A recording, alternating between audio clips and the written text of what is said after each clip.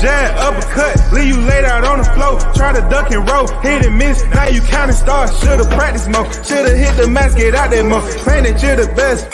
You gotta show me, son. Actions over words, baby boy. Is you real or what? Talking way too much, world combat sports. Talking way too much, world combat sports. Talking way too much, world combat sports.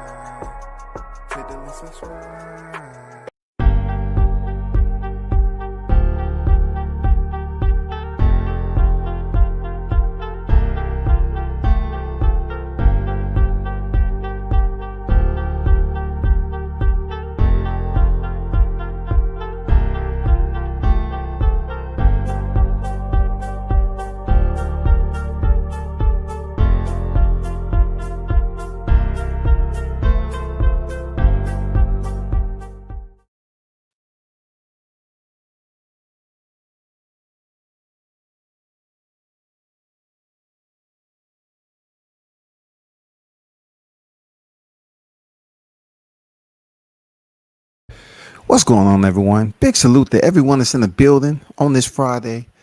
To the WCS supporters, first and foremost, you already know, man. One love to y'all. Appreciate you rocking with the channel and everything like that. Macworld on deck. What's good? Big Blunts and boxing the GOAT on deck, man. What's good with it, Big Blunts? Let's get it. Man, you definitely know what the news is, what the news is, man. Everything has been put to rest. I mean, cremated. This is not a burial. This is a cremation. Because now we get the truth all alone on what's been going on with these negotiations. Mikey Garcia didn't have to go through this. Sean Porter, Danny Garcia, Yadina Zukas, Chris Ajiri, Kel Brook, none of that shit. But you know who does? Another black fighter. Another black fighter has to go through this shit. The only black fighter. I'm serious. Terrence Bud Crawford sits in front of Errol Spence on the pound for pound list. And all this negotiation practice has been talked about, been goddamn, I'm talking about all the man hours has been put in this shit, y'all. All the motherfucking man hours. Them putting this shit, passing false ass narratives, right? When PBC has been holding up the fight. So the SPENCEAHOLICS should get on here and tell you, hey, guess what? Crawford, he need to just sign. He need to just sign. No, that's not the way it works. Boxing is a business, man. That's what we're talking about. So you expect a fighter to go in there and just take any kind of deal. The same shit that went on with Deontay Wilder, Shelly Finkel, and all them when Eddie Hearns then was trying to offer them a disrespectful 12 million flat, and they stood on their 10, right?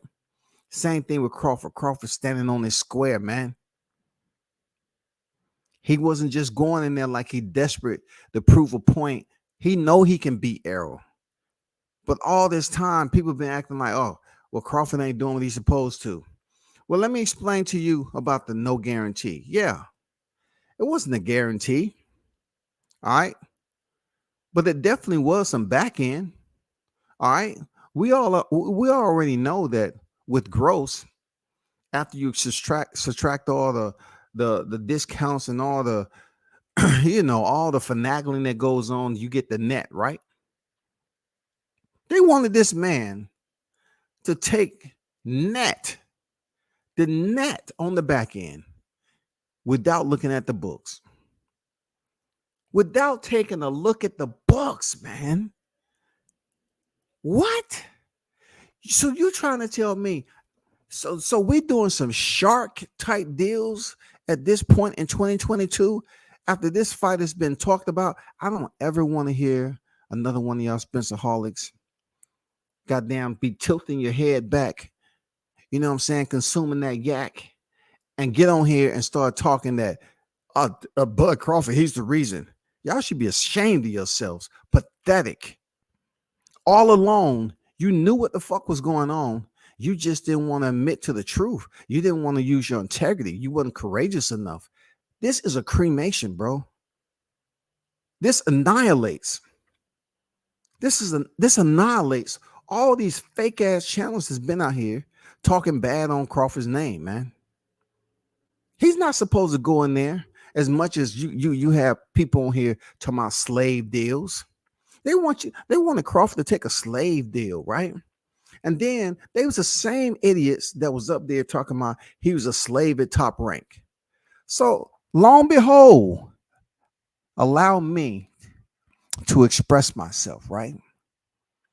Y'all were speaking ill and malicious on his name when he was at Top Rank. He is no longer with Top Rank. He's over here trying to negotiate the deal with the black man. Right? He was trying to negotiate a deal with the man. Say on the strength, the man. Say one more again, the man. What's his name? Al. Hey, man. I say once more time. What's his name? Al. Hey, man. He's trying to negotiate a deal with Al. Hey, man. And he can't even do it because Al look like me and you. All you black Africans and Americans and you know, whatever you want to consider yourself to be. Y'all was over there talking mad shit about Top Rank, right? What Bob Aaron was doing and what he was treating Crawford. And he up there saying he lost all this money. You know, he can buy a house in Beverly Hills and all this shit. What do you have to say now that the information is floating around on the surface like a rubby ducky? Yeah, the rubby ducky. It's on the motherfucking surface floating around like Ian in that bitch. It's rough waters, goddammit. What are y'all gonna say knowing damn well this shit right here just played out? Shout out to everyone in the chat, man. You know what it is, man. I'm gonna get to the chat in a minute. Salute, big salute, one love to everyone that's in the chat, man. Cop, 2 weeks ago, you reported that Terrence Crawford, Errol Spence was close to being made, but we still don't have a deal. What's the latest? Max, we are getting further away than ever before. It was targeted for November 19th. I am told that if it does happen now, it's going to get pushed into either December or January. And the issue, Max, I am told, is that there are disagreement in the contract over event expenses and basically transparency related to those expenses. Terrence Crawford agreed to take the short end of the split and work off of no guarantee, and he wants to be able to just, you know, have some transparency there related to it, since he's going to be working off of the net revenue. And so far, they have been unable to clear this up. It feels like Al Heyman is holding up the deal right now. He advises Spence. Spence wants it. Crawford wants it. And for Crawford to agree to work off of just a purse split shows you how badly he wants this, in my opinion. Hold on a second. You mean to tell me, because anyone who follows the way, Hollywood or anything, there's no such thing as the net. It's all the growth. I mean, certainly if you don't have oversight of the books, right, approving expenses, or certainly at least knowing where all the money's going, no one would ever agree to a net. The fact that Crawford's, you work off the gross. But if you're working off the net, then certainly if what you're reporting is accurate, then Crawford would be out of his mind not to insist on that. And you're telling me that that's what's holding it up, that Al Heyman, who's advising Errol Spence, is not giving Terrence Crawford oversight over expenses or giving him transparency to the books, of the books. He's not letting him take a look at the books. And that's why Crawford won't sign? Because that sounds to me, Mike, like a duck. That sounds like Al Heyman doesn't think that his guy is going to win and is ducking Terrence Crawford. Yeah, this is a mess right now, Max. I mean, they're trying to work through it. They thought they had a deal, and they need transparency over the expenses because Crawford, that's how much Crawford's going to make, right? This is a massive fight, as you've said over and over. Crawford wants to make sure he's being taken care of course. And it's different, right? Errol Spence is on the Al Heyman side. He's with PBC. He's a big star in his own right. Crawford's looking for some transparency in good faith, and so far they have not been able to come to terms on that. And incidentally, I would welcome Al Haymon. Bums. Run that, what's good? Mr. Pass on deck. Peace, everyone. Big O, what's good? Max on deck. ATL to the world, what's good? We've been knowing Heyman been holding up the fight, but will they keep the same energy? Max said it, a duck is a duck. Absolutely. Blunts and Boxer said, man, they was talking that shit. It's starting to look real crazy out here. Real crazy, bro. Real crazy. Disgusting behavior from Spence and PBC. Man, hey, straight up cowards, man. What do we do for him? We got a damn look. I've always kept it pretty damn clear, lucid, right? To these individuals that was pushing narratives, knowing damn well he wasn't shit popping. As far as these fights, putting out false ass dates, false ass announcements, man, call it for what it is, man. Y'all channels that did that, y'all bums, man. Y'all straight up bums, non-contenders. Y'all desperate ass bums. Y'all don't have no freaking integrity when it comes to reporting. This has been going on all along. Errol Spence and PBC has been holding up the fight. The main role player, the shaker, the mover, the black man is not allowing Terrence Crawford, another black man that is trying to do business with their fighter, to be able to have oversight. He's basically saying, I want to give you the net. I want to give you a percentage of the net, but you're not going to be able to take a look at my books. So if I say we made 25,000, that's what I'm saying. You will not get, you're not going to take a look at my books. And we all know that's not the way business is done. Who do you think we are? We're not stupid like that. But I can say, man, that's some coward ass bullshit right there. That's some coward ass bullshit. That's like some slimy ass bullshit. This YTC shit, bro. After all the whirlwind and the antics and the facades that have been going on, y'all bum ass channels that's been out here reporting fake ass fucking news. You know damn well it wasn't no fucking announcement, man. Y'all know damn well that this shit was being held up by PBC, but yet you go ahead and push false ass narratives, man. You know goddamn well Crawford wasn't holding up the fight, but all along y'all been scared just like they've been scared. What Max say? That looks like a duck to me. You're trying to give another black man. Y'all got mad at Fred for saying all this shit. Y'all was damn sitting up here giving him all the backlash in the world when he was putting this on the front side, right? But now the shit hits the fan, and Mike Coppinger comes back out and saying, "Oh, it's possibly December, January." No, it's a NO, November Oscar. It's a November Oscar. Over. It's not happening in November. There's no way that they could have been able to promote this shit and give it this just due, the correct way. Maximize the promotion in this short period of time. There's no way the window could have happened. These bum ass channels, y'all reported this shit. Lied your ass off. Lied, man. Y'all lied. Y'all know damn well you didn't have shit. I've been telling you all along, this shit has not been made. It's just damn banter that's out here, scuttlebutt, rumor mill. That's all that we've been looking at. And sure enough, finally they have to come out with an announcement. And it's not the announcement that we knew we was going to get.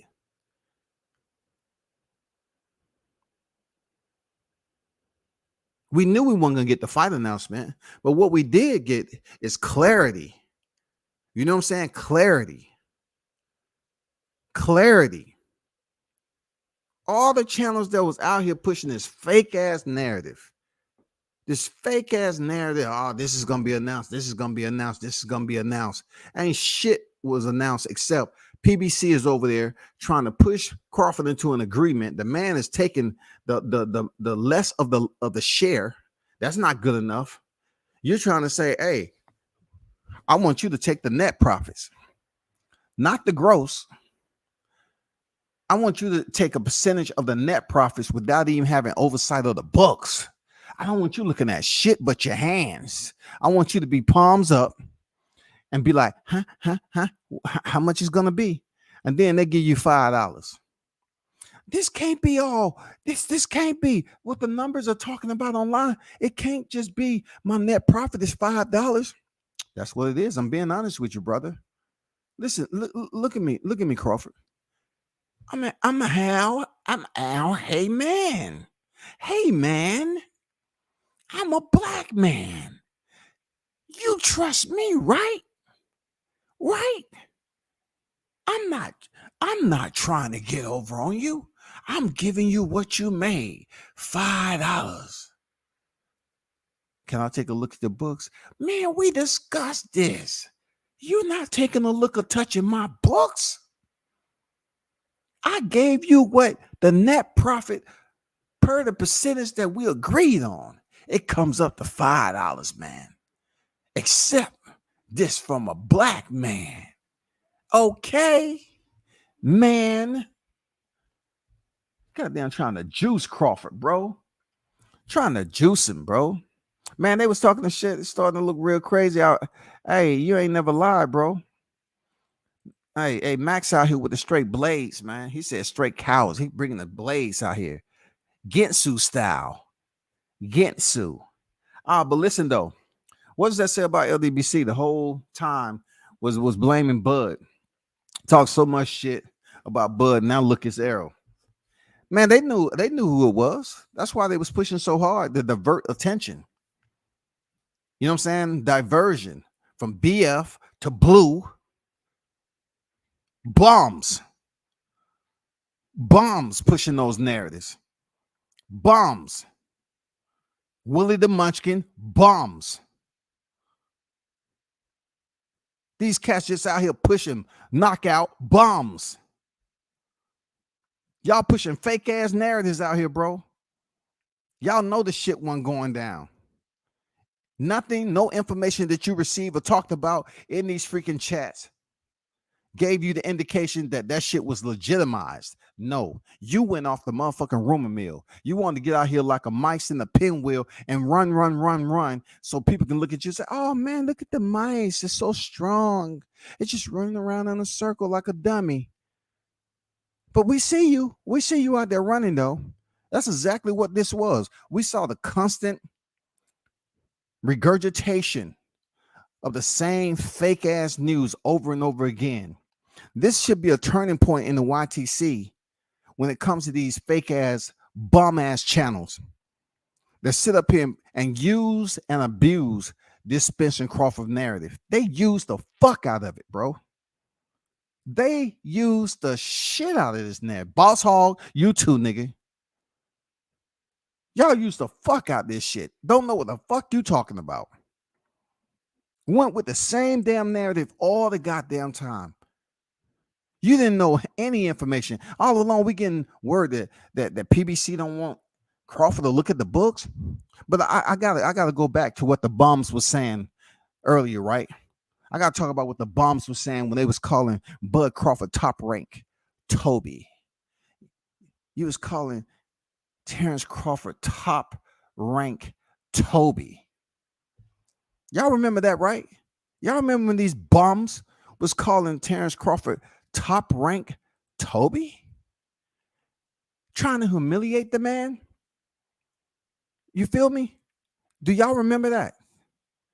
Do y'all remember when they were saying that man was working on the plantation? But then these bums try to be in the good graces, trying to come up with scenarios and tactics. You know what I'm saying? Always trying to put a blind ass narrative. I heard you out there, BF, talking about Terrence Crawford is the worst fighter or the dumbest fighter in boxing. Who's looking dumb as always right now? You, nigga. You the one. Sitting up here talking all that bullshit on Crawford this and Crawford that. And look, this is what y'all been talking about for the longest time. Take the lore. You don't rate 50. You don't rate 50. You don't rate 50. Okay, he took lower than 50. Come to find out that ain't fucking enough. You bum ass nigga. That ain't enough. It wasn't enough. Crawford took the lower share of the percentage. And he doesn't get a chance to even look at the books. You know why he need to look at the books? because he's not getting the average percentage of guaranteed money. No, they want to put this black man on the back. They want to put this back. Look, they want to put this black man. This is a perfect example of hypocrisy. This motherfucker, the perfect example how you got black channels out here dogging out black fighters, pushing fake ass black narratives, right? All alone, they're absolutely wrong, man. And you think these bums are gonna go up here and apologize to Terrence Crawford? Hearing this information, you think these bums even care? They just satisfied that they got super chats and everything, and they good to go. Bum status, bro. Y'all some bums, man. Y'all know damn well it was no authenticity to this shit that y'all was pushing. Y'all just went out here and did it because it was gonna gather attention from the gullible, them little scurry ass freaking groundhogs that's in your chat. That's it. That's what you thought it was gonna do, and it did. You went out there, collected all that, pushing false ass, fake ass narratives, and he can't even take a look at the books, y'all. Crawford doesn't even get the respect as another black man trying to do business with two black men, Errol Spence and Al Heyman. He don't get the respect of taking the lower lion's share, right? The lower percentage, the lower share, percentage of the share. He takes it. He agrees. He compromises. He didn't surrender. Surrendering is going ahead and, doing what he's supposed to do, what they want him to do. Just sign on to say, okay, I'll take the net, whatever you say. I'll take the net. I don't care about anything else. That's surrendering. He didn't surrender. He compromised. He compromised for the better good of giving the fans the fight. He compromised for the better good of giving the fans the fight. Now, who runs PBC over there now? Errol Spence don't run a motherfucking thing, but I guarantee you that he knows about all this shit that's been going on. He knows damn well that they was communicating and what they was trying to do to Crawford. He just can't throw his hands up and say, I ain't had nothing to do with that, man. That was all Al Heyman. I ain't had nothing to do with that right there. That wasn't me right there, man. That was all him. I wanted to fight. Nah, we ain't believing that shit, dog. We ain't believing that. Fuck that. We ain't believing it. This is epoch in time of the YTC where all these bomb ass channels get exposed for pushing fake ass narratives, man. And it's not up to me to say, okay, you should be ashamed of yourself. No. Embrace yourself. Embrace yourself. Look in the mirror and feel glad as you looking in the mirror and you say, damn, I did some coward ass shit. I feel a little bad myself, but I'm gonna have to get past it. You know what I'm saying? I knew all along this shit was not gonna work out. I knew all along PBC was holding up the fight, but I got my black ass on here and I talked some bullshit on another black man. No, man, we destroyed this fight. Now, let me separate myself. Y'all destroyed this fight.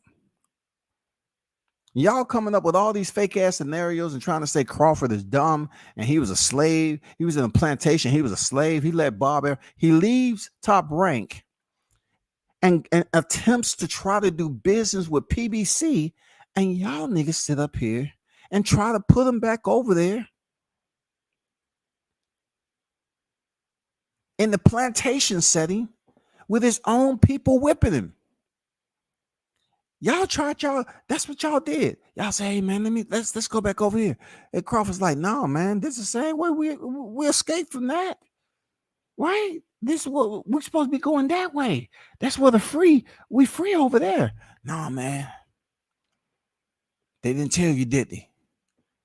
Hey, hold up for a second, man. Hey, go ahead and put them shackles on his ankles. Go ahead.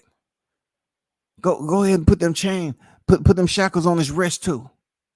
Hey man, we going to the free world. We're gonna leave you right here, man. But before we do that, we're gonna give you some lashings. Why, man? I'm just like you.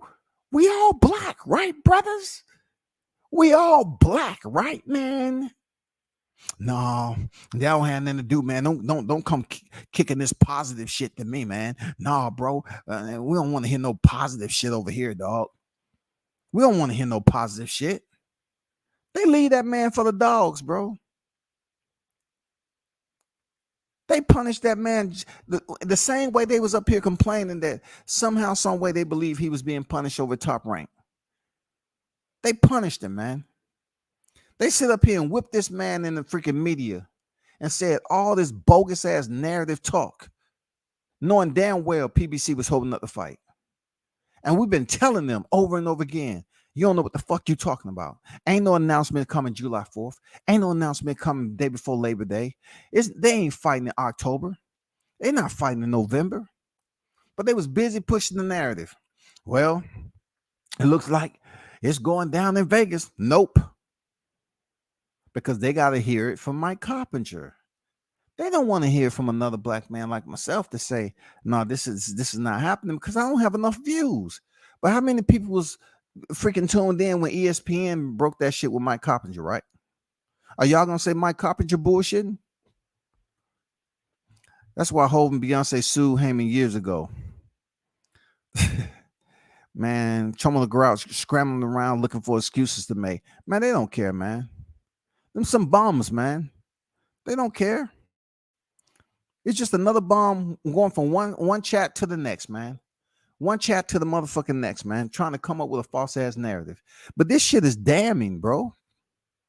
This information is damning. Why? Because you have a group of black channels that have sit up here and excoriated this man. I mean, all the way down to the bone, and said he wasn't doing this. He was holding up the fight. He don't want the fight. And it's all been lies, man. It's all been lies.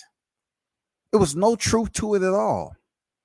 Now that it finally comes out and Max Kellerman said, that seems like a duck to me.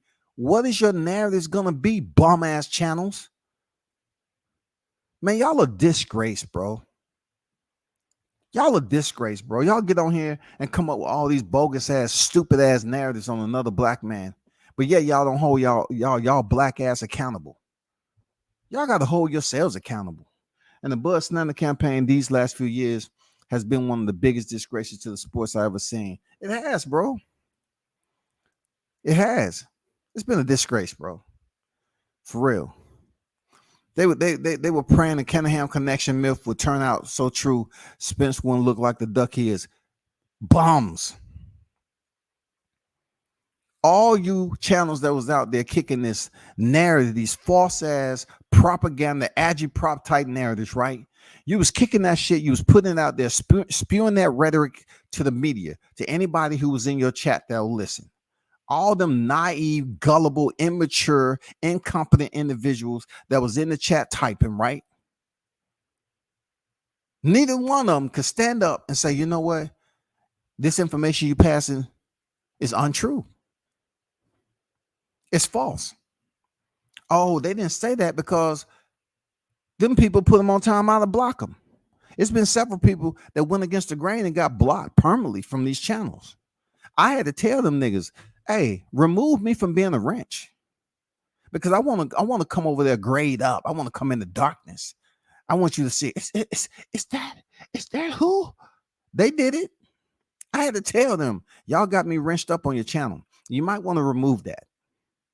I'm giving you a forewarning. Hey, just remove it. I don't want to be no wrench on your channel. Y'all are false narrative pushers, bro. Y'all are liars. Point blank, period. Kareem Boxing News on deck. What's good? Why he won't sign with the PBC? I'm not sure. Look, bro. Kareem, he's talking about why he won't sign. Check this out, brother. They was trying to get Terrence Crawford to sign for net pay. Net pay. Net. What is net? What has to do with net? That's on the far back end. When it was said that he wasn't getting guaranteed and he wasn't getting back end money, it was a lie. They was trying to give him back end money, but the net proceeds without looking at the books, without having any type of oversight to basically review the numbers. No. They wasn't going to allow them to review the numbers. For me, if the fight don't happen, it's both their fault. As ESPN segment, there's two sides to the story, and you only hear one side. When the dust settles, we will see who was wrong or right. I totally disagree, Michael. I totally disagree, because this has been going on for time after time after time. We can't sit up here and look at what's been going on. It's been one-way traffic, right? Dogging Terrence Crawford out, saying he wasn't doing this, that, and the other. And then it comes out on one of the larger platforms in sports reporting. And all of a sudden, oh, well, they really don't know. No, people wait. They always screenshot Mike Carpenter shit. They always wait for him to break some news. And all of a sudden, it's both of them fault. No, we're not playing that game. We're not playing 50-50, goddammit. We ain't playing 50-50 on this shit. You know why we ain't playing 50-50? Because they was waiting for him to leave Top Rank, and he did, and went over there. They want this man to sign on to a slave shackle, beat me for fun type of damn contract. Send me in there to the motherfucking fight. I'm not getting paid nowhere, just like they did on the Django. They had them slaves in there fighting each other. Go in there and fight. One fighter in there. Oh man, I feel good. Whether I win or lose, I'm getting paid. Give me my 25 mil. I'm good. Plus, I'm gonna get some shit on the back end. Bud's going in there, not getting shit on no guarantee, right? And then they talking about we're gonna tell you the fight gross $20,000, and after the net and everything is taken out, this, and this, and we're gonna give you $5. And you're supposed to look, man, I'm a black man like you, man. Come on, man. I ain't buying all that shit, Michael. That's some bullshit, bro. That's some bullshit all the way through. Dead game on deck. What's good? Blunt say somebody need to get on these niggas' ass. Glad as you doing it, OG. Appreciate it. Appreciate it, bro. Man, this shit doesn't make any sense, man. At all. It's not supposed to make sense. And it definitely ain't gonna make no dollars, because they ruin this shit, dog. Shout out to Mr. Gumbo on the building, man. On deck with it. $5 super chat, man. Appreciate you, Mr. Gumbo, for always supporting the channel. Salute WCS, and to Mike, how they fault when Crawford isn't with ESPN. Y'all don't want to keep Al accountable. Shaking my head. Yeah, man. Mike, man, you can be a fan of whoever you want to be a fan of, bro. But you come here talking about it's both their fights. I mean, their fault. That's just like what we experience in society as black people. Some of the time we have to go into a situation where we dead ass freaking the victim. You know what I'm saying? We wasn't the provocator. We was the defender. And then you hear people say, well, if you wouldn't have stayed here, it wouldn't have played out the way it did. Well, no, actually, I tried to walk away and I did. But I was hit in the back of the head and I was doing this, and this. Well, the fact that you walked away and not ran, it's both of y'all faults. You know what I'm saying? Because you didn't do enough to get away. How is it both people's fault, man? How is that? How's that the case, man? Man, hey, no, fuck that, bro. You can't sit up here and say you don't believe Mike Carpenter, and the man is continuing in a position of where they release this information to, and he's the first to break it. You can't sit up here and discount Mike Carpenter just because it's not fitting the narrative of your favorite fighter. For real. Just because they're not saying, well, Terrence Crawford, he just didn't want to sign the fight. He don't want the fight. No matter what the numbers was, they tried to give him 50-50. Crawford didn't want it. No, that's not the case. They was busy in here jumping up and down, clapping their heels together, man. You know what I'm saying? Had the makeup on and shit. You know what I'm talking about? Had the cap on, tap dancing and shit. He don't deserve 50-50. The man don't get 50-50. He says 35, goddammit. And what happened? What happened? Man, we don't want you taking a look at the books, man. If that's not some type of slave, disrespectful type shit, You know what I'm saying? We're going to give you the net proceeds. If that's not one of the worst slave offers in boxing of this era we have ever seen, I don't know what to tell you. Some bullshit all the way through, man. From these bum ass channels, man. What's good, Pop? What's good? Yep. It's happening next year, man. I can do what I want, and I said both of them. I feel both of those guys just the same.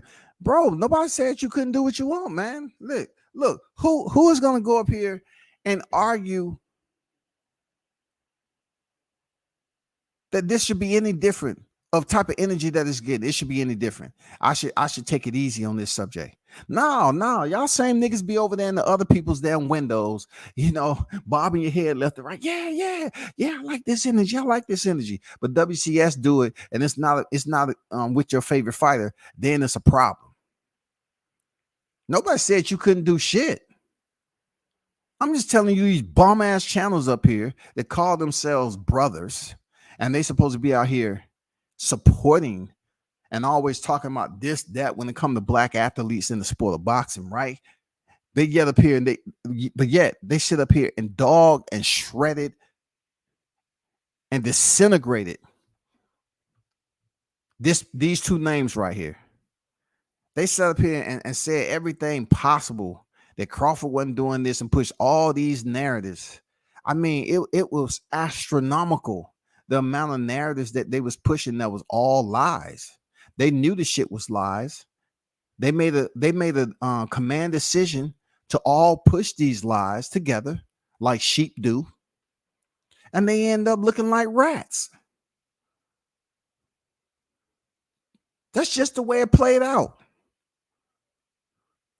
They want to push narrative and say, well, Crawford, even when he was signed with Top Rank, they say the man was over there. He didn't know what he was doing. Even though he was making high guarantee, he was doing something right. And then he leaves, and then they dog him out for leaving. Now look at him. He don't have nobody.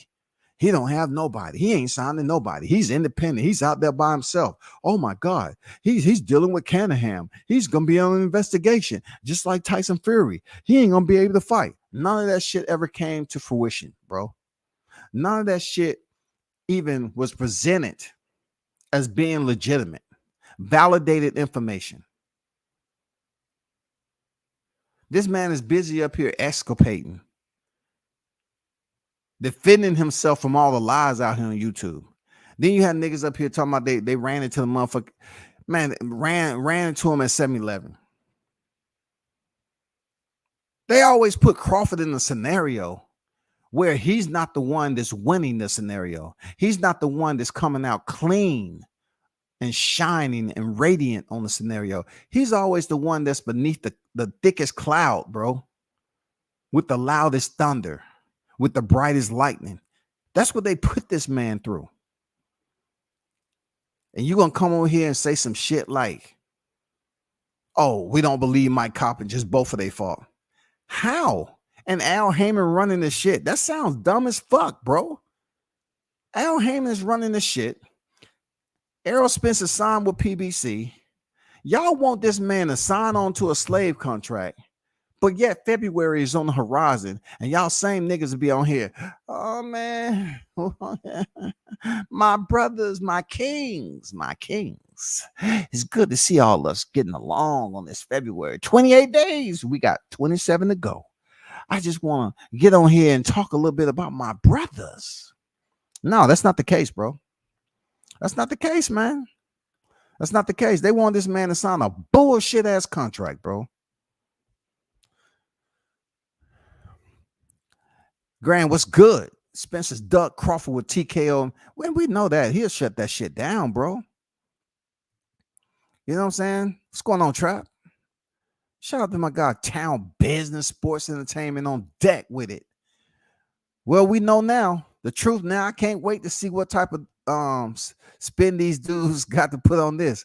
Hey, they're gonna spin themselves into a dizzy freaking spell, man, and run into a motherfucking carousel, because all the motherfuckers been riding on the carousel the whole time.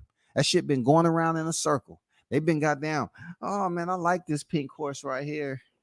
All them are just going on round and round on the carousel trying to come up with new shit. Oh, I got a new one. But okay, but let's put this out there. Bud is planning on fighting only one more time, and he's thinking about dropping down to 35 to fight a lightweight. Yeah, let's put that shit out there. He's trying to copy Errol, but yet he's not gonna fight a lightweight at 47. He's gonna drop down to 35. Let's put that narrative. No, we can't push that. That sounds dumb as fuck, man. Continue to ride and shut the fuck up, dog. And where you come from? Who let this dude in the group? Who let this dude in the group, man? But I hear you, Town Biz. I hear you, bro. I'm not trying to wait and see what they spend, because these dudes understand that they're absolutely lying, right? They don't care about honesty. They don't care about none of that shit. All they want is to get controversial reaction. They want the individual to come on there and type. Oh man, Crawford's done. Crawford's a bitch. Crawford's this. Crawford getting KO'd by Spence. Crawford ain't gonna win. Crawford ain't gonna do that. Crawford ain't gonna do. They just come up with all these motherfucking shit to put in the chat, man. Grown ass motherfucking adults who would cut the computer off and turn to their kids and everything and be like, well, just know, I must reiterate this, okay?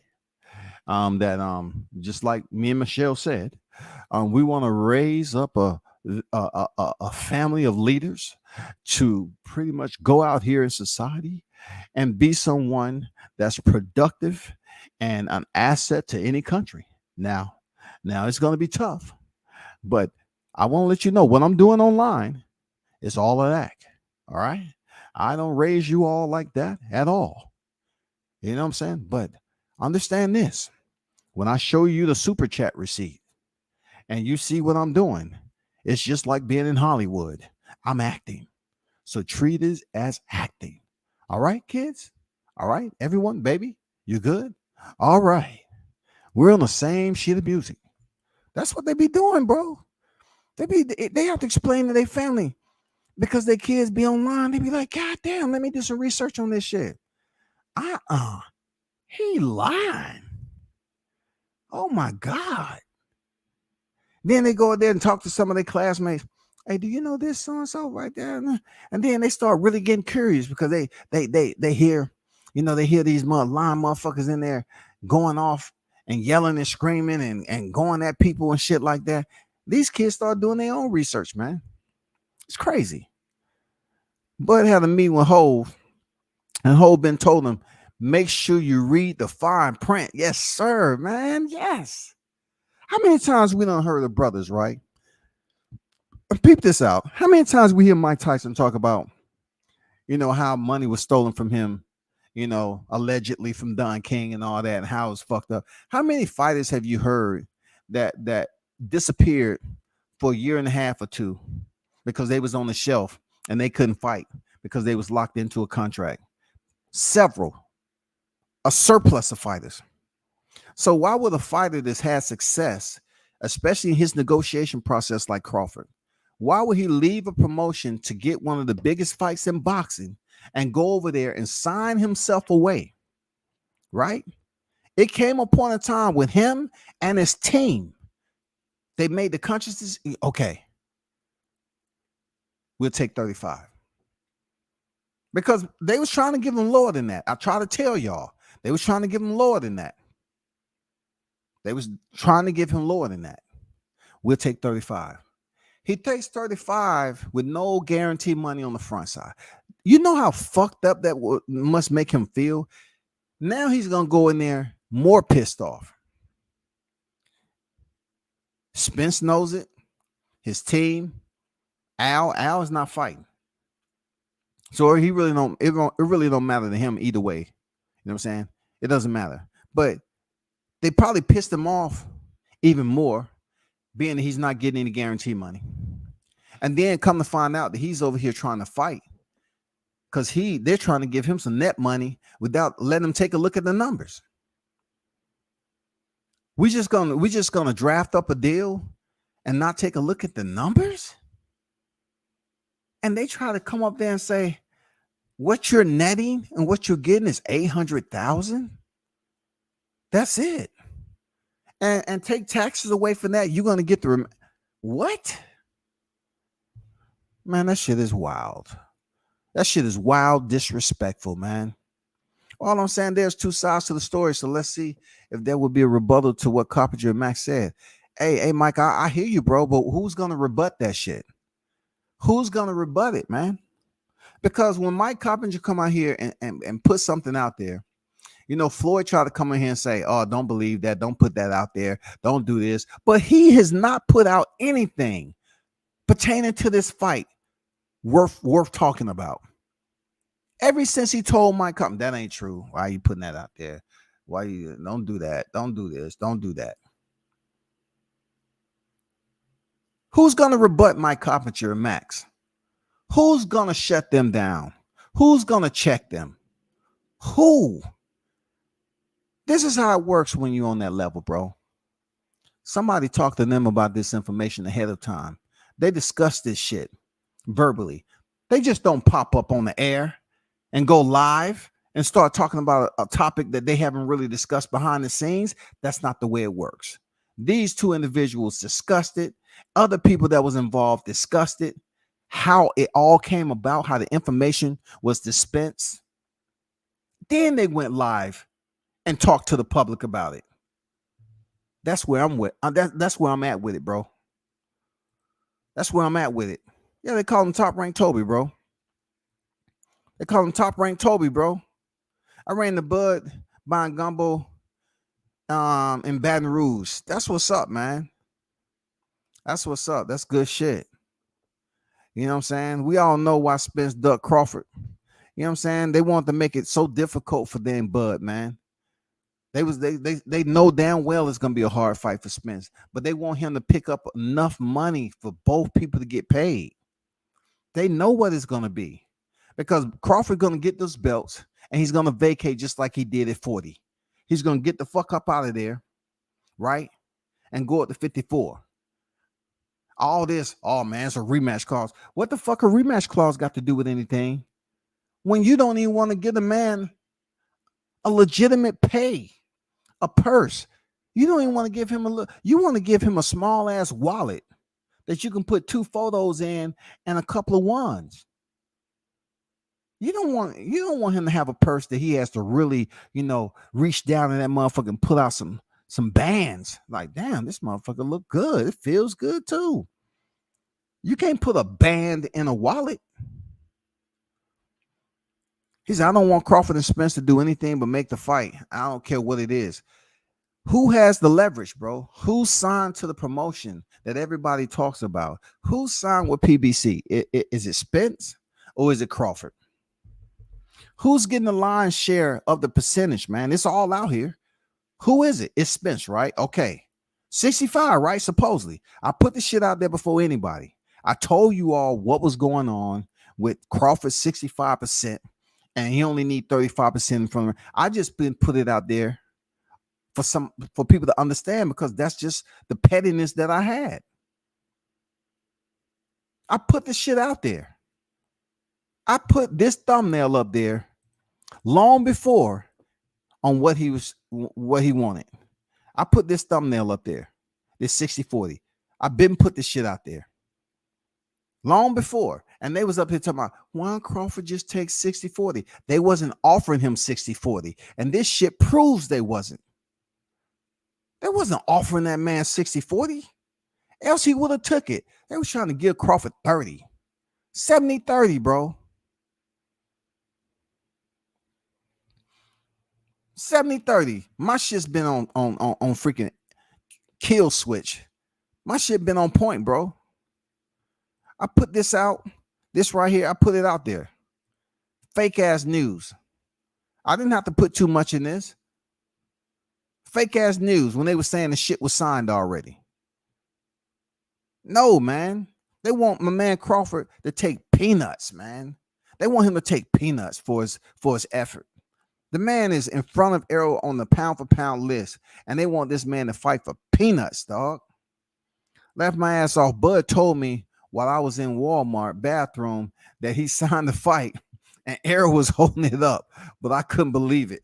Man, all these Bud sightings, man, you know what I'm saying? They just coming from all angles, dog.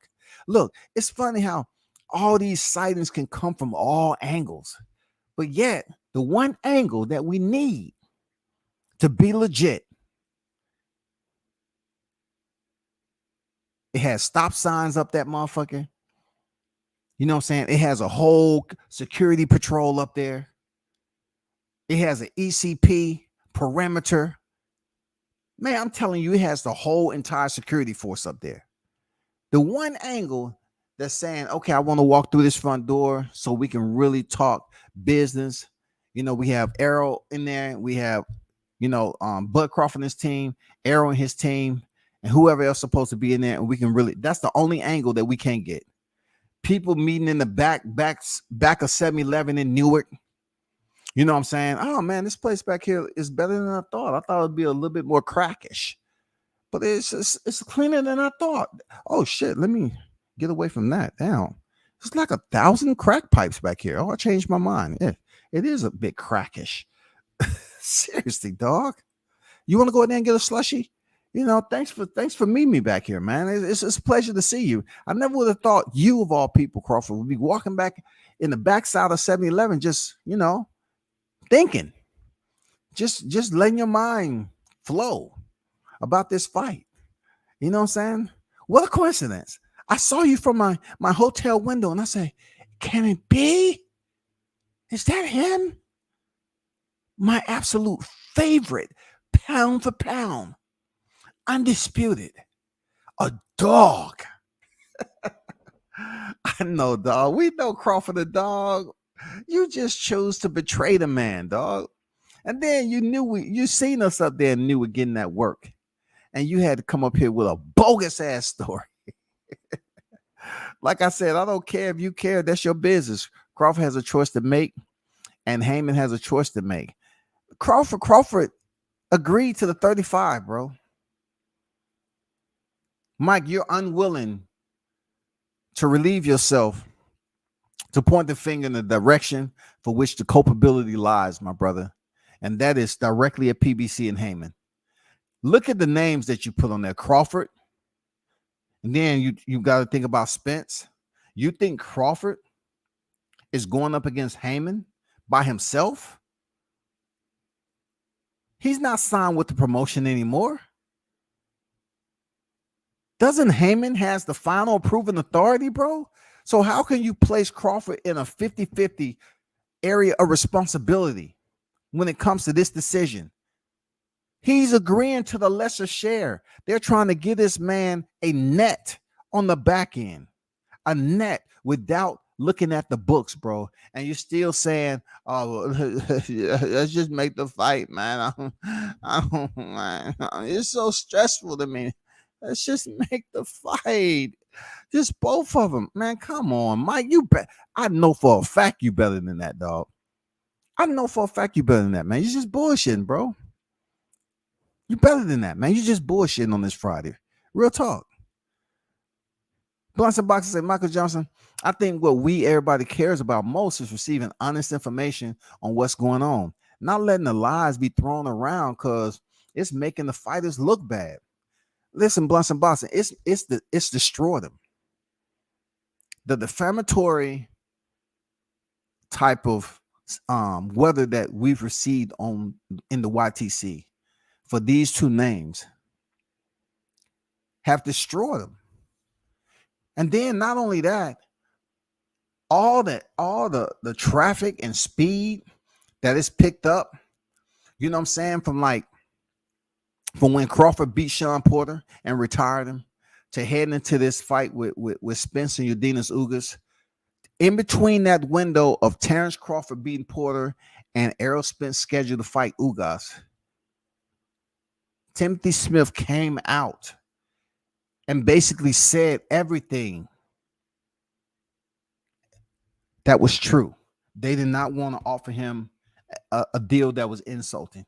None of these lying ass channels would basically mention too much about Timothy Smith. You know what I'm saying? They didn't want to piss him off. They PBC shareholders.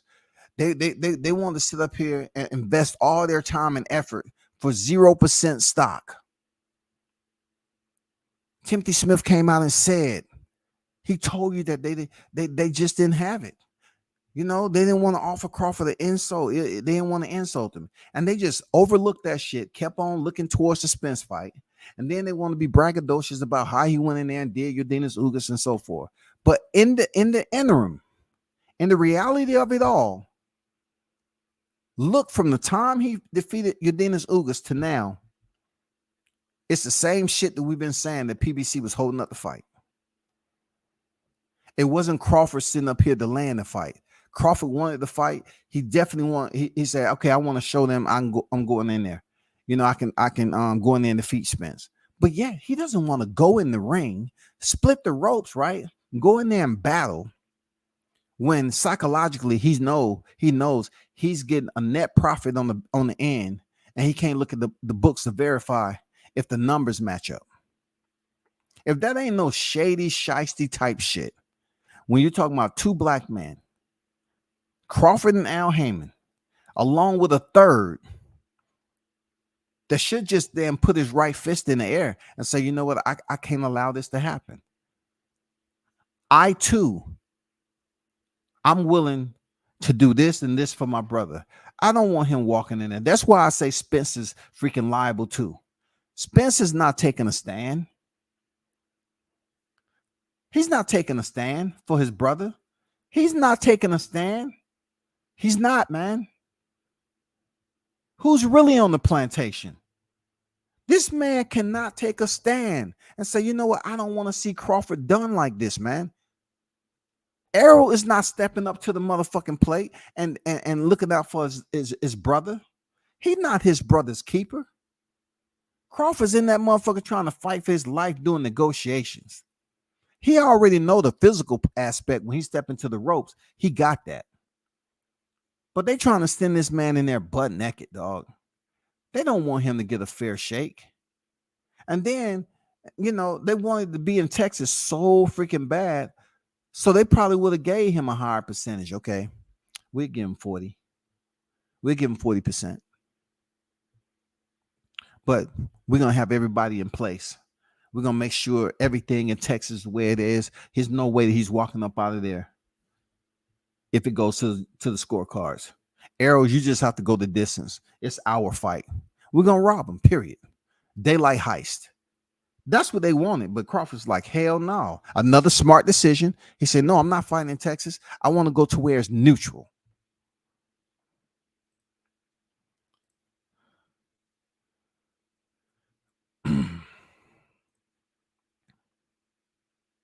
I don't care about who gets what and make the fight. How's that unreasonable? I don't care about no net, no gross, no nothing. It ain't my money. We're not caring about the money. That's what you're missing, Michael.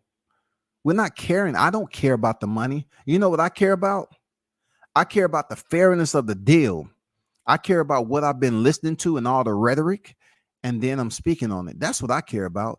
I'm not caring about, well, like Crawford is going to give me a percentage. No. Anybody who listened to me, this is the most I've ever talked about numbers.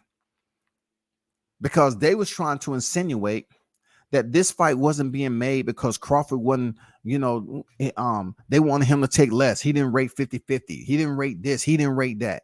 Every time they cracked the motherfucking crusty ass lips apart, they came out with what he didn't rate. So you might want to talk to them niggas and tell them to get out of his pockets. Because they sure enough, they sound like they walk around holding the pocket lining, man, of Errol Spence. Look, it's funny how they never tell you what Errol rates. They never mention what he rates. Why he should get 50%. You know what I'm saying? They don't never tell you why. They can't put it on because he beat Kell Brook. They can't put it because he beat Sean Porter, because he beat Yordenis Ugas. They will tell you some shit like, oh man, he did all this lifting and he earned the 3 belts. But yet Crawford has done and achieved and accomplished in his career too. So both of them rate in the current division they in. They rate what they rate, but it should never be lopsided. Like you got a fat kid eating a donut on one side of the seesaw, and then you got a kid and his family are vegans that's on the other side. Yeah, he's gonna be in the air, and it's gonna be totally off balance. There's no way that little vegan that eating kid is gonna be able to get that fat kid up in the air. That's how heavy of a load this deal is.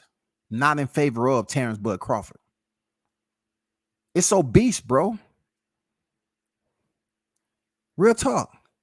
That deal is to benefit first and foremost Al Heyman, and then to benefit Spence. Spence is not really making a lot of money off this deal. Al has to inject everything he possibly can because he knows the percentage he's going to get.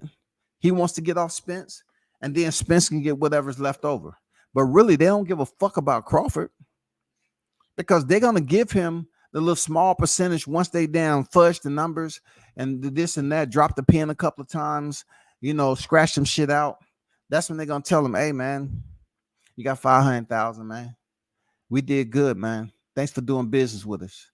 Appreciate you. When they was talking about they agreed to some shit, but the attorneys need to look over the language, that's what we're talking about.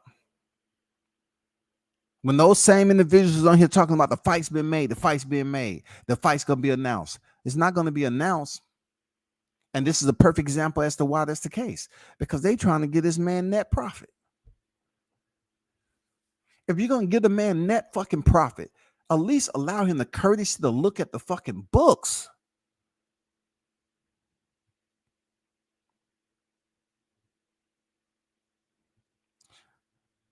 Black people, I don't know what to tell you. I don't know what to tell y'all when it comes to what you believe you're trying to, what destination you're trying to reach. And pushing so many false narratives about this fight right here to the point where it don't happen. And then you just go on to the next one. That means you sold your soul to come over here and lie and become an inquiry and just a newspaper and push false ass narratives. All of y'all know who you are. All the group that come in here and push them false ass narratives. That's who I'm talking about. Seriously. And then you got people that seem like they brainwashed to these niggas, right? They hear the shit. They know it's fucked up. But yet they'll get over here in my chat and act like they just can't say it for what it is because they like a certain fighter. Y'all niggas need to stop talking about I like both fighters. But every time you open your mouth and you basically express an opinion, it's against Bud Crawford. When Max and Mike Coppinger just had a dialogue on live TV and they put the shit out there. They put the shit out there. Max said Crawford expected everything and they created new ways to F up negotiations. Like they won't be transparent and give Bud oversight of the expenses. The first time ever that the term has been like this. Amazing.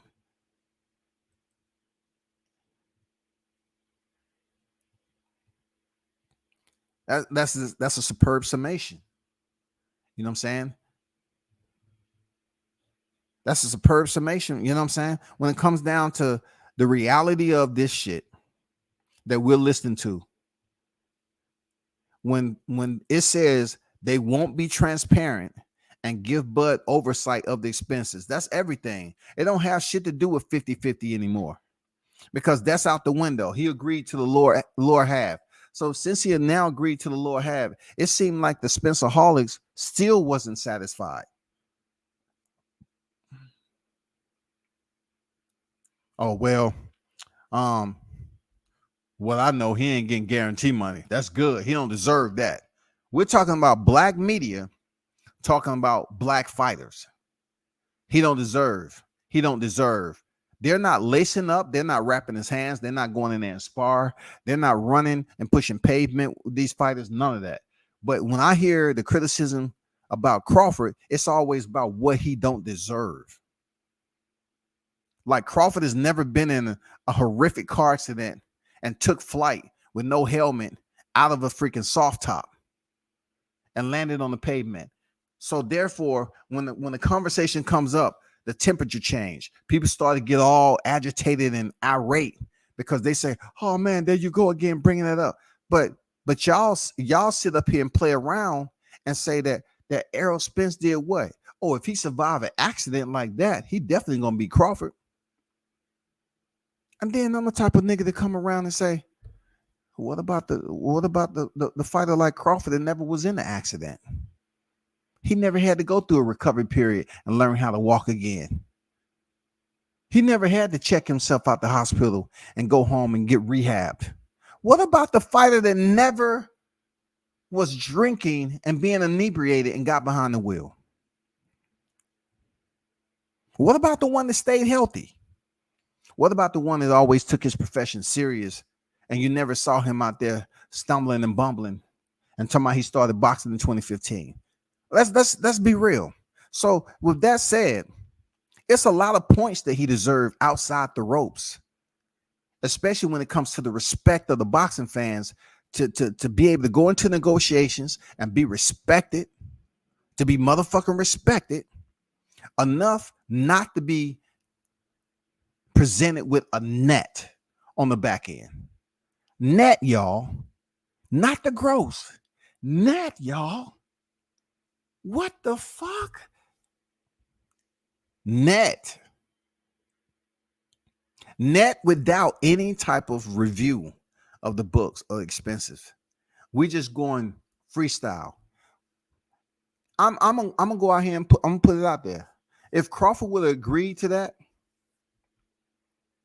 they would have brought some other shit up. They would have said something else, man. Yeah, you agreed to the net, but that's only for the door. That's not anything else. You fine with that? That's only for the ticket sold. Okay. Not that we only talking about the tickets that sold that we can account for. We're not talking about comp tickets. We excluding that from you too. We're talking about strictly the number of tickets that sold at the door and what that net. All right. That's all we're talking about. I'm just serious, man. But good point there, Mac. Real good point. This shit is wild. You know what I'm saying? I'm not claiming that. I'm not saying it's untamable. It can be tamed, but it takes individuals that's been at this for a long time. If you allow a liar to keep on lying, they're gonna get good at lying to the point where they won't even blink when they sit up there telling you this shit on live, and they know it's a bunch of bullshit. They know it's something that's been spoken on that is not true. But since they all in the same wheelbarrow going downhill, they feel it's a fun ride. They do. They feel it's a fun ride. None of these dumb motherfuckers got seatbelts on. They know that the goddamn bottom of the hill is coming up fast in a hurry, and it's going to crash and burn. And this was that day. This was that day. Now they'll get on here faking the funk, trying to act like nothing's changed. Oh, well, I never said that. I never said this. And then, you know, when you think about it, if Crawford's going to take, you know, the net share, right? Let's just look at it this way. Spence did all the lifting. He needs to be compensated. All right. So if Crawford's going to go over here and take the net, don't you think it's fair? He deserved that. He deserved to take the net to get paid the net. He deserved it because he only has one title. And then, you know, looking at his resume, man, come on, Gamboa hurt him. That's all they're going to say over and over again, the same shit. It's hilarious, man. But yet, it's shameful because this is the bottom of the hill for them niggas. They crashed and burned long time ago, but, you know, a motherfucker ain't going to talk about their accident if it don't play out. You know what I'm saying? People can, you know how you had them cats that go in there and they arm be wrapped. And then they say, hey, man, what happened to you? Oh, man, I got jumped by like 8, 10 motherfuckers, dog. You know, you don't believe it until you actually see it. But we actually seen this shit play out. We seen the motherfuckers up here, talking crazy, making up false ass narratives all the fucking time, on the clock 24/7, sucking the motherfucking stupidity out of their damn chat holders. And now the shit's been announced that PBC is the main anchor in keeping this fight from coming to the surface and making it happen. It ain't no way around this shit. This is real life. This is real life. Real talk. This is real life. How are you gonna get in here and say it's Spence's fault? It ain't Spence's fault, man. It's Al Heyman's and Spence's fault. It's both of them. It ain't just Spence's fault solely. It's Spence and Al Heyman, bro. Because Spence can very well stand up, man, and basically just hold his ground. You know what I'm saying? He can stand up for what he believes is right. You know how Public Enemy said, fight the power? You know what I'm saying? You don't need Chuck D and this motherfucker to tell you that shit. Goddamn, Errol Spence can stand up and say it's time for me to fight the power. Fight the power. It's him to stand up and say, man, I don't think this shit right. But no, he agreeing to that. He ain't online talking about, you know what? Yeah, what y'all heard about that, shit that's going on, this and that. I disagree with it. And I'm not on board with it. Not, oh, we're gonna make the fight happen. Of course you're trying to say you're gonna make the fight happen.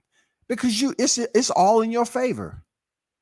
Look, Crawford, even Bomac them, hey, be patient. We're trying to make the fight happen. Of course they are, because they know they can go in there and step on them. But they don't want to do the shit for free. They want to make it worth their while too, because this is one of the biggest fights in boxing. So why go in there and treat it like you just walking into Chuck E. Cheese for the first time? Like you never even been in this type of environment before. No, that's not the case.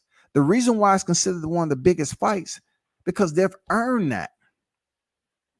They've earned it, man. It's a shame, man, because both of these fighters are black. Al Heyman is black. We already know his history. Just, what I'm saying? All the entire group of black athletes, when you talk about the sport of boxing, the entire group, Errol Spence and Terrence Crawford, black athletes. And then you have the main head honcho to make all the decisions. He's black too. And then you have the YTC with the bomb status, that's on here pushing that. They black too.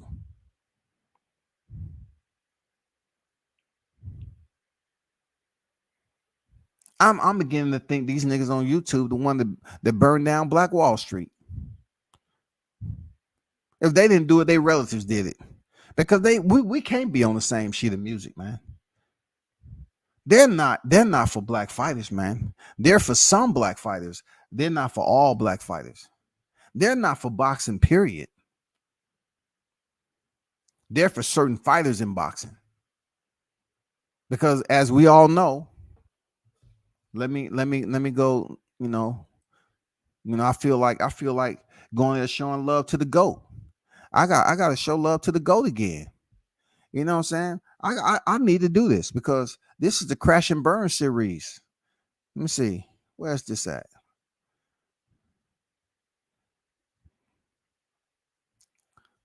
This is the Crash and Burn series right here, bro.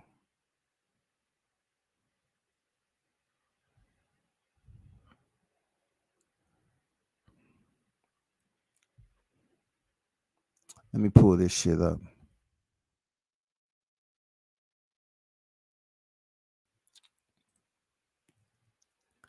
Let me see where my video at, man. Where my favorite video at, dog?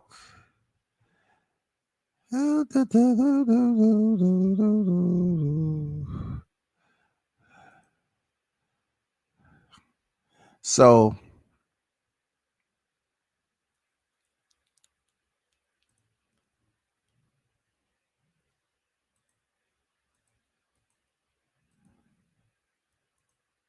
hold up. Here we go. I found it. So once again, shout out to Big Blunts and Boxing, man. You know what I'm saying?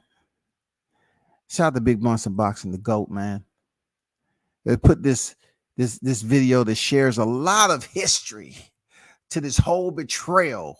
You know what I'm saying? Because look, if it was one person like him that would have stayed on the side that he was genuinely, I'm talking about enamored with, he was supporting, he was showing that genuine freaking support as a fan, it would be different with all these other bum ass channels up here pushing fake ass narratives. But he made a choice.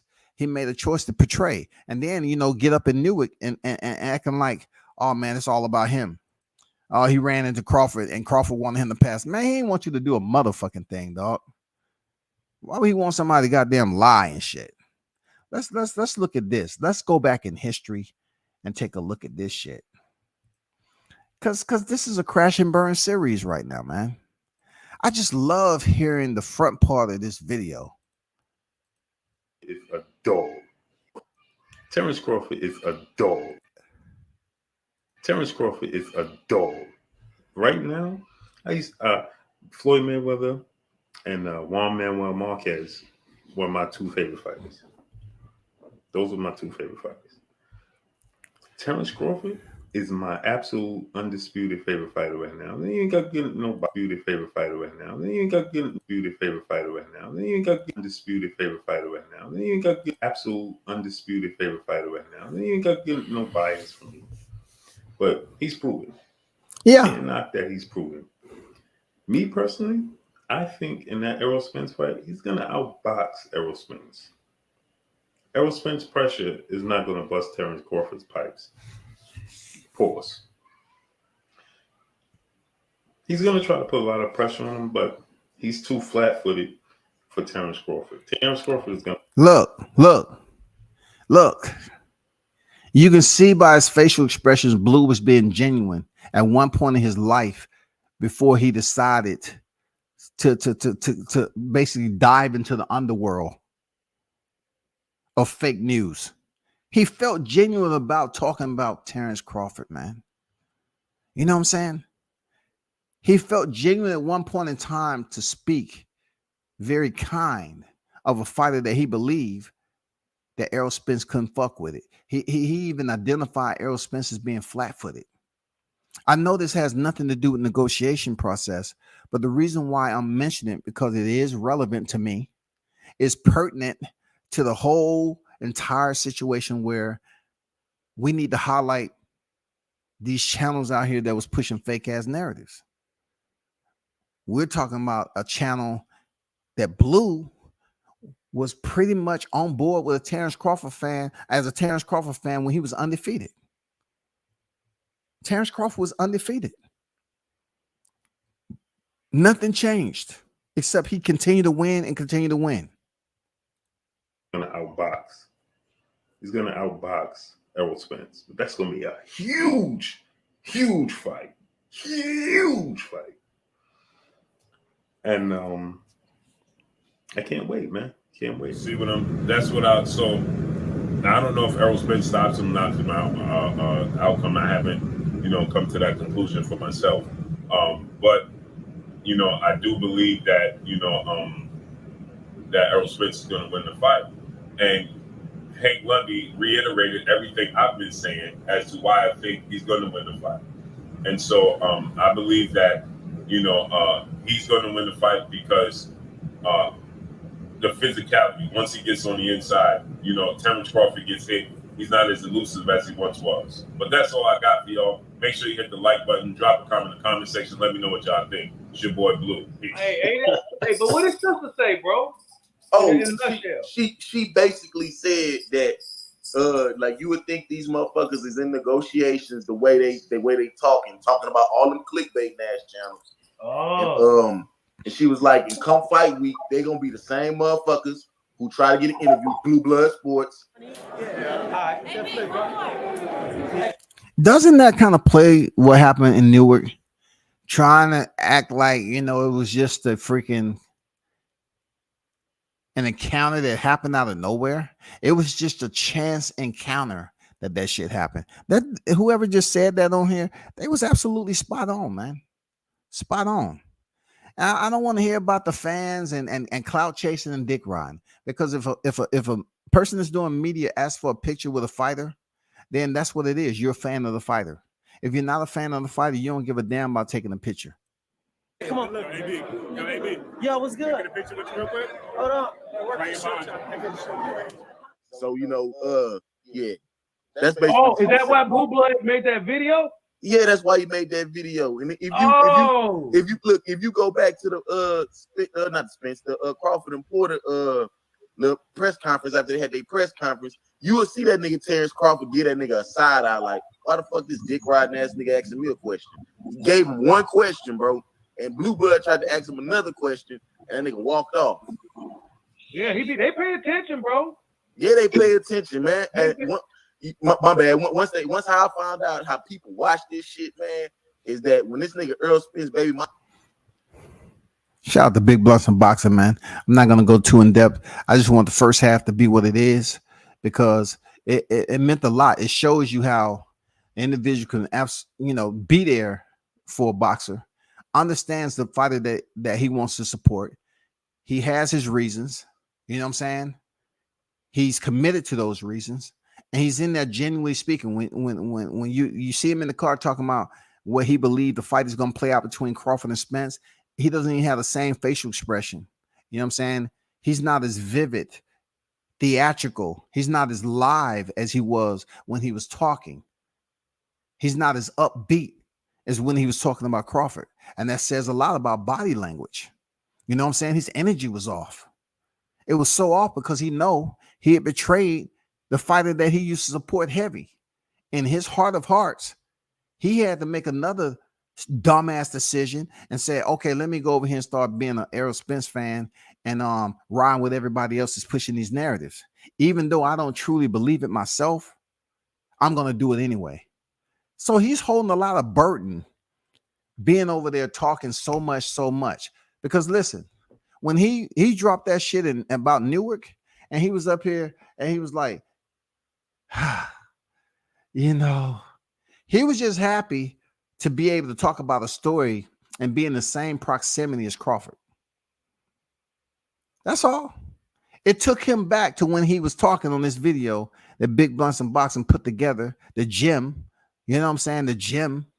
He put this video together and it made all the sense. So it kind of made him reflect back to when he was talking and when he was looking at Big Blunts and Boxing video, and he was saying to himself, God damn it, that nigga, he got me. He got me. I felt so good when I was talking about Crawford in that moment. I felt so good. But I betrayed him. You know what I'm saying? That shit hurt. You know what I'm saying? That hurt him. He was happy to be, trying to come on here and act like he had a chance encounter with Crawford. And Crawford walked up here. Are you the one and only? Yeah, it's me. Uh-huh. I know. I want to know. You want me to autograph? No, nigga, I don't want you to autograph shit. I just want to talk to you about all the bullshit and the clickbait you've been talking about. Damn, your energy changed so fast. I mean, what have I been doing, man? Did you see the video Big Blunts and Boxing said? I said, you're a dog. You're a dog. Spence pressure won't bust your pipes. I said it. Man, get out of here with that shit, dog. He was being so genuine before he decided to paint the narrative that would pay his bill. God damn. Why these young dudes, man, acting like they've been in college already, dog? I'm talking about in the streets, man.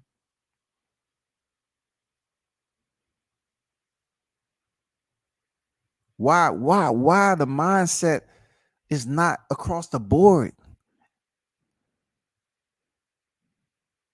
He said this man decided to paint the narrative that would pay his motherfucking bills, dog. God damn, wow, that's some deep shit. I ain't gonna lie, bro. That's some deep shit. Because basically it's saying you sold out, man. That go for BF. That goes for all them other channels. That BF is just, we already know he's in the asylum already. We already know what he's gonna say. He's gonna say the same shit all the time. He gonna try to say Crawford ain't doing this, but he know deep down that he want to be a Crawford fan too. If he saw Crawford, that energy be so different. Champ, I'm just happy to be here and get permission. Champ. Oh my God, it's been weighing so heavy on my heart. I apologize to you, champ. I said so much fucked up shit. I was forced. I was so stressed, champ. My internet connection was fucking up. Oh my God, but forgive me, champ. Forgive me. Can I get a picture? Can I get a picture, champ? This is a once in a lifetime, dog. Man, that motherfucker, the whole energy would be different, dog. Yeah, man, the same Hank Lundy got his ass beat. Hank Lundy pretty much reiterated what I said. Nigga, get your ass up out of here. Hank Lundy is feeling some type of way because he was talking mad shit on fight week. And Crawford went in there and dealt him that L, man. Come on, bro. What's going on to my guy, Shaw News, the Sauce Experience, a.k.a. Showtime Shaw on deck. You know what I'm saying? Shout out to the damn man himself, UGK, in the building, bro. Team Tucker on deck. He did, man. That's hot grease, bro. I mean, truth. That's hot grease, true, for real. You know what I'm saying? This man said some real shit, bro. He said he decided to paint the narrative that would pay his bills. Are y'all, look, all y'all that's out there, did y'all just read this shit, dog? That's some real shit right there. That's some real shit, because in so many words, instead of saying the cliche that you sold yourself out, you know what I'm saying? You sold yourself. He said you decided the point, the narrative that would pay your bills. You made a conscious decision that say, I'm just going to speak specifically on the narratives that's going to get me the most attention and the most traction when it comes to those super chats. Hey, who am I? I don't care about the person's money. I'm just speaking on how, when it comes to the collective, the collective antennas that goes into fans tuning into boxing.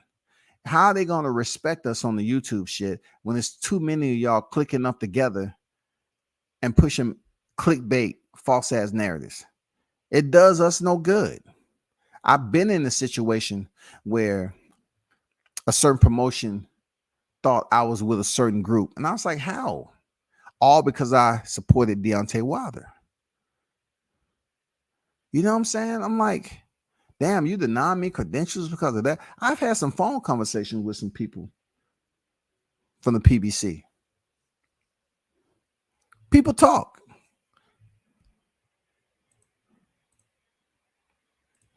Juice say fried fish pairs nicely with duck sauce. I won't eat any fried fish with duck sauce. I can't do it. But I get where you're going with it. You know what I'm saying? That hot grease is ready. There's a lot of them motherfuckers fell into that hot grease. When this announcement was made, man, they were sitting up there. Oh my God, we're exposed again.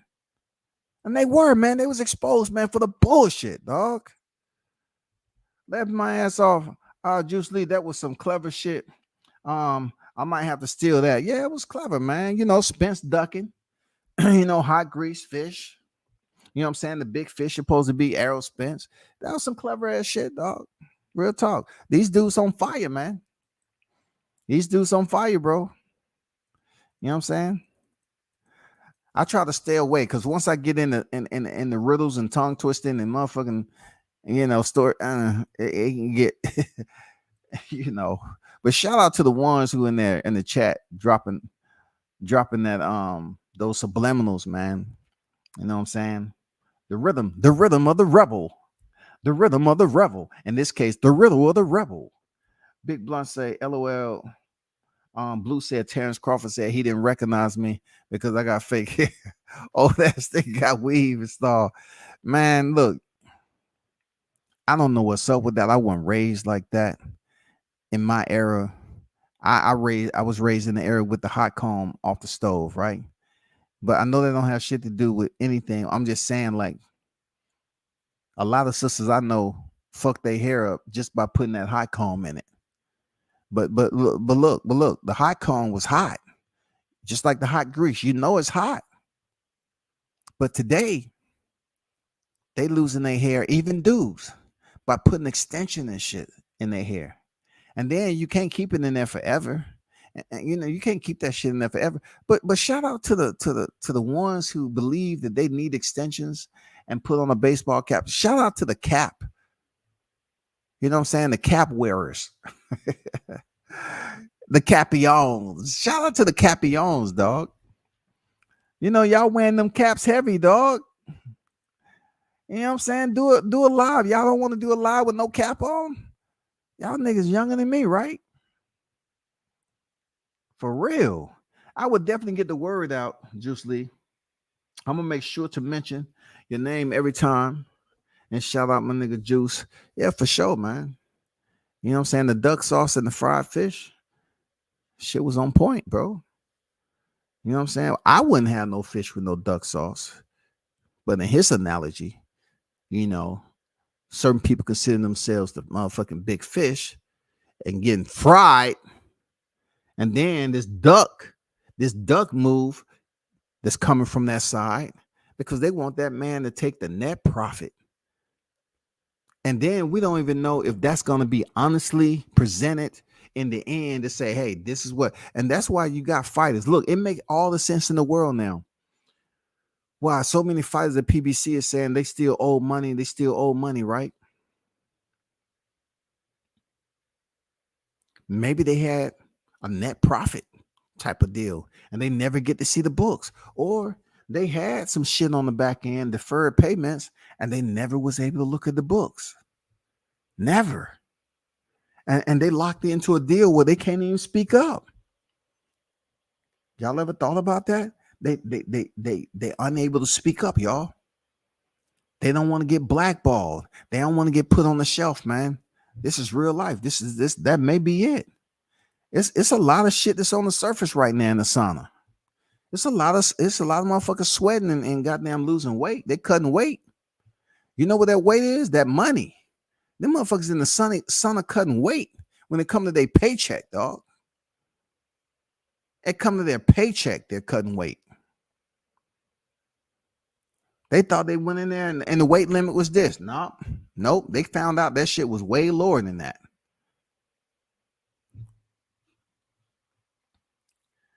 So WCS, what do you think is next in all of this? Man, you're going to ask me a question. What is next? Dude, I can't even tie it all together, bro. I can't tie it all together. You asking me a question that's huge, man. That's just like me skating down. You know, I'm like, damn, dude, this is my first time roller skating. So guess what? I'm going to find the biggest hill to do it on. And I'm going to see, can I get to the bottom of this motherfucker and stop on the dime? That's what this shit is. It's a downhill catastrophe, bro. And we're not talking about uphill. This is all downhill for Terrence Crawford. Real talk. This is all downhill. They're trying to get this man to agree to net profits with no review. This is a crash and burn type of situation for Crawford. There's no way he can win in this shit. Errol Spence can stand up for his rights. He can stand up and feel that, you know, damn, that's real fucked up. I wouldn't want that shit to happen. Because one thing about the way the brain processes situations when it comes to guilt, right? You can actually sit up here and cogitate something and you can just play it over and over again, right? You can just, you know, play it over, rewind it, just process it, reprocess it. And then you might start to feel a certain way. Say, damn, this ain't right because I'm putting myself in his position. If it was me, I would hope he wouldn't, you know, nail me down like that. Because we're competing in a sport that's considered the hurt business. We take punishment. We both grinded it out and we came from the, you know, the bottom and here we are. But no, Errol Spence is not taking that shit like that. It would be great if he can role play with respect You know what I'm saying? With sincerity. He can role play and say, you know what, this is a fucked up situation. They trying to get this man net profit on the back end, but yet he can't look at the numbers and see what the money he's receiving is legitimate. Jamal Neezy on deck. What's good? What's good, bro? Keep applying the pressure. No doubt, man. Remember they had Adrian Brown on the lounge. Yes, sir. And that's why Adrian was so mad. He said he was owed money.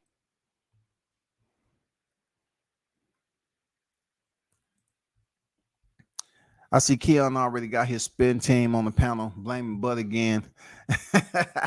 He said his spin team, dog. I like that, dog. I like that. Because you go in the gym, man, they have spin classes and shit, if that's what you meant. You know, no, you meant Spence. But shit, spin team, hey, that's the same thing because they all be riding that bike, and it's called spin class, and you have the instructor, and they already they riding them damn stationary bikes and shit, be working out. Got his spin team on the panel blaming Bud again. We're going to be hearing a whole lot of crazy shit from the Spence Brigade coming up. Yeah, man. They don't want to admit to where they at right now. You know what I'm saying? This is a crash and burn series for them. They already been disintegrated. This was a cremation, man. So much. You know what I'm saying? All we talking about is ashes right now. They can get on there and the same person disloyal to the boxing game. All them other niggas gonna get up there and say the same shit over and over again. Well, if you look at it, if Terrence Crawford really want to fight, and we're factoring in the net on the back end, it's better than nothing. I'm just being honest. If you really want to fight, you can get the belts and then renegotiate. It's better than nothing. See, that's how them damn bum ass niggas think, man. They don't want they'll sit up here and talk black power, man. Brothers would be the first one to fuck you over, dog. We are freaking. We're drugged from the depths of hell, man. And some of these niggas still on fire, man. Oh shit, Andrew Charles said it ain't so, dog. Yeah, got the spin team. I like the spin. If he wanted to say the spin team, I get it. But the spin team, them motherfuckers all up there together, riding in place and shit, spinning those narratives. God damn it. Nigga on Twitter said if Bud had just signed a fucking fight, we wouldn't be here. God damn. That's what I'm talking about. They just want this dude from Omaha, Nebraska, right? Who's been on record is getting high guarantee money, right? They just want him to go in here and just sign anything, man. But yet they'll be up here in February. I like to thank Big Blunts and Boxing because, hold up. Man, all us blacks, we need to stick together. We need to stick together, man, and just show that unity, man, that we still have it in us to be one common bond, man, and be a one race, you know what I'm saying, and show love, genuine love, and stop killing each other. Man, God damn, dog, I love my black people. I love my black people. Man, that shit'll be, I'm telling you, bro. February's coming up, man. These niggas gonna be trying to sit up here. Hey, we going up and doing some Black History Month. Now get the fuck out of here, man. You done fucked off March all the way around to January. You done fucked around and dogged your people out. From March all the way to January. Come on, bro. That's fucked up, man. Expert Genius on deck. What's good? This is worse than Cambosis did to Haney. What happened to stand on code and uplifting our brothers? So how's it worse? Explain. How's it worse? Y'all hold on for a second.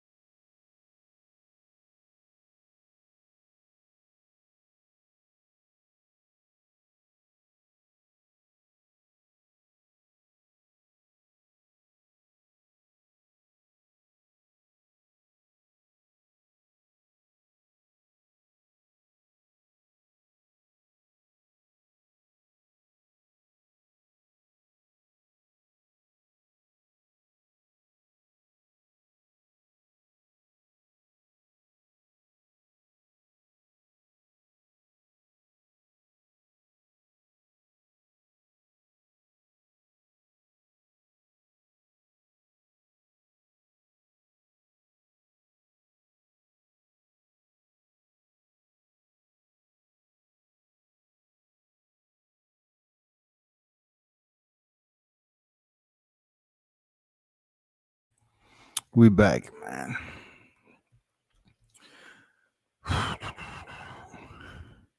Blunts and Boxing asked me, what do you think is next in all of this? Man, that's $1 million question, dog. And they trying to give me net profit, dog. You know what I'm saying? You can't ask me that shit. What's going on, James? Oh, nothing much. No, why I'm saying it's worse is because, I mean, that's expected from Cambosis. Now, you know what they're gonna do, but this is our own people doing Bud like that. And that's crazy. And then, like I said, At we least got Devin's getting paid, though. yeah, and we got these channels out there, preaching, black unity and all that kind of stuff. I don't want to hear none of that from any of them with them co-signing what the PBC is doing to Bud. That's what I'm talking about. That shit bleeds over to real life. Because at the end of the day, and when he wake up in the morning, Bud Crawford is still a black man in the sport. He's a top tier elite fighter, just like they consider Spence to be. But then he should go up here and take a slave deal. You know what I'm saying? Net profits where he don't even get to see the numbers if they legit or not. Man, that you know how they used to say that's some nigga shit right there, boy. Yeah, and I heard they don't even have a network. What you mean? Oh no, they have a network. If it's Fox or Showtime, they can go into whatever. They got many options. Yeah. But the only reason why you haven't heard about the network in general is, Espinosa knows damn well the fight wasn't close to being made. Yeah, and the Fox still working with PBC, wasn't they? Now, I know they was at one point, but I don't even know if they still working with PBC. That's something I got to look into. Don't take my word for it. I think that's only a small percentage of the issue because they can get a network. They're going to get the network. At the end of the day, Showtime is there. Yeah. It's not like Showtime can't put the fight on. You know what I'm saying? I mean, and like I said, I think they should push the PPV price up in the 90s. Deontay Wilder and Robert Helenius, they're in the 70s. You know what I'm saying? They're like $74. So these averages are coming out in the 70s. So for a fight of this magnitude, I'll say, man, push that shit, $89.99 to 90, $95.99. You know what I'm saying? Yeah. What's going on, Big Blunts? What's good with you, bro? I can't hear you. You hear me now? Yeah. I can't hear you, bro. You good? You good? I think it's your mic. It might be your mic because you're extremely low, bro. Yo. Yeah. Yeah, you get me? Yeah. Yeah, what's going on? Y'all good? I'm good, man. I'm good. Yeah, man, this shit is crazy, It's beyond crazy, man. It's robbery. You know what I'm saying? Boxing is a business only for certain people, I guess. Yeah. And you said Wilder's the pay-per-view is $74? Yeah, his pay-per-view, man, came out between him and Robert Helenius. That pay-per-view is $74.99, I believe. How much was Tanks? Check. It was set. One Tanks wasn't it like 80 something? I forgot, bro, to be honest. It's like I know Wilder has with a few of his pay-per-views that he's been on, like because he ain't been on many, I don't think. But he done good numbers on pay-per-view. But how is his pay-per-views costing lower than the guys he's doing better than? Who? Wilder. You got a lot of background noise, Pop. You said how's Wilder again? Say repeat. Oh, I said when it comes to pay-per-views, Wilder for the PBC has done big numbers compared to Tank and Spence. Why is his pay-per-views costing less than theirs when his numbers is doing better than theirs? And he got paid real good too. That's a part of the business where I can't even really, I'm not gonna sit up here and bullshit you. I don't know, bro. I don't know why it's like that. I don't know. But right now, we know if you're a PBC fighter, they're putting these pay-per-view price points up there, at least in the 70s. You know what I'm saying? Because from what I was, hearing, that they're trying to gain back some shit, earn back some money that they lost overpaying these fighters in the early stages. You know what I'm saying? When PBC came on the scene and all that. Yeah, because that was the big thing when they came on the scene in 2015. They're overpaying fighters. That was what everybody was saying. They're overpaying fighters, and then when Eddie Hearn stepped on the scene, that was what he was saying. They overpaying fighters. Now it went from now overpaying fighters to barely paying them at all. I mean, because you owe people. From what I hear, people are owed, and that's where we at with it. People are owed money, and he basically locked them down now. Like all that shit in the contract, you got to say thank you, Heyman, and you the best, and you can't talk shit. Even Adrian Broner had to come back on and apologize when he said what he said. If I was AB, I wouldn't have apologized. I gotta stand on my word. I understand you stand on your word, but you got a family to feed too. He had to feed his kids, and he got to hope to get a fight in the future. So they can put him on the shelf and don't get him paid to do shit. It ain't like he can go somewhere else. They do that to AB all the time. Yeah, it is true. Yep. They do that to AB all the time. Shelf him. Oh, you talking too much. Shelf him. And then when he start talking, but somebody gonna hear, they wire him some money, and then you don't hear nothing from him for a few months.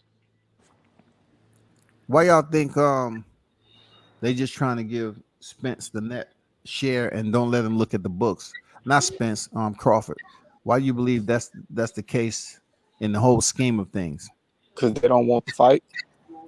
They never wanted to fight, and they basically, because Bud, accepted that offer. I think they're gonna try to go back to their original plan, which is age him out. I think that's been it all along. You look. Let's look at it this way. These are intelligent cats, right? From the boxers to the individuals that's around the team. I mean, that's a part of the team around the fighters, and those big dogs like Al Heyman and everybody else. You have to understand that they've been collectively putting pieces together. They already had their finger on where they wanted to go with this fight. And if that finger was off the mark, and they really didn't want to fight Terrence Crawford because they felt that Errol Spence will lose those belts and they lose money, that's where it was. Or if they had the finger close enough to say, let's play around with this. You know what I'm saying? Let's play around with this shit a little bit. Let's make it interesting. Keep the energy on these fighters until we figure out what the fuck we're gonna do. Yeah. And it just seems like they just kept playing around, getting free promotion, had motherfuckers break news every now and then, like Coppinger, Brian Custard, and all these cats. Break news, knowing damn well it haven't even got no closer to anything. You know what? Yeah. Can y'all hear me? Yeah. I low-key think that this is all just in the plans, man. And they're going to set this thing up for the springtime. The fight going to happen. And, it's just, I feel like it's just playing with people's emotions. You got to, that's one way to sell something or get people invested is to play on their emotions. So I think it's all, it was all this talk. Then it was like, oh, it's not going to happen. Then people were like, it's finally going to happen. Now it's like, now we taking it away. And they're going to give it back when the time's right. I honestly think it's going to happen in the spring. Get their tax money back. They're not trying to compete with Thanksgiving, Black Friday, Christmas, and none of that. They're going to wait. These black folks file their taxes, get their tax money off their kids. And they know for a fact that there's actually money out there in that demographic that they're trying to target. So they know they can recoup.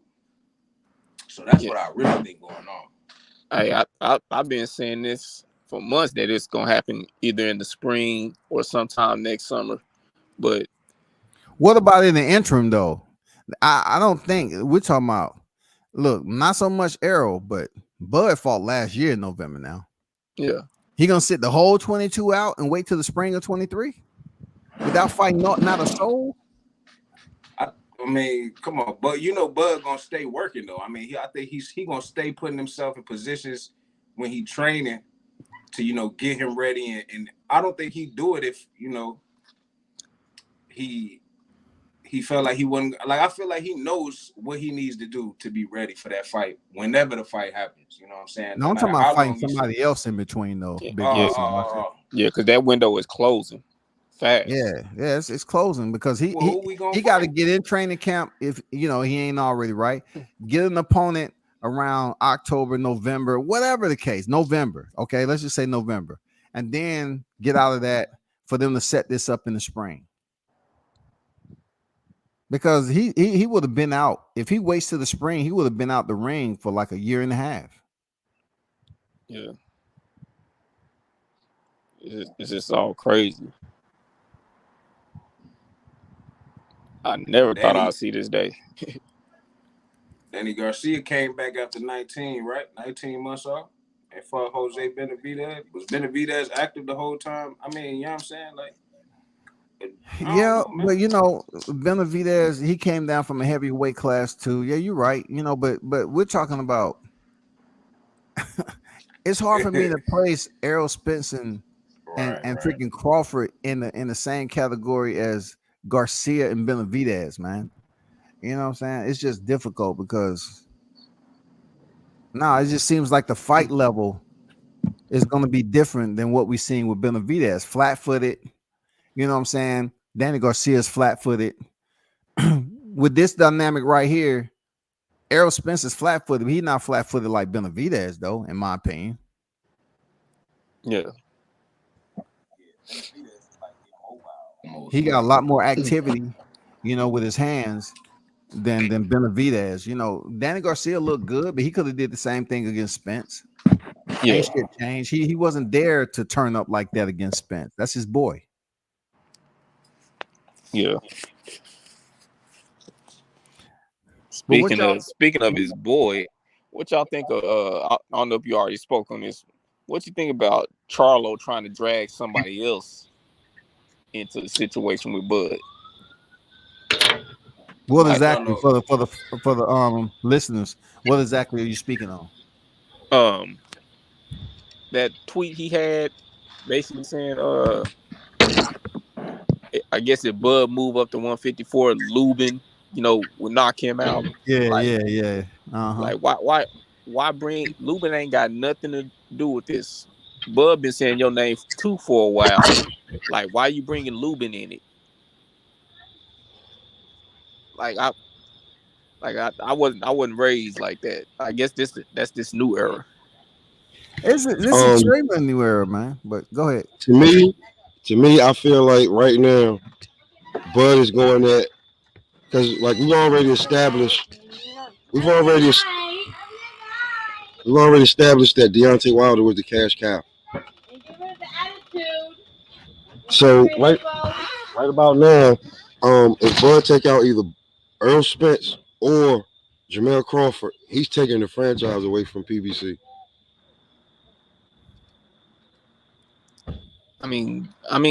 Crawford. I can see taking that away from Spence, but that's what I don't think Mel is a big draw like that. Mel ain't no big draw like that. He ain't no big draw, but let's say if Bud beats Earl, right? He takes them belts. What does PBC have? I thought you was more so basing the scenario off, what exactly Mel said about Crawford moving up. Like, look, the scenario is based off if Crawford doesn't get the fight with Spence, right? Yeah, he can move up to 54. Like, he been calling out Mel Charlo, and Mel has been on record crying and shit to the light guys, humble yourself and all this other shit he was talking. So I was speaking more so if he don't fight Spence, he move up and fight Mel Charlo. He wanted that, but Mel Charlo is trying to, throw a flag in there and say, why don't you go fight Erickson Lubin and take that? I don't think it has anything to do with him beating Mel Charlo, because Mel Charlo and Mal Charlo was on the same pay-per-view one night, and they did horrible numbers. You can't tell them that though. Oh, you ain't gonna never be able to tell them. You can't tell them that. So I'm speaking to them, and I'm in their matrix kicking their ass. That's what I'm telling you, WCF. I'm in their little world, like how they live it. I'll go in their world, and then I'll come back to reality. But in their little world, any way you look at it, if Bud beat Earl, or if he beats Earl or Jermell Charlo, he takes all the belts. Yeah, but that would have to be an incredible gauntlet, man. You know, either one that he beats, because Earl gonna eventually have to move up to 154, and then you gotta see Bud, because you swear you can't make the weight. But they're not gonna fight. Like, they're not gonna fight. They're still with the same promotion. And you know, the SPENCEAHOLICS will always tell you this. It don't matter if you move up and try to fight Jermell Charlo, they with the same promotion. But yet, Jermell Charlo is trying to put him off on freaking Erickson Lubin. Who is he with? Who is Lubin signed with? That's a good question. I don't even know. Is he with DAZN or Matchroom? You know what I'm saying? That's the question. You putting him off. Who is Lubin signed out? If he signed with PBC, is he signed with Matchroom? I mean, who is he signed with? That's a real good question. Combat. That's a real good question. Because they keep talking about if Crawford moves up to 54, fighting Mel Charlo, he's still signed with PBC, and he's going to be in the same predicament he was at 47. He's not going to be able to get the fight. You got to deal with the same guy, Al Heyman, with at 47 or 54. The only thing about it, they don't consider Mel Charlo a more precious commodity than Errol Spence. No, definitely not. Definitely not. He's number, but right about now, he's number 3. He's like between 3 and 5 when you call out PBC top fighters. Who would y'all want to see him fight though? At 54. Go ahead and go for the gusto. Go get the belts. No, besides Mel Charlo ain't gonna fight Bud, man. Tony Harrison, man. I like Tony Harrison. I like Tony Harrison. He Tony can Harrison. He can spank Danny Garcia. He can spank Danny. I see that fight being extremely easy for Bud, man. But look, he just moved up to 54 and fought Jose Benavidez. I mean, what is Crawford going to gain off fighting a former 47-pounder that did absolutely nothing? He didn't do too much of anything at that division. So Tony Harrison a better fight? I mean, I like Tony Harrison. I like Erickson Lubin too. But I'm just saying, people put Erickson Lubin up there because he fought Sebastian Fundora, so they giving him the respect label. I do too. I give him the respect label of going in there, dropping Fundora. But is he gonna have the same? Is Fundora the same fighter as Terrence Crawford? Hell no. That's another fighter they're not gonna let Crawford fight. They're not gonna let him fight for Sebastian Fundora, man. People looking at that 6'7" skeleton and they saying, "Oh no, nobody can beat him." Just take when he fought Daniel Lewis. That dude was short as hell, man, and he was giving Fundora some problems. He can be beat. Fundora can be beat, man. You just gotta know how to box. Yeah, he's not big on my radar. They moving him to be champion up there. So I think Mel Charlo knocks him out, but I like for Bud to go up there. Tony Harrison to be good. You know what I'm saying? Erickson Lubin. Any other top names. I wouldn't say Tim Tszyu because Tim Tszyu supposedly is next in line for Mel Charlo. You got Charles Conwell up there too. Soul City Boxing up there in Ohio. He's a problem too. But I don't know if they'll put him in there with anybody with the name of Bud Crawford at that point. I don't know. All right. So since all of this, so now let's just go with what's going next. Who's Earl gonna fight? Oh, I don't give a fuck about who he gonna fight next, man. It don't even matter, right? You expect me to have a dialogue about who Arrow's supposed to fight? I don't give a damn who he fight. They're gonna turn down the best If fight. he ain't fighting possible. on Terrence Crawford, I don't care if he fight freaking Keith Thurman. It's a problem. If you ain't gonna fight Bud. Yeah, they say Keith Thurman is preparing because he might have to step in. But I'm hearing he might step in like early November though. Man. Wow.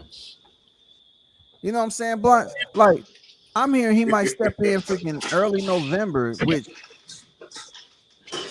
like short training camp. Another in-house fight, easy to make.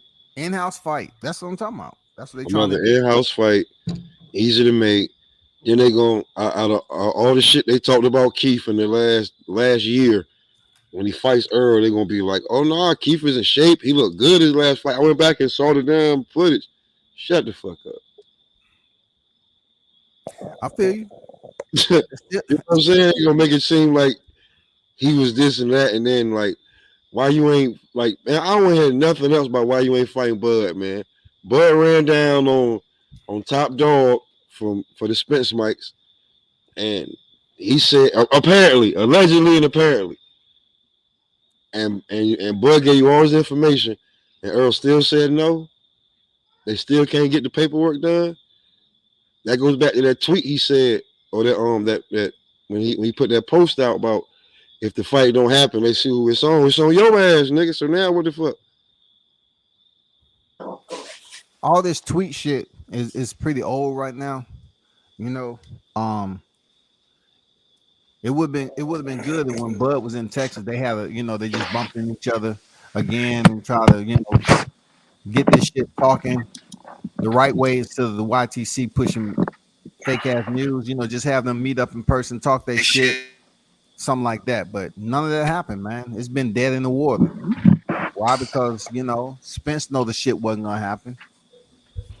I mean, Spence knows they're trying to get this man a raw deal. He understands that. Yeah, they was already building up they excuse plan when they threw in Daniel Kinahan's name. Yeah, man, that shit was crazy, man. They threw Daniel Kinahan, a dude that has a bounty on his head, and then Mike Tyson Fury rather. He supposedly like been banned from the U.S. This dude's been going around here like nothing's going on. You've been having a good old time. I want to fight Joshua. I want to fight Usyk. He ain't talking about no Kinahan investigation. Oh man, what's your take on the Blunts? Oh, what? Say again? I want to kind of ask you like your question you asked me. Where you see this shit going, bro? Well, I saw Fanon, I follow Fanon. He's a lawyer, you know what I'm saying? Seems quite intelligent if you ask me. But he said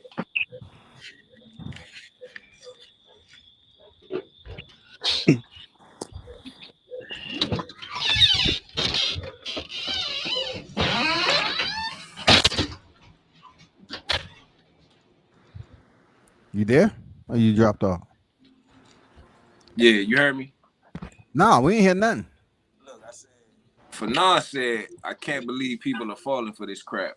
Bud doesn't need approval of expenses. He needs to set a limit on the cost of operations related to the pay-per-view and or get paid out of the gross. 35% of net can change to roughly 30% of the gross. It's not complicated. So shit, I feel like, and I also feel like what Rick Glacier said, if Spence wanted to fight, he'd be telling Al to show Bud whatever the fuck he want to see. Correct. You know what I'm saying? Correct. So it's either Spence ain't got the balls to tell Al to do it, or he don't want Al to do it. You know what I'm saying? So correct. Which one is it? Hey, Spence don't want it because hold on, y'all. Spence ain't wanted that fight since the run in at the fight when they both seen each other and all the talking. He ain't want to fight since then. You talking about when they was talking with Bob Arum was standing right there? Yeah, you go back and look at the footage and you start like you just look at two guys that like if it doesn't matter what level you was at in high school, two guys that you know used to beat everybody up, you can see the body language, and one of them ain't totally secure. You know what I'm saying? One of them ain't totally secure in his ability. He like, you know what I'm saying? He beat somebody that I had trouble with, or I don't even know I could beat, or like it's just something about him. It ain't nothing I do that scare him. Like he still look at me like I'm fool. Like, and that's the kind of like I earn might have met his match when it come to running down on Bud. Like you ain't gonna be able to just stalk him and walk him down because he used every angle. He can throw a punch from every angle, any position. Like he's strong as hell. Like, bro, you know, or you'd have been like man down, strap season. He next. Like it's taking so long to get this WBO belt. Like, come on, man. Well, like I said before, I had to mute myself. Spence don't want the fight because Deontay Wilder had already said it leading up to his Helenius fight that, you know, the fighters at PBC, they get the fights they want. So it's either Wilder's lying or something. And I mean, he may be right. They get the fight that they want. Yeah, Spence don't want this fight. Yeah, and I'm glad you brought up man down in strap season because Spence was saying that a whole lot, and then as soon as Bud came up to 147, you no longer heard man down in strap season from Spence. You heard it from his fans, but you didn't hear it from Spence. You heard Big Fish. That's what you heard, Big Fish. What did we hear? What did we have the Spence versus Ugas fight? You say what? I said, what did Spence say when he was after the Spence versus Ugas fight? What did he say? Strap season, man. Come for those fucking belts. He's coming for the motherfucking belts. He said Terrence's name directly. He didn't say, "Oh, y'all know what I said. I'm gonna do what I'm gonna do." He said, "Terrence, I'm coming for that motherfucking belt." That's because he was pressured. Pressured by who? What pressured by who? You know, what? Yeah, he been pressured by everybody, bro. Everybody's been, gonna fight Bud. Everybody's been at even in interviews, they've been asking him about Bud. So he finally did what everybody been asking him to do. Man, look, this is not a new topic though, bro. I know it's not a new topic. What is he pressured about? This ain't a new topic. He said he was gonna take the easy route and go fight Port. He's familiar with this guy, Terrence Crawford. I know. No, what I'm saying, I know he's familiar. What I'm saying about pressured is everybody wanted him to call, for a while, been wanting him to call out Crawford. Yeah. And after the Ugas fight, when he got the third and final belt that he been wanting, he had no choice but to say Crawford's name. Correct. I mean, but look, imagine calling Crawford's name before you secured all the belts. So what if he had lost and then he looked like, you know what I'm saying? Like now what you look like, you done lost. You was calling dude out. You didn't even make it past X, Y, and Z. Like he went through X, Y, and Z. He you know what I'm saying? He made sure he did what he was supposed to do. And then he came out, he said, look, I made it, nigga. I'm coming for you, nigga. That's it. I did everything over here. And now I'm coming. So I'm not picking neither. I don't have no favorite in this fight. Like I'm not saying Bud gonna win, and I'm not saying Spence gonna win. All I know is I see what Bud do. He's one of the craziest niggas in the division. And I see Errol out here breaking niggas' faces. You know what I'm saying? He's breaking niggas' faces. You know what I mean? So, as fighters, you know what I mean? I feel like it's truly a 50-50 fight in my eyes, bro. You can move a lot if you want to, but if that nigga break your fucking face, how many times you got to get popped for your fucking face to start breaking? You know what I'm saying? From him. He have to hit you 2 times for that shit to start cracking? Or do he have to hit you 4, 5, 6, 7, 8 times for your shit to start split? You know what I mean? So I don't know, bro. It's gonna be I don't buy into that face breaking stuff because I said Brooke had already got his eye broke the fight before fighting Spence, and Ugas, I don't know what kind of game plan he was doing. He was just standing there to get hit. I mean, those are only 2 fighters that come to mind with me. Those are only Brook 2. Came off of L, even though it's the right side of his face that Triple G broke up. It don't matter. It was broke. Yeah. He had to get recovery and surgery, and then Ugas he just stopped boxing after then Lawrence Cole said stop. He just stopped boxing, and like when you was talking about Spence, collecting all the belts and doing what he said he was gonna do, I would have no problem with that if that was his original stance. But it wasn't his original stance. That's the problem I have. When people's like, well, he said he was gonna do it, and he stood on his word. Yeah, but that wasn't his original word. Everything changed when Bud came to 147. That's what I got a problem with. He did tell Bud to get a belt, didn't he? Get a belt. He told Bud to get a belt. Bud got the belt, and that's when he said he was gonna take the easy route. Hey, just like Keith Thurman told Errol Spence to get a belt. Yeah, exactly, bro. Like it seems like that's the game plan over there. Yeah, it looks like a pattern. All them niggas up there talking about get a belt, and that shit is PBC. I think Vince McMahon got ownership in the damn PBC, bro. Because I see the same shit. Keith Thurman didn't give Errol Spence a shot after he told him to get a belt, and then Errol Spence not trying to give Terrence Crawford a shot. You know what I'm saying? Like, I wanted to go back to some blunts that you said about what Fanon mentioned. If you can repeat, you was talking about percentages and everything. It's not that difficult, right? He said, I can't believe people are falling for this crap. Bud doesn't need approval of expenses. He needs to set a limit on the cost of operations related to the pay-per-view and or get paid out of the gross. 35% of net can change to roughly 30% of the gross. It's not complicated. So he needs to set a limit on something that he doesn't have control over.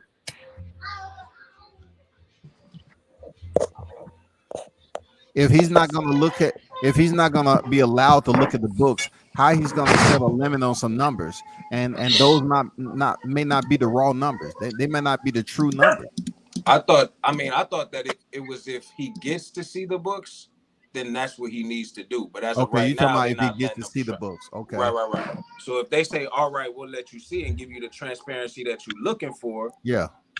Then once he gets that transparency, that's what he needs to be trying to do. Set a limit on the cost of operations, not approval of what they spending the money on. So you went out, Blunts. Yeah, he wants to. So if he does get the transparency, what he needs to do is set a limit on the cost of the operations and not approving how much they go ahead and spend. You know what I'm saying? You got to have some type of, I don't know. You got to have some type of presence. My mic cutting out. You hear me now, though? Yeah.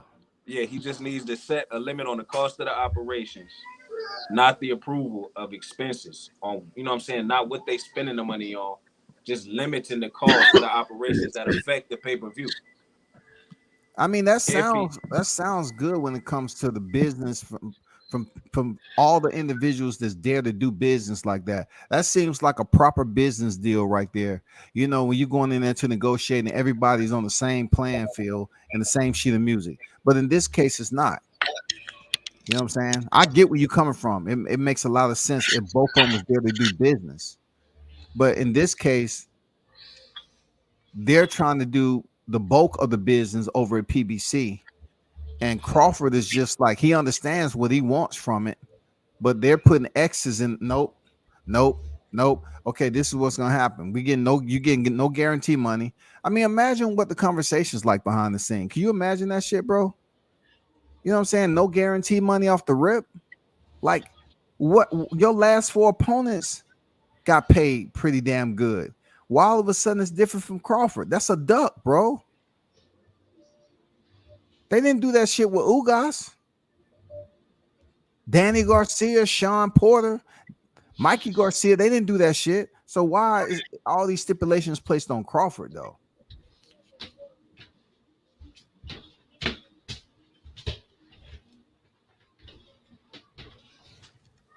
You said all the stipulations are put on Crawford? Yeah, all these restrictions and stipulations are placed on Crawford when the last 4 opponents, these stipulations wasn't placed on them. And you're trying to tell me, shit, Crawford is going to get paid less than Mikey Garcia?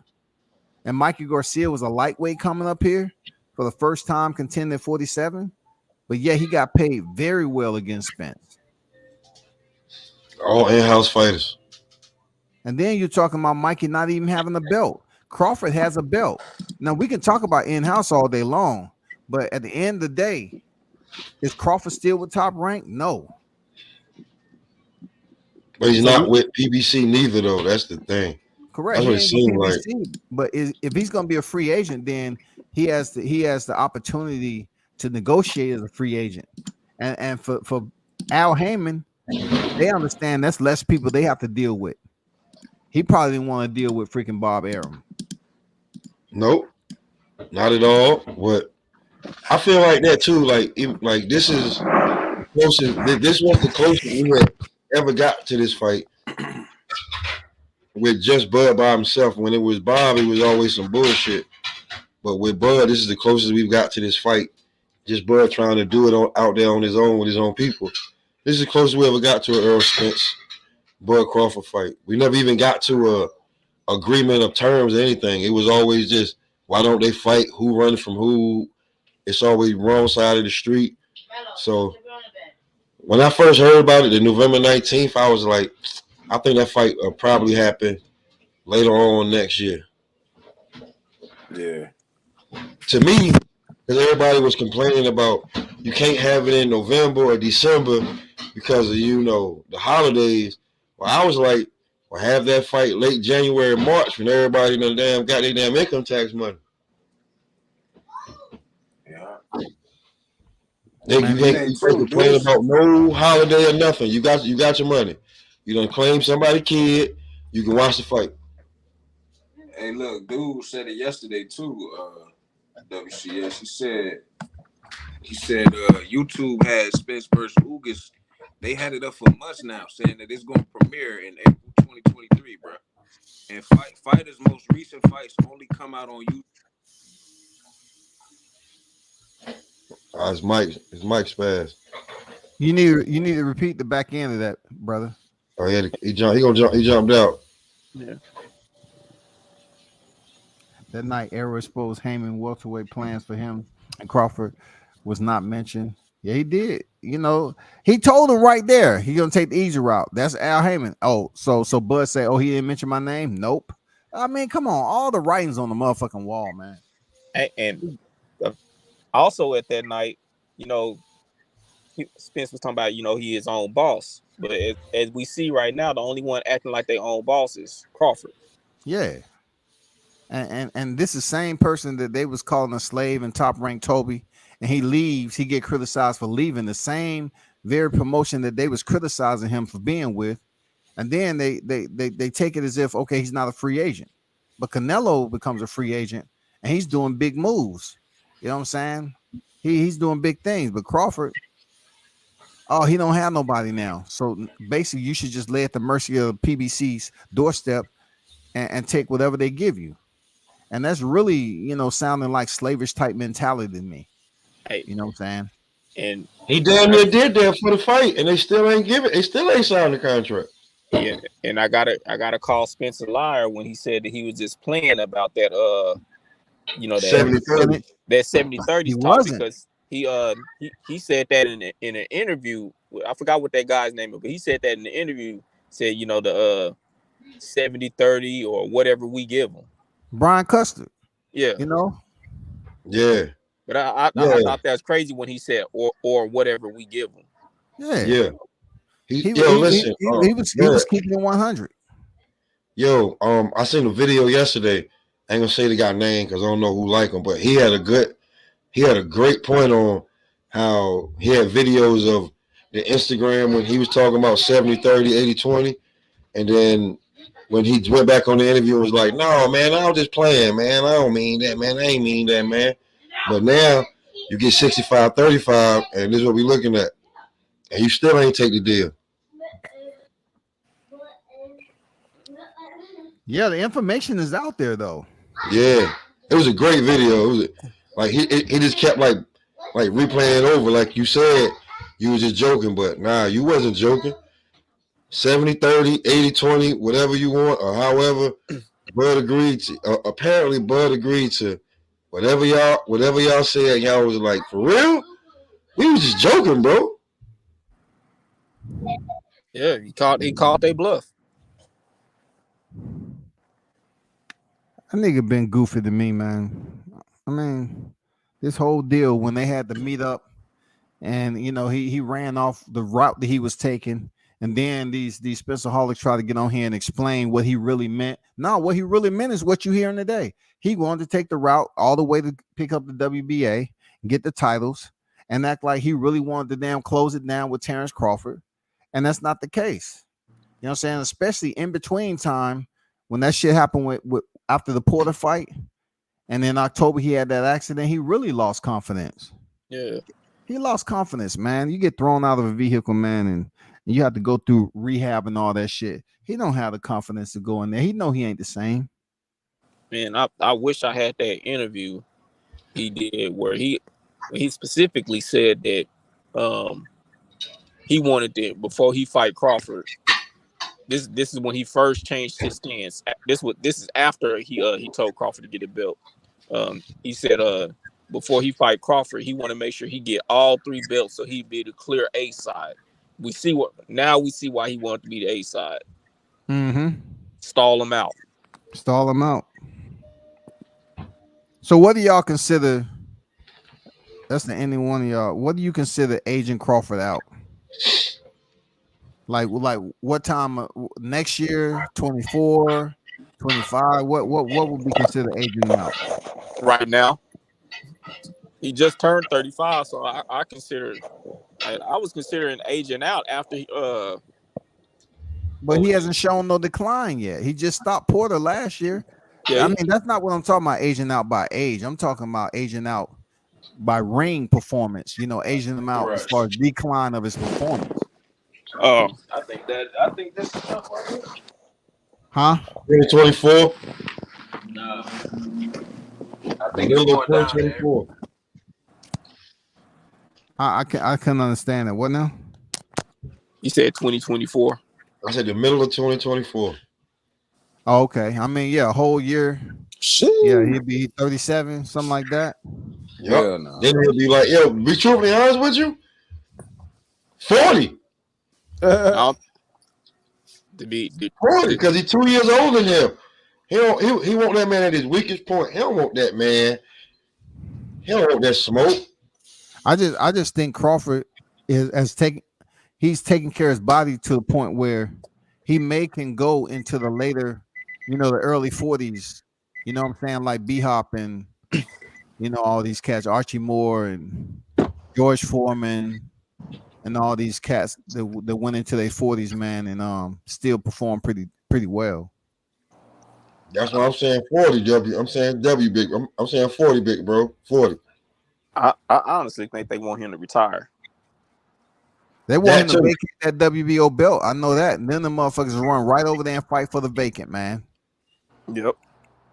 They'll get somebody like, let me see who they'll get out the welterweight division to come up there and fight. Man, they'll get somebody like motherfucking, man, get somebody, get goddamn Blair the Flair to come over there and fight. Yeah, I'm about to say Blair Cobb. They put Blair Cobbs in there because he called Spencer coward. Yeah, this is your opportune time to prove yourself. And Blair gonna talk his shit and go in there and get beat.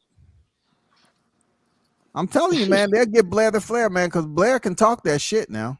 Yeah. They'll like you said, they'll either get Blair the Flair or they'll wait to see what Josh Taylor does. But wait, didn't Errol talk shit about Blair? Yeah, hell yeah. When that fight, Blair was punching on the ref was trying to save him and shit. That's what I'm saying. This make the perfect fight for them. Oh shit. Oh man, he looked bad, dog. That fro was moving back and forth like motherfucker. I'm like, damn, Blair. I was rooting for you a little bit, man. I was saying, okay, all right. Your dad was, in it with the feds or whatever and shit, and you had a hard life, bro. I want you to go in there and win. He got his ass beat.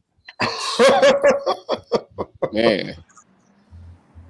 I was kind of hoping he win until maybe he could get like a Boots fight, and then I can see Boots like really beat the shit out of him. That'd be bad, bro. I ain't gonna lie. It'd be his biggest payday though.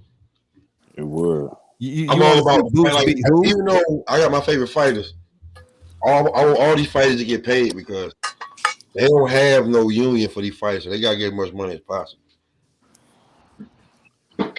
You want Boots to fight who again? I would have wanted Boots to just spank Blair Card. I mean, they really don't have a history, man. They never sparred each other.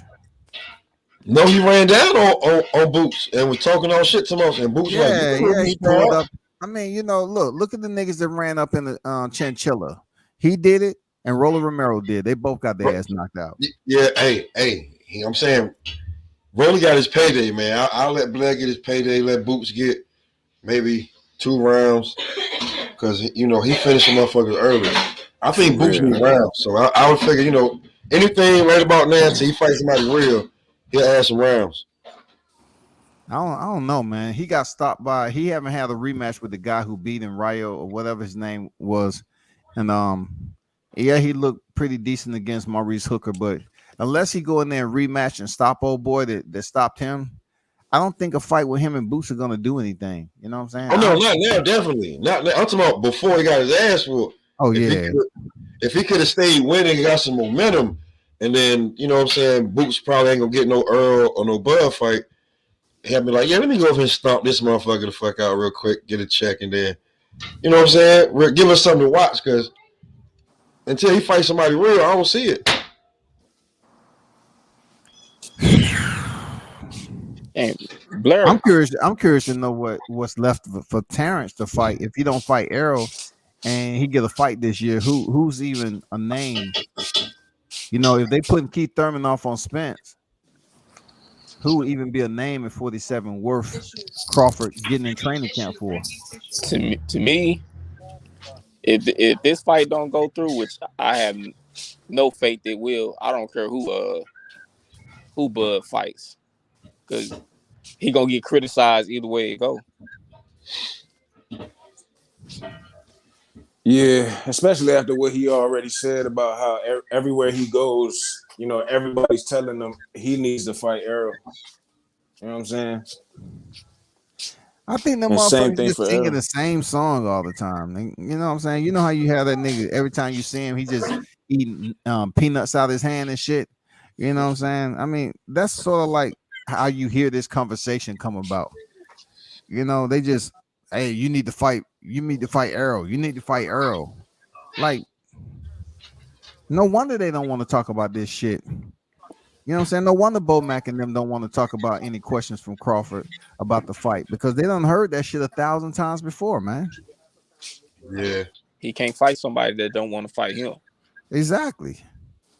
Like, what do they want to say? Okay, he don't want to fight us. Nah, that's not true, Bomac. Stop saying that, man. That's not true, Crawford. That's not what we hearing. Man, this shit is crazy, man. Matter of fact, WCS at the Shakur fight, when I forgot who was interviewing Bud said, don't ask me nothing about my fight. Fight height. He said, don't ask me nothing about my fight. I would respect that. Did you catch that? I'm WCS, I know you was there, so I know you called it, but as soon as I heard it, I was like, oh, Bud he don't even want to talk about it. That must be a tell. He was like, don't ask me nothing about my fight. Yeah, because he getting irritated. I mean, Bud, we see why now. Now we see why. And that's him being polite. Like, at least he gave the dude the interview. Yeah, because at first he was like, nah. At first he was like, nah, I ain't doing nothing. And then he was like, you know what? Come on, I'll give you one. Come over here. Yeah, that's the same way how he did me, man. Like, he had denied. Then at the time he gave me the interview, he just gave it to me, and that's why I got mad respect. Like, he let me interview him 1-on-1. That was it.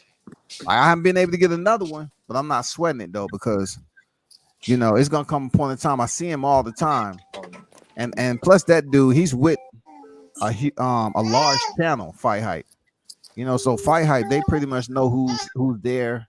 The channel's big and everything, so that's how it is, man. You know what though, WCS? At least you got the Bud Crawford. interview. Like who? Like out of all these guys that we know that dispense mics, who got an Earl Spence interview? I don't know, but when it comes down to it, man, they can continue to talk about.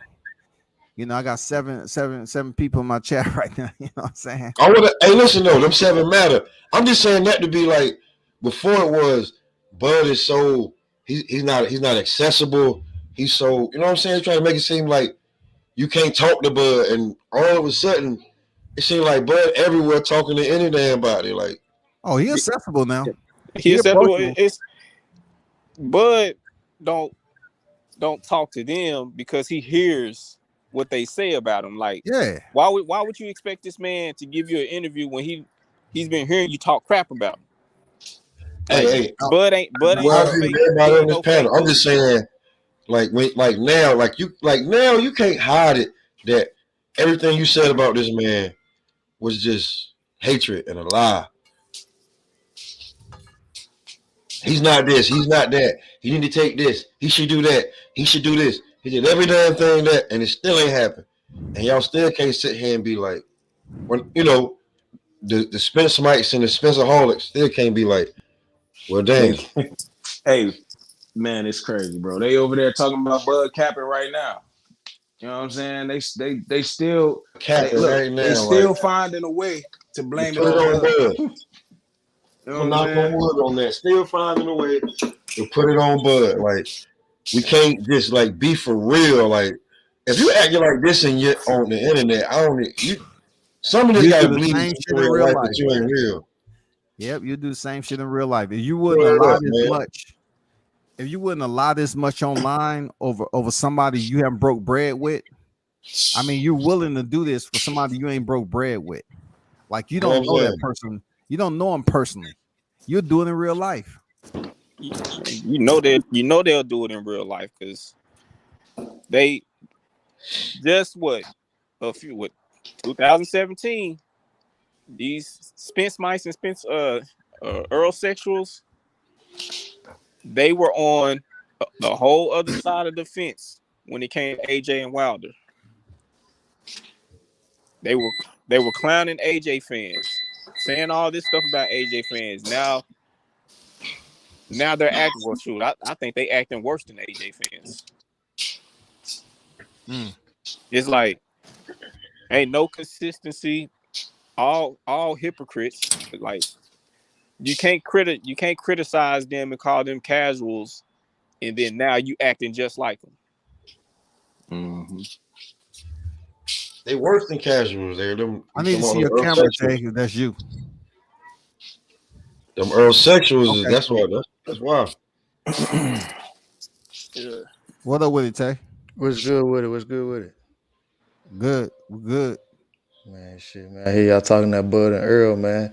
I don't know if y'all were paying attention to the chat, but I was really just asking, like, why ain't nobody talking about the businessmen though? Because me personally, as a fighter and looking at it, you know what I'm saying, it's easy to blame the fighters. You see what I'm saying? But ain't nobody asking the businessmen, because me personally, I personally brought Steven Espinoza on to talk about it. You see what I'm saying? And by me bringing him on to talk about it, he said that this is something he's working on. Again, like before I even clicked on YouTube as I was making my ride back to the house, I text him, I say, damn, Steve, I thought you was, trying to make the fight. And the only thing he texts back, I'm trying. Well, shit, obviously he ain't trying hard enough. Ain't nobody trying hard enough. Other than Bud. Who got that back? That's you, Pop? You got that back? Shit, it might be me. Yeah, that's me. My bad. Hey, but while I got y'all real quick, what if Steven Espinoza is trying everything, but it's Al Heyman who he can't, when it comes down to the money thing, he can't seem to swim in because Al got some shit going on. Now that's a question that's a question I don't know, simply because I know them two guys do a hell of a lot of business. So that's something I don't know. Yeah, that's between them. But like I look at it, Al Heyman has the final decision. I'm pretty sure they're working together to an extent. But you know, he ain't the shot caller when it comes to Al Heyman. I'm just assuming, you know, he's not the shot caller. He ain't That's what I'm suggesting and thinking. saying it's gonna go down like this. Okay, everybody's on board. Nah, He just working on it. yeah, he just helping out with everything. Hopefully, you know what I'm saying. Man, to Like, me, real talk, Al Heyman know Bud gonna tear that ass up.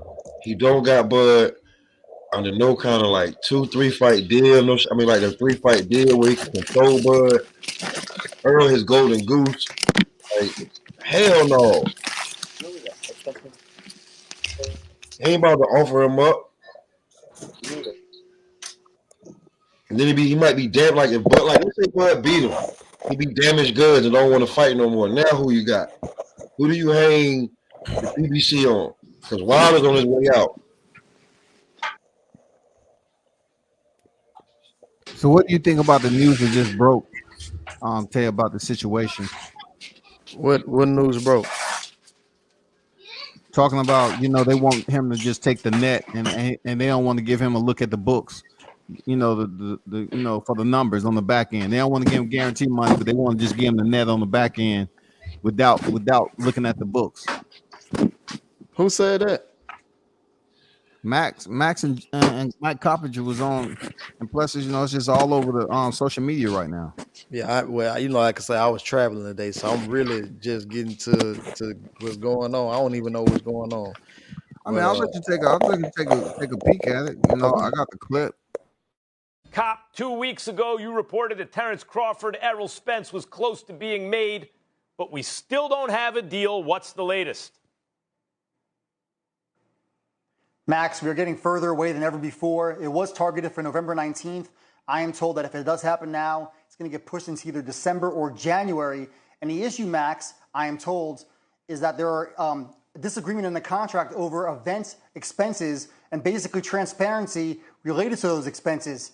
Terrence Crawford agreed to take the short end of the split and work off of no guarantee, and he wants to be able to just, you know, have some transparency there related to it, since he's going to be working off of the net revenue.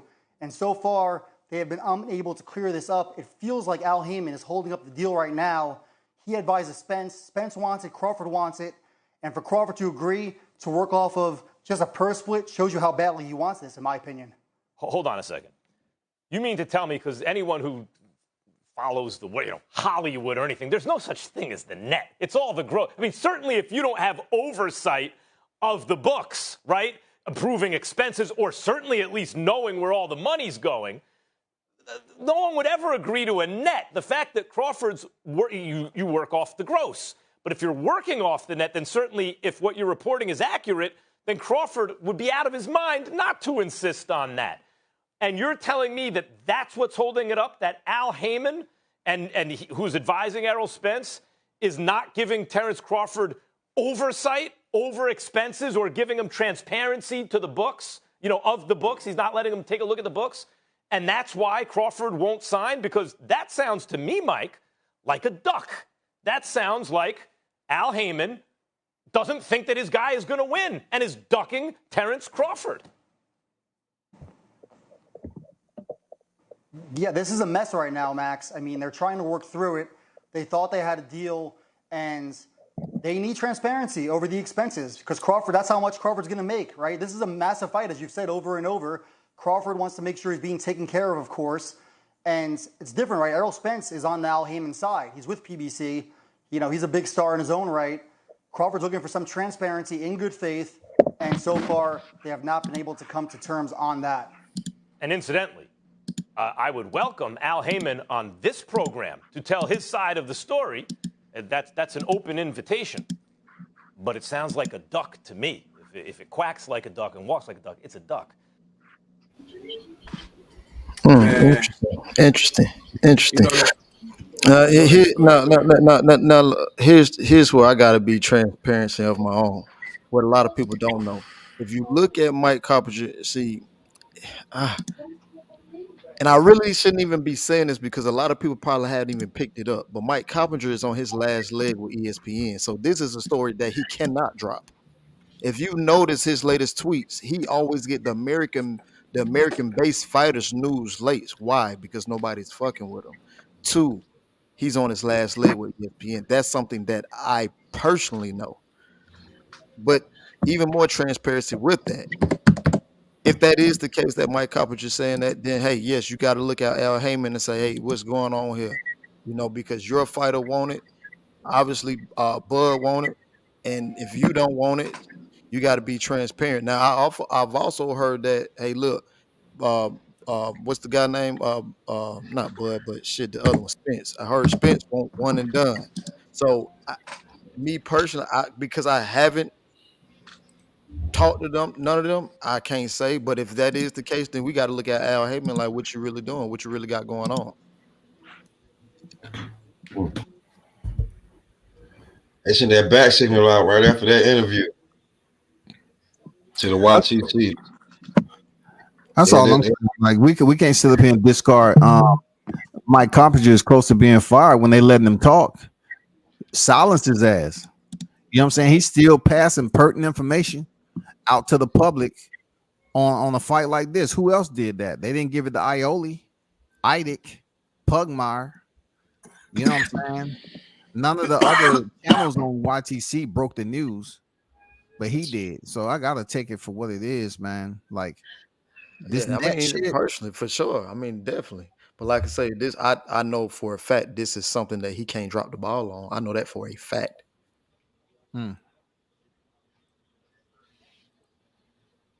Somebody's giving him the ball though.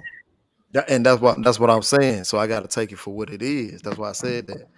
That's that. I just got to get the backdrop on why I said that. You see what I'm saying? Not saying that he's wrong or anything. I'm just saying if he's saying that and it's correct, and I know that he can't drop the ball on this or else, you know what I mean? So if he's saying that, he must have got that definitely go ahead with this information. So we looking out for you type of shit. You know what I'm saying? Because if he's saying that, and I know for a fact he can't drop the ball on that, it got to be true. Yeah, I agree with Tay. I think he's trying to save his job, but that is some good news to me. To me, it's good news that he on his last leg because I done had some run-ins with him on Twitter. I really don't care for Mike Carpenter. I don't know. Listen, why y'all mad at Mike? Like, what did he do? He in a position where a lot of people gonna be mad at him. They drop him the info before everybody else. What to be mad about? Nah, I mean, if you really, it ain't. I can't say be mad at Mike, but the thing about it is, you know what I'm saying? If you an American, right? You American, just like everybody on here right now is an American, but he will uplift the European fighters before he uplift the American fighters. And some American fighters he gonna talk shit about, and then he'll go to the fight and ask him every question in the book, like he's supposed to get the door right quick. So like it's supposed to be gravy. Nah, people ain't moving like that. That's why you see the guys like Charlos go off on him. That's why you see other guys in the industry go off on him for shit like that, because he'll bash them, but he'll run over to the UK and say everything politeful and everything will be A-okay. You see what I'm saying? That's one of the main things a lot of people been getting at him about. That might be his next stop, the UK. But what people forget, he signed with MTK during the pandemic. Yeah, he sure did. I forgot about that. So why did ESPN pick him up if he signed with MTK? Like, why did they pick him up after that move? That's something ESPN got to explain. Damn. I'm curious. So we asked a question earlier about who should either fight or fight if they don't fight each other. Who do you see them fighting? Who would Terrence Crawford fight and who should Errol Spence? I heard Keith Thurman's out there for early November, whatever, but I don't know if it's true or not. I heard Keith Thurman and Stanionis.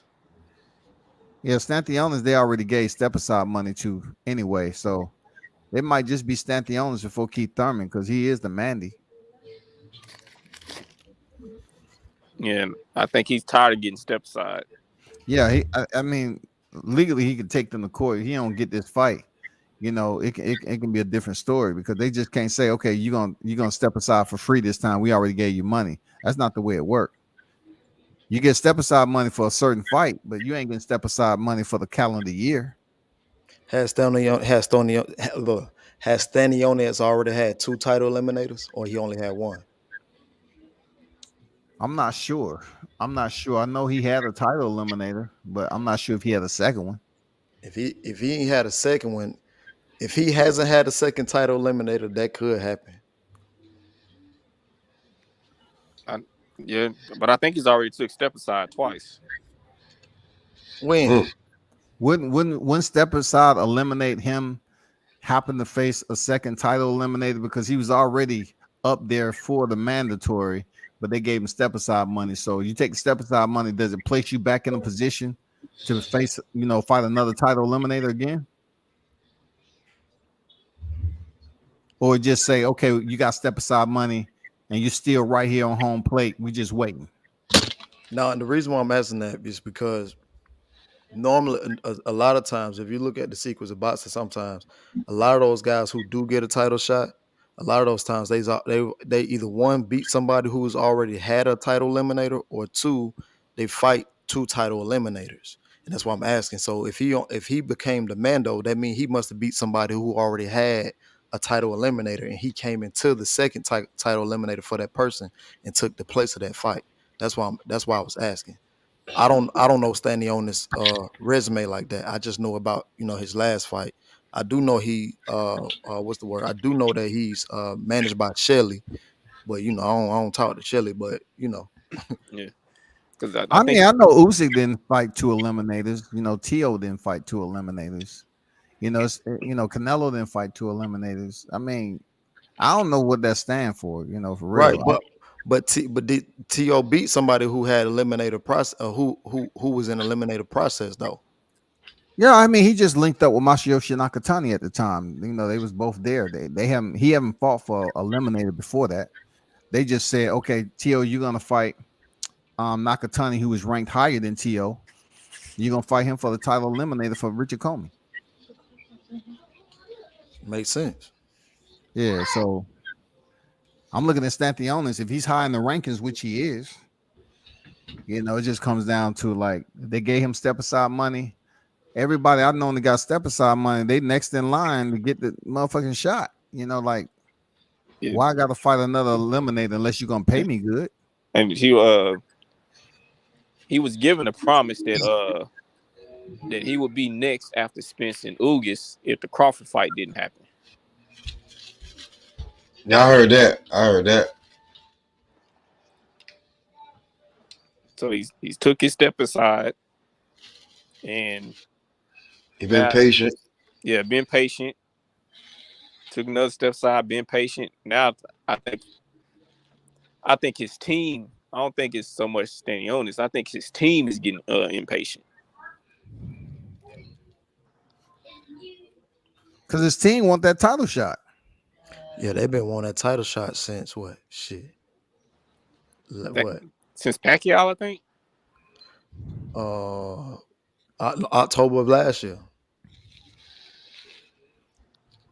I mean, they want that title shot, man. I'd be impatient too. Shit, like, hey, look though, Scotty. Hey, real talk though. When we was at the last fight or whatever, versus Fury or whatever, I'll never forget. I didn't even know who Stanionis was until last year in October. He came in the room and Shelly say, "Yeah, this gonna be the next welterweight champion." And I'm in my head, I'm thinking like, what the fuck you talking about? Shit, we still got, what I'm saying? We trying to get Bud and Spence. What are you talking about? But then it made sense when he fought right after he introduced us. When he came into the room, he fought somebody. Not Cody Crowley. Was it Cody Crowley? No. He fought the other dude that beat Jamal James. And when he fought him, I said, damn, ain't that some shit? And then before I knew it, they were saying that Stanionis was taking step aside. I said, oh, that's some shit. Shelly already knew what was going on. Shelly knew the play. Damn. That shit was crazy, bro. Like he literally, that's how Shelly introduced him coming into the room. I didn't even know who Stanionis was. Only thing I was looking at, I'm like, damn, he just said, what I'm saying, this white boy. I mean, because he white, no, no relationship, but he was just like, this is next welterweight champion of the world. And in my head, I'm thinking like, what? What? We trying to see Bud and Spence? What are you talking about? So I actually laughed at him, but he was dead ass serious. That's interesting. I mean, these insiders, they know, man. But I'm trying to find out who the insider of this damn, PBC bullshit is going on. Yeah, because it definitely need to get cleared up. I need to call up Rick again. Get Rick on here and talk about. I know he know. I gotta give it to Rick. He been on par with everything he been saying about this fight. He said one gonna happen, this and this and this, the money and all that. Hey, shit ain't happen, bro. Shit ain't. Yeah, you right. You what right. Now? I said you're right. Rick was on point with everything he said. Hey, Rick, like my tweet today. He was on the show with Coach Malachi today. Matter of fact, he said some shit. I put it on Twitter. What did he say? Basically, he ain't got the balls, and he ain't asking. If he wanted to fight, he'll tell Heyman, show Terrence Crawford the fucking revenue. It's that simple. Mm-hmm. So somebody over there don't want the fight. And he said that on the show today, you know what I mean? I was trying to tell the nigga on Twitter, because the nigga on Twitter was trying to blame it on Bud, saying Bud should just sign a fucking fight. But I'm like, bruh, this what Rick said. So I posted the clip from the show. And he like, man, he went back and watched the thing with Kellerman and Coverage or whatever. He said, damn, well, if what they saying is true, then I guess it is, you know what I'm saying? I guess it is Spence and them. I guess it is Heyman and shit. And he like, man, I'm just, and so dude, he literally just tweeted me like 5 minutes ago. He like, man, I was just upset because we've been talking about this fight since April and shit. Mm-hmm. You know what I'm saying? So, the Spence fans, I don't know, they feeling some kind of way too. Shit, I think they can't believe it. You know what I'm saying? Like, damn, they can't believe it. They don't want to believe it either. Nah, they don't want to believe it. Can't believe it. It can't be true. It's like a guy that don't believe his girl cheated on him. Nah, you feel me? Not me. She wouldn't do that to me. She looked me in my eyes and told me. You feel me? Who typing? Somebody typing. That's Big Blunts. That ain't me. Yeah, somebody doing some research. Somebody got an old ass keyboard. They on a typewriter up in that bitch. Nah. You got an old ass typewriter over there. You changing the ink in that motherfucker, dog. $200 keyboard right here. Now, come on, now. Hey, if that's a $200 keyboard, that shit should be silent. You feel me? Hey, this motherfucker loud as hell. Silence. Hey, I'm telling you.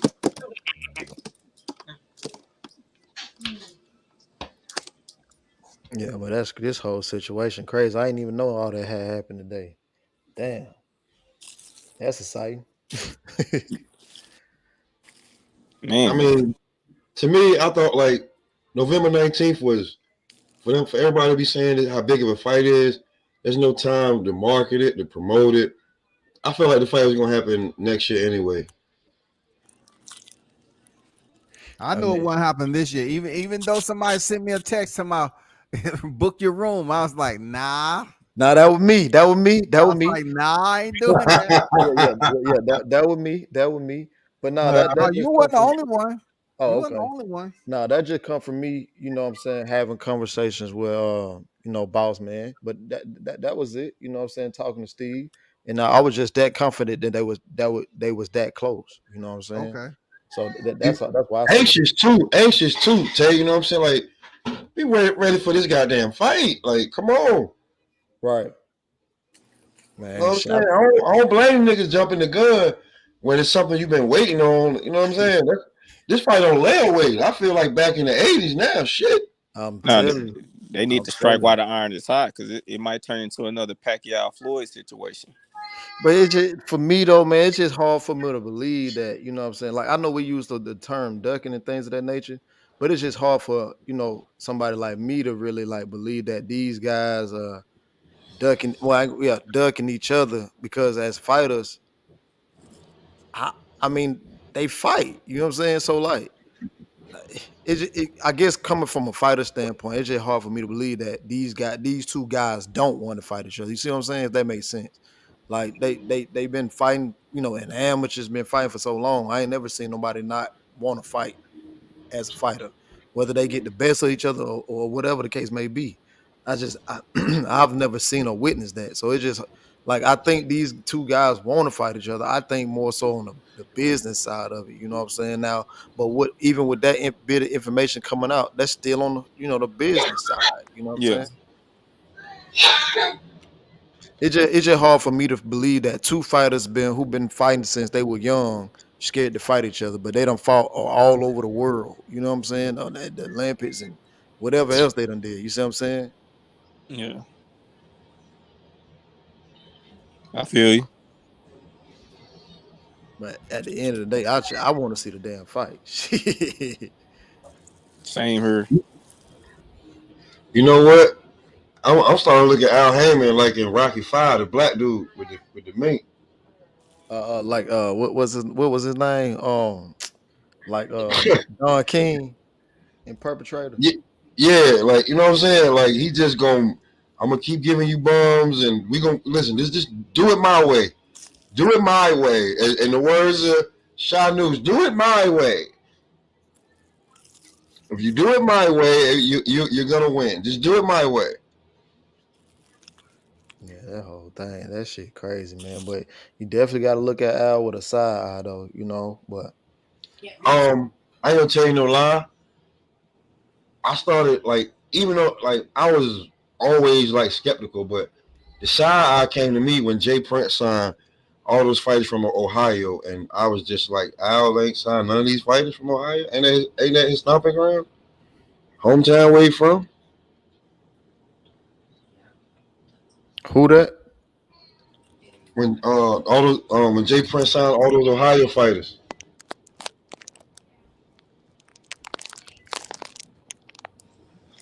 He signed Big Baby. He signed who else he signed from Ohio?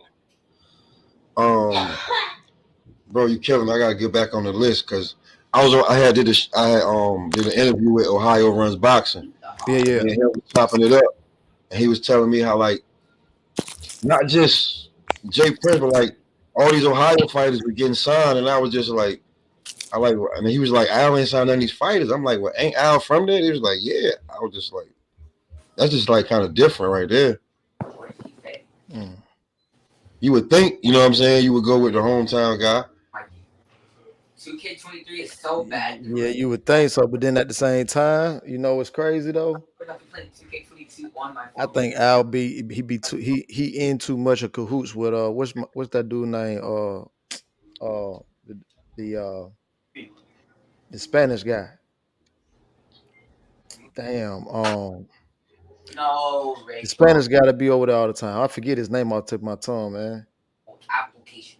He got all the Spanish fighters. Well, they talk Spanish. You talking about Salito, not Salito.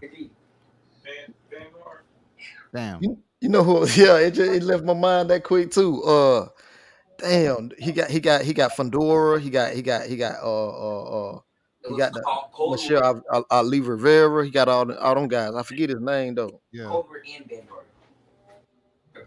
Damn, I think because if you think about it, shit, I be seeing all his fighters every time I look at Showtime PBC. All I see is him in the ring. I'm like, damn, he getting all his fighters on. Big Demon said his name's Steven. No, not Steven. No, not Steven. Nah. Oh fuck, I forget his name, man. Samson. Oh, that's what D-Ray said, Samson. Yeah, Samson. Oh, okay. Samson. It's just, it's like, damn, like every time I look up, like his fighters coming in. It's like every time he at least had 3-4 fighters on the card. I'm like, damn. Oh, so yeah, he doing business with him.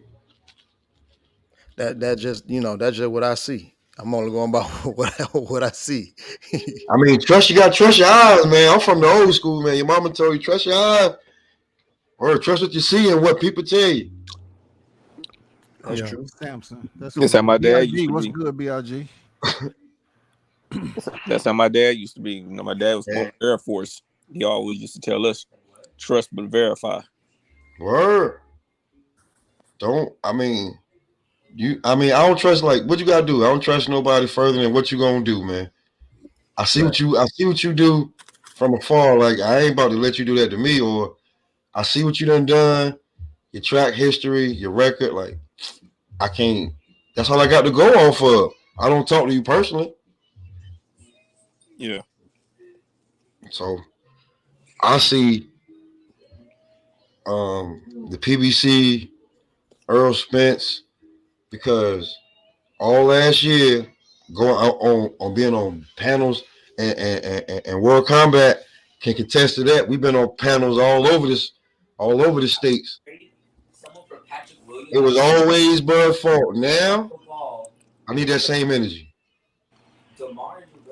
And I was always on panels too, but when the Bud and Spence conversations came up, I just stayed quiet. But now it's to a point to where I can't stay quiet no more. Bro, I was on a panel, World Combat. I was on a panel where it was pro Spence, and I had to just sit there like I wasn't even. I just sat there because they was like, "Why you ain't talking?" I'm like, no matter what I say, somebody's gonna cut me off. Yeah, that's why I would stay quiet. You know what I'm saying? No matter this shit happens on here. That happened on YouTube. Damn, that's uncommon. That's conduct unbecoming. For me, like, motherfuckers cutting you off on a Spence and Crawford topic. Man, that's one reason why I never talked about it, because I know the toxic, the toxic in it. So I was just like, man, you know what? Let me just do the videos on it. You can comment on the videos, but let me just stay in my lane. You know what I'm saying? But I hate to hear that, man. It got personal. It got personal, bro. Like, I was on a panel, and it got personal. Oh, I can believe it. Like, damn, bro. I'm like, we all got an opinion. Like, you ain't got to take it that personal. You know what I'm saying? Word. You got different level of Spence mics and, you know what I'm saying, Earl Sexual, SPENCEAHOLICS, whichever you want to call them. You got different levels of them. You know what I'm saying? I had to get one SPENCEAHOLIC to tell the Spence mic, yo, chill, that's not what he meant.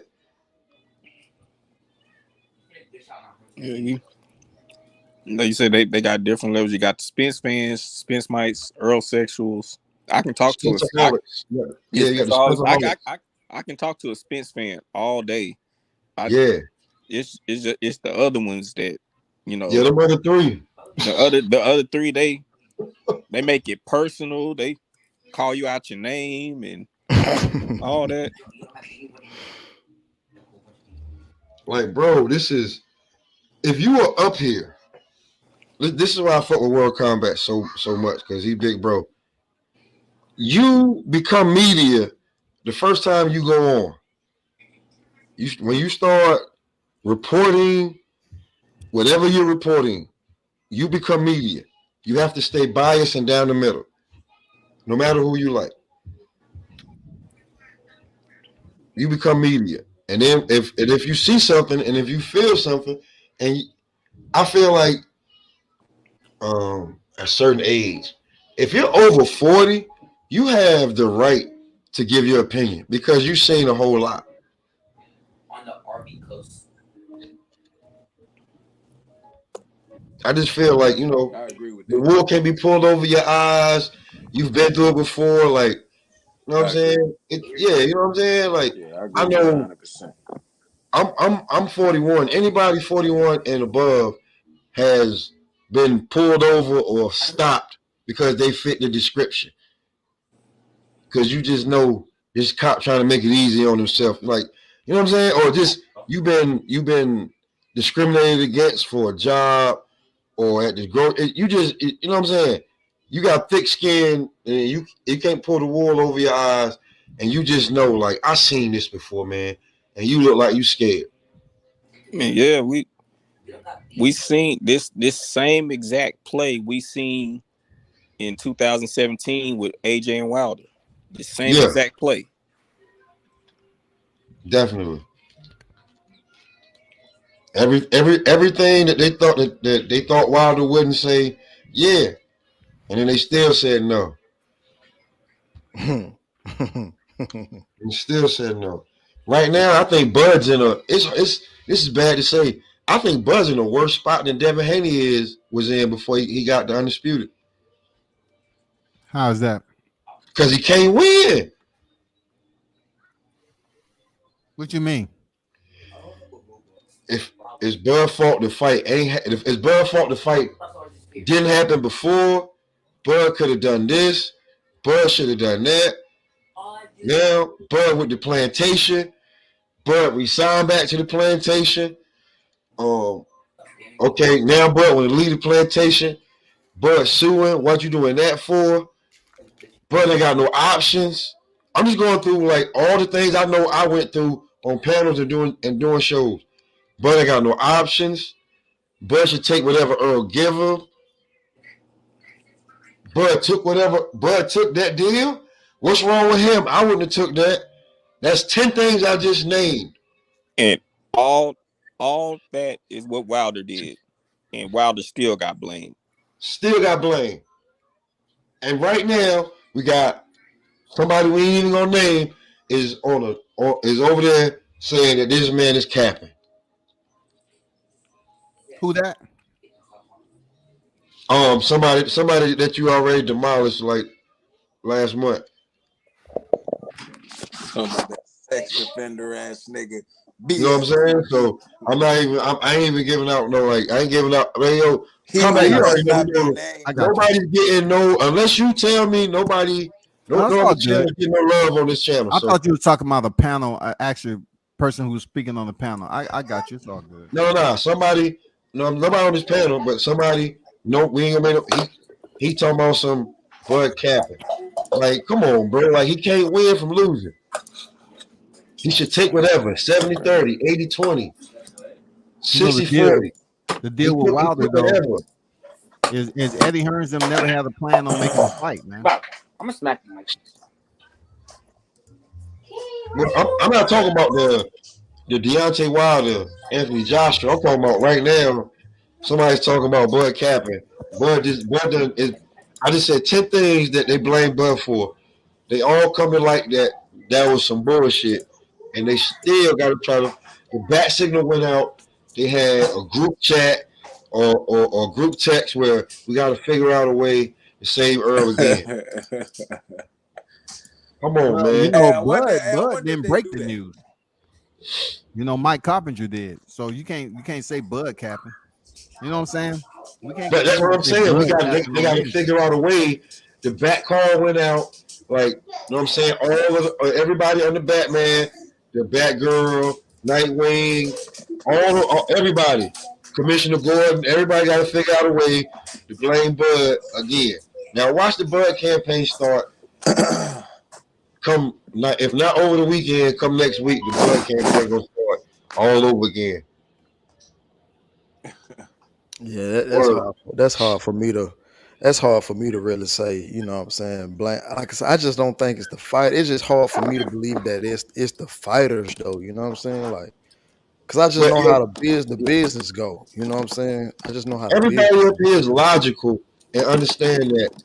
Let's not blame the fighters, because I've said this time and time again. Let's start looking at who write these contracts up and who getting it done and getting the say so. Who's getting that done? Who's got the final say so on these contracts? That's who we need to start blaming. But it's not going to be that. Right. It's not what it's going to be. So I can guarantee you, because I be floating through the channels, they already like trying to say like it's crazy. Never mind. They trying to blame somebody else who said something else about Bud allegedly, saying that Bud trying to do everything to make this fight. He agreed to everything. They seen him at the convenience store. I'm not gonna say what it was, but they're trying to cancel that out. That didn't happen. Whether it happened or not, it was a story. They cancel that out. They don't want to believe that their man said something good about the enemy, and come to light right now that they don't want to fight. So it can't be Earl. We have to start the campaign for all of October at his Bud's fault. I get what you're saying. I'm seeing it coming. It's gonna be Bud Crawford fault and the return of Deontay Wilder and the vote Clarissa Shields. Mark my words; those are gonna be the 3 top topics all next month.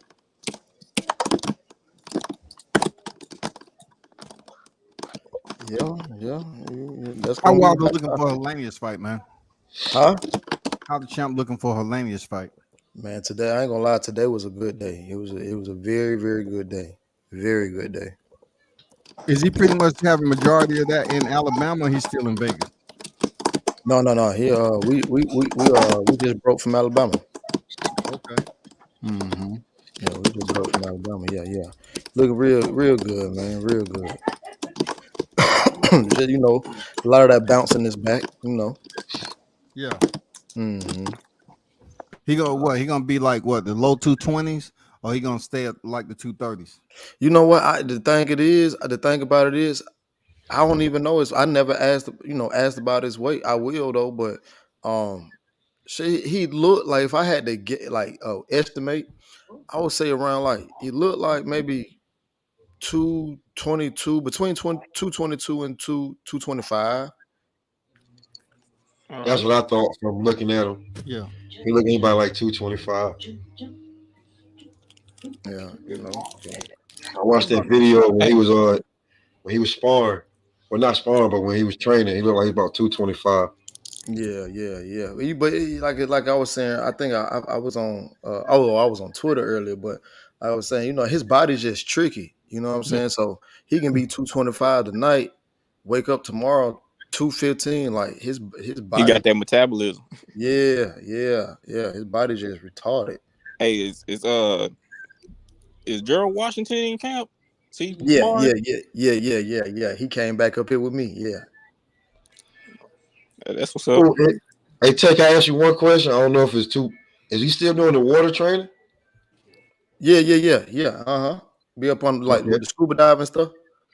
Yeah, I know he got the that big he got a big with like a lake. Yeah. Pond type lake in the back of his house. I know he even with that too. Yeah. That's. I do my research now. I know how my fighters train. Now, I know he like a lot of fighters don't do the water work. That's why I know that punch be so fluid when it comes. It's like water, like Bruce Lee said. Yeah, he a water boy. Shit, that motherfucker took me scuba diving. I'll never go again.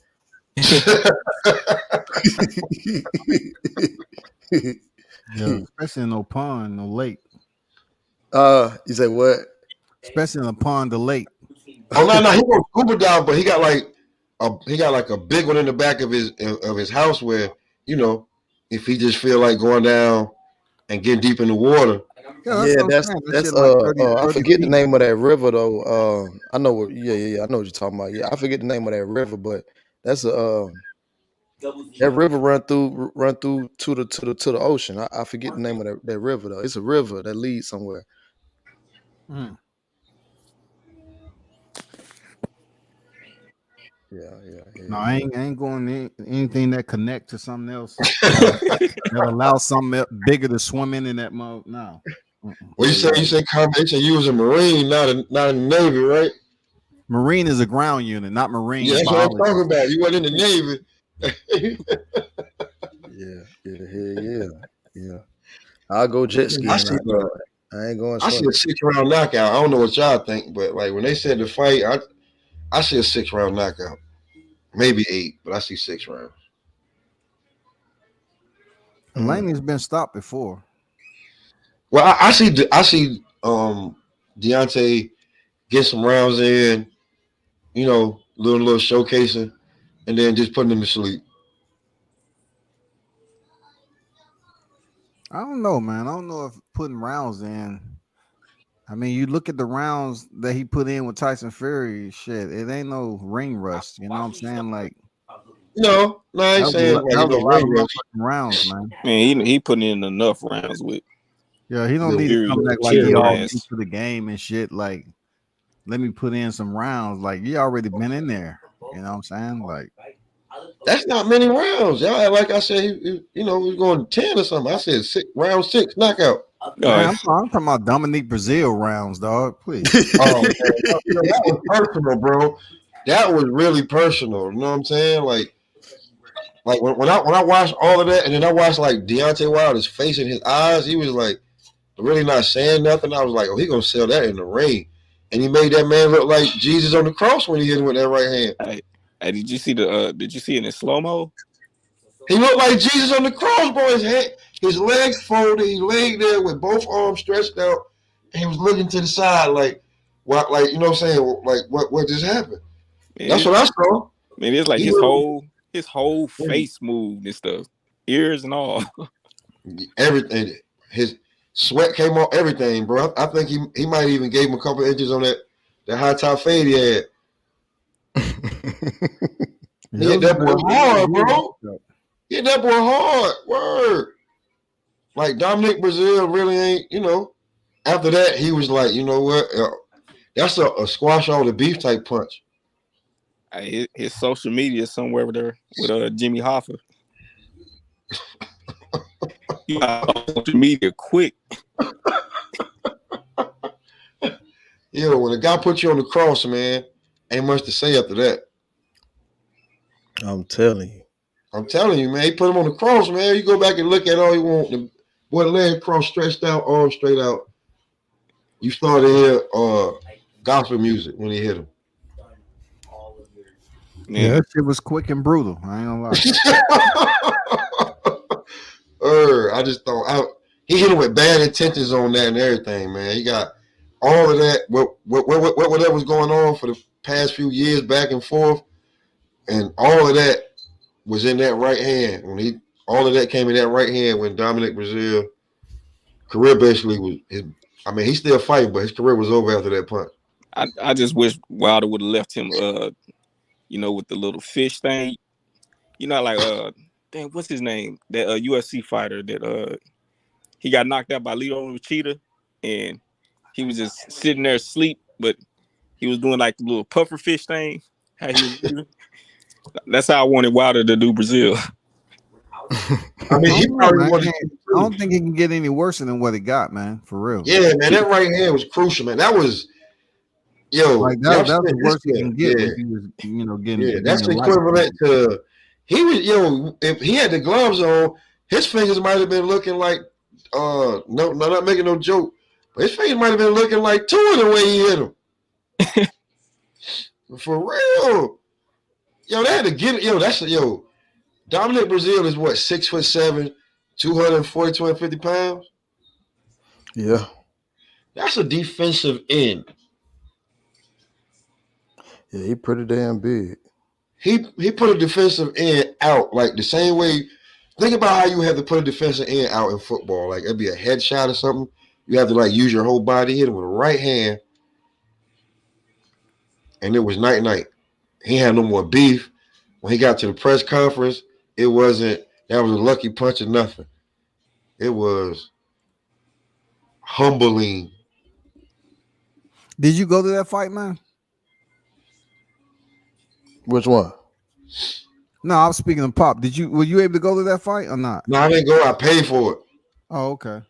I paid for it. You know what I'm saying? So when I watched it, I was like, I was trying to tell the people like they was like, because they were just like, they just seen the clips of Wilder just knocking people out. I was like, nah, he gonna do some body work. He gonna showcase something. Bing! They just looked at me. Yeah, I don't think Brazil's in the same sense. I mean, you know what I'm saying? If I can't make it to the fight, I'll pay for it. And I'll make sure that I see everything. You know what I'm saying? I try to research as much as possible as not making it to the fight. But when I seen that punch, I was just like, ooh. Yeah. A lot of frustration and and anger and that, you know, and back to when he's saying that when, you know, he want to catch a body in the ring, Brazil might have been the one he was trying to do that to. Now he baptized him. Yeah, he definitely did. Yeah, he baptized Brazil for sure. I told you I heard choir music when he hit the floor, hit the canvas. Yeah, I'm from the South, so you know I heard the humming and all of that. Yeah. That shit was ugly. That was satisfying. Yeah. I mean, you know. Yeah, I didn't even get a chance to sit down. See, that's bad. Yeah, hey, you brought me to the end and they're like, "Ooh," you like, "Yeah, what happened?" You gotta look up on the damn Titantron.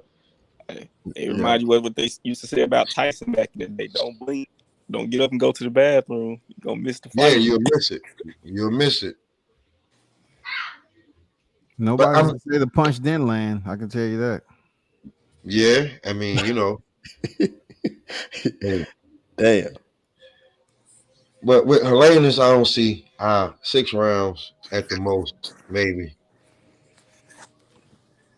And he going to sleep. If the ref gonna be like, nah, that's just I can't allow you to get hit like that no more. It's possible. Yeah. It's possible. Yeah. I watched some old fights. I watched the old fight. I watched what is it? I think it was Foster versus Frazier. And when Frazier knocked him out, I was like, that ref should have known when he got up that it was over. He let Frazier hit that man again and just, you know what I'm saying? That man probably was eating he didn't eat solid food maybe for like 2 months. You know what I'm saying? So when it comes to like Wilder, he got like that old school. I don't compare Wilder power to Tyson. I compare it to George Foreman. Yeah. Old Foreman. Like, you know what I'm saying? When they said Foreman. Yeah, like remember when they said Foreman he hit a guy so hard, you know, he was knocking him off his feet in sparring. He punching holes in the heavy bags. Like, I compare Wilder to that, man. 2 different styles of fighters, though, man. I didn't say the style. Like George Foreman, he hits like a slugger, like he's swinging an axe, like he swings heavy. But you know, Wilder is more laser, more straight to the target. You know, for impact. You know what I'm saying? More like a detonation. You know, George Foreman, it's almost like somebody's carrying around a plank. You know, 2x4 or something like that. You know, they swinging that. And you know, just by looking at the 2x4, it's gonna hurt when it lands. You know what I'm saying? That's true. That's true. That's just me though. World Combat. I just see like when he hit him. Like when I checked it and I went and looked at some George Foreman fights and like just like you said even when Foreman detonated and you saw that fighter like take like 8 steps back to the other side of the ring. I was just like, oh man, that power is just different at that size and height. You know what I'm saying? And he just hitting him with like some punches I seen Wilder knock people out with. I was like, did he really hit him that hard? But then I'm gonna ask that dumbass question like that man 6'7", him with all that leverage. Yeah, he hit him that damn hard. He grazing niggas knocking him out. But it may look like a graze with the glove, but you know you catching. That's a big. They heavyweights. Yeah, that's all that force. That's all that force, man. I think what really told the truth about his power is the second fight with Ortiz when he knocked Ortiz out. If you go back and look at the knockout, he didn't even turn on that punch. He just threw it. And I just only asked myself, like, damn, if he would have turned on that motherfucker, he would have like probably killed that dude. Well, in the first or second fight? The second fight. You know how you turn your right foot? Yeah. He didn't turn that motherfucker. He just threw the punch. What sealed it for me with his power was the second Stavern fight. Oh, yeah. Oh, that was a massacre. But I knew he was gonna get it too, because all that shit he was saying, I couldn't believe he said all that. Like, he was lucky that the ref didn't count the knockdown in the first fight. He might not have lasted through that. You feel me? Like, That was a beatdown. Like I watched Wilder beat that man down 11 rounds. I gave Stavern 1 round. I'm interested to see how the Helenius fight go, because I think by them knowing each other and stuff like that, I get it. Helenius believes that he, knows how Deontay fights, things of that nature. I think I want to see how it go. You know what I'm saying? I want to see how it go. If I really just open my mouth, I just want to see how it go. But how he's looking and what he's been doing is definitely like the 25 and 26 and Deontay. So it is. That's the part that I'm really enthused about right now, and I just want to see how it go because that's the Deontay that I liked. You know what I'm saying? So I want to see how it go and how it look. Yeah. What up, Balash? Hey, what it do, bro? What's What's good, up, bro? Chilling, man. Chilling. Man, I'm hearing why some y'all of the youngins ain't out? It's Friday, man. Y'all youngins don't go out no more. I go out sometimes. Man, I stopped going out when I turned 30. That was Y'all 9 ain't years hanging ago. out at the club, to catch the stragglers on their way out. No, I don't be on that, man. Nah, I'm locked in. I'm done. I'm done too. Yeah, I'm hand-packed. Whatever you want to call me, that's what I am. That. So, man, how is it? What's going on with this Crawford Arrow thing? Is it being confirmed? It's not happening this year. Yeah, That's what Mike Copper just said. You know what I'm saying? And like I was telling the crew right here. Shit, if he said it and knowing what I know about Mike, you know what I'm saying? It gotta be true. You know what I'm saying? I don't think he would put that out there if he was already on the hot seat. You see what I'm saying? So, shit, that's why I'm looking at it like, oh shit, damn. Yeah, it looked bad, bro. It looked real bad. It looked bad. And like I said, if that is true, man, PBC got Earl. They got him looking bad. Yeah, for sure. So everybody on the panel, though, like, did you really think it would happen this year?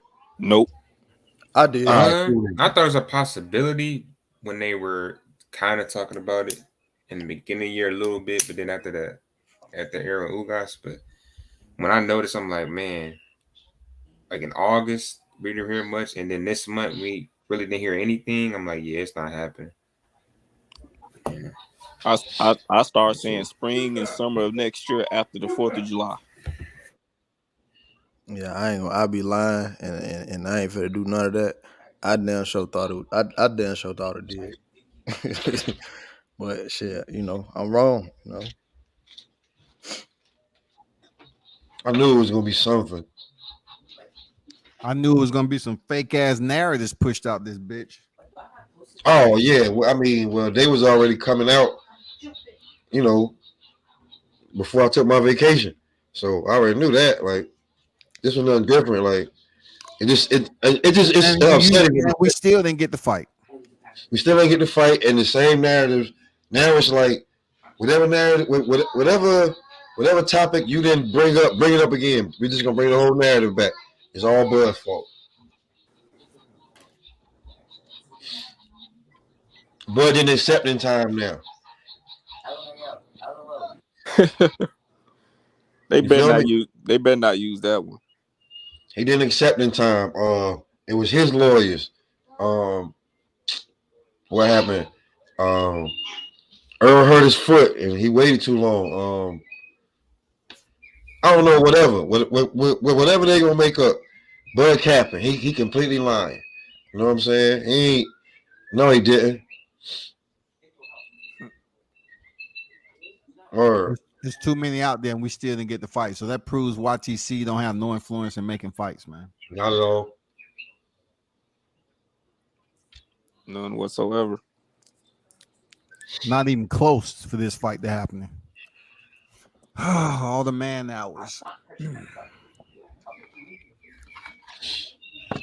I guess it'll come down to it sooner or later, man. They can come Legends back, League. for an exhibition fight, man. Legends League. The fight gonna be on Triller. Word. The fight. They gonna have a versus and the fight on at the same time. They gonna mix it together. Triller. I'm surprised. Like they ain't trying to go to a purse bid and Triller jump in and try to get this fight because they the one that's spending money like crazy. You know what I'm saying? They probably got a bad taste in their mouth after that Tio shit. Yeah. No, I mean they the one relocated. You can't have a bad taste when Floyd came in to fight Logan. They chose to relocate. Yeah. But then they ended up losing money on that fight too, though, because they had to pay Tio like some of that money and Cambosis. Man, Triller got money, dog. They're part of the music. They're part of the music industry. You know, I get that, but big money don't never like to lose. Yeah, I mean, and when you come over to boxing, though, you know what I'm saying? They obviously lost money relocating. You know, they pulled out of the fight when it's supposed to be in Florida. They pulled out of that, and then it got delayed again like 3 times. You know what I'm saying? It was postponed, and then they just defaulted, and that's when Hearns picked it up. But they got money now. Oh, they definitely got money. I just don't like how they just fell into like the combat triad deal and getting all these older fighters. When they first started off, they had Regis on there. They had Jake Paul in Situation, Roy and Tyson. They had some pretty decent. Now they just have the older guys fighting. Yeah. I ain't heard about no decent fight on Triller in a while. Yeah, Triller kind of fell back, man. Like, I know they have they had Anderson Silva, Tito Ortiz, then Evander Holyfield, Vitor Belfort. You know what I'm saying? That didn't live up to all the big hype. Man, I felt bad for I think they kind of went to the side though when Jake Paul signed with Showtime. Yeah, that's what happened. When he kind of did some rapper shit. He went from independent to majors. Yeah, when Jake Paul left and went to Showtime, then Triller kind of fell back. Basically, the Paul brothers, right? What now? Weren't both of them on Triller, or Logan's on his own? Yeah, you have to think. When they came out of the pandemic, when they initially fought under Eddie Hearns, it was Logan Paul and KSI. No one really wasn't looking for freaking Jake Paul fighting Gibb until they got to damn near the end of the pandemic. They start coming up with this shit with Jake Paul fighting freaking Nate Robinson. Yeah. He went up there and knocked out Nate Robinson. Then he get Ben Askren. They put him on the roll. After that shit, man, with Tyron Woodley, he signed with Showtime. It was a wrap. But Jake Paul got money, though. The Paul brothers got money. I heard something about them something about Jake Paul in the pound for pound list. Mauricio Suleiman said that if he was going to fight Hasim Rothman Jr.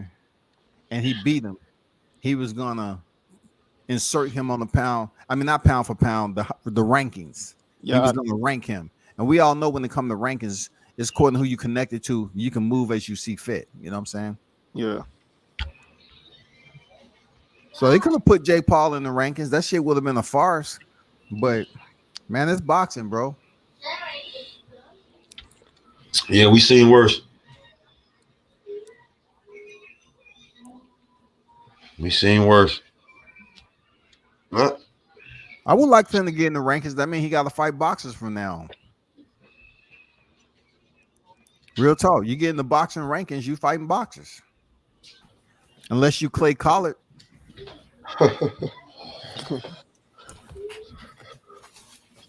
Well, wait, hold on. He fight at one, so he'll be at 175 if he was that fight actual boxers, right? Jake Paul. Yeah, I mean he's like a 190 dude.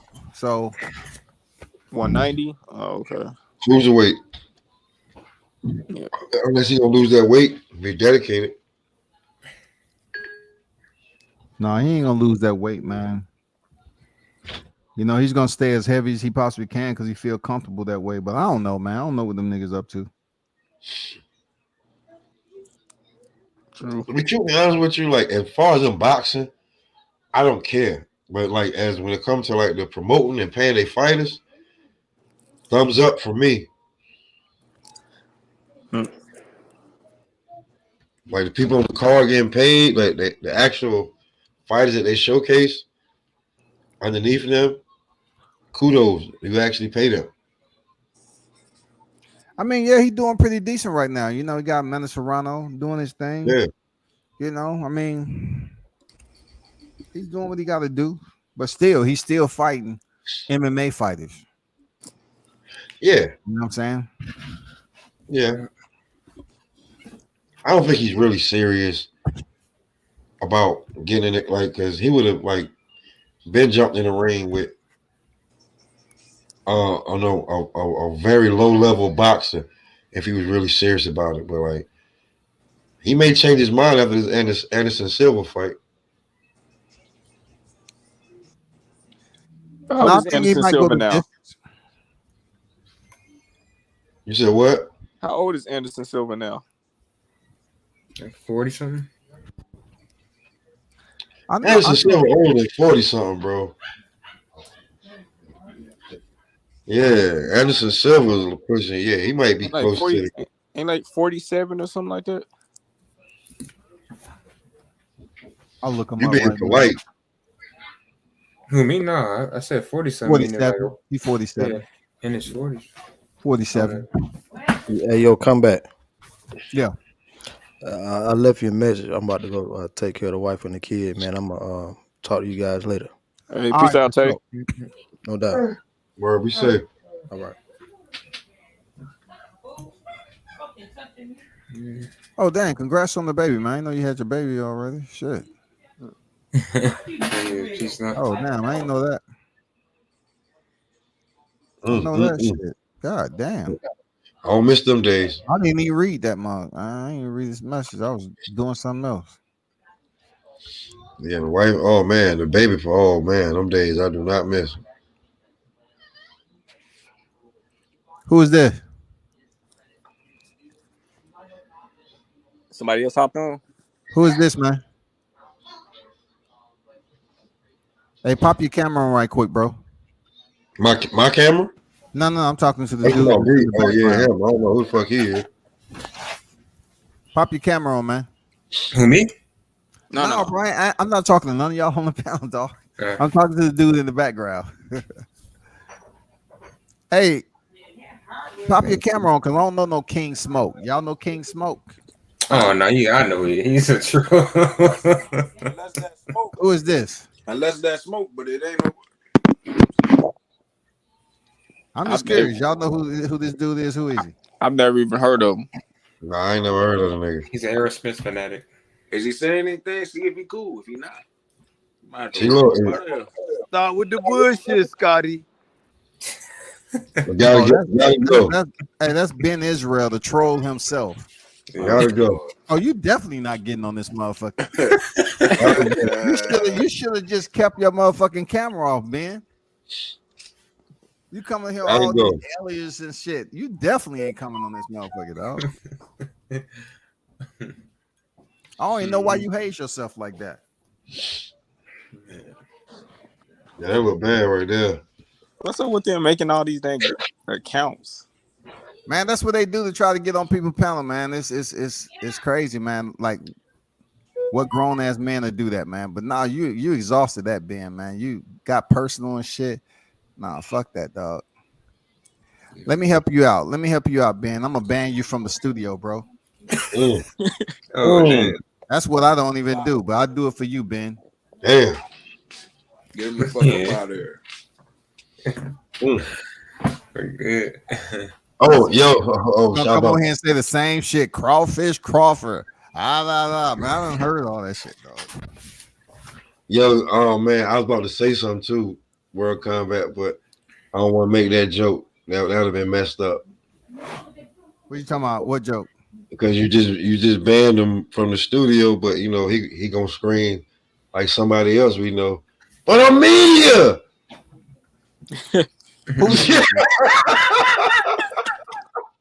Who's media? Dub, what's good, man? You know that there's certain individual that couldn't get backstage, but he screamed out he's media. I don't know who you talking about, dog. Oh man, why y'all be scared to say these niggas' name, man? I want to say him on the channel, but you know, man. I'm talking about when Blue Blood screamed out he's media, and they were just like, man, I don't remember that shit, dog. When he screamed out he media, I don't remember that. What channel he do that on? No, man, you gotta be talking to bro. He ain't have his credentials, OG. He ain't have his credentials. Yeah, you gotta get those credentials for sure. You can't go in there bare-wristed. And they were, you know. Oh, you talking about when he could get in the presser? Okay, I got you. You know what I'm saying? But I'm media. Better take his ass on somewhere, nigga. You blocked, nigga. Get the fuck on. No credentials, nigga. Get the fuck up out of here. For real, go to the bodega and shit. And get your corn dog.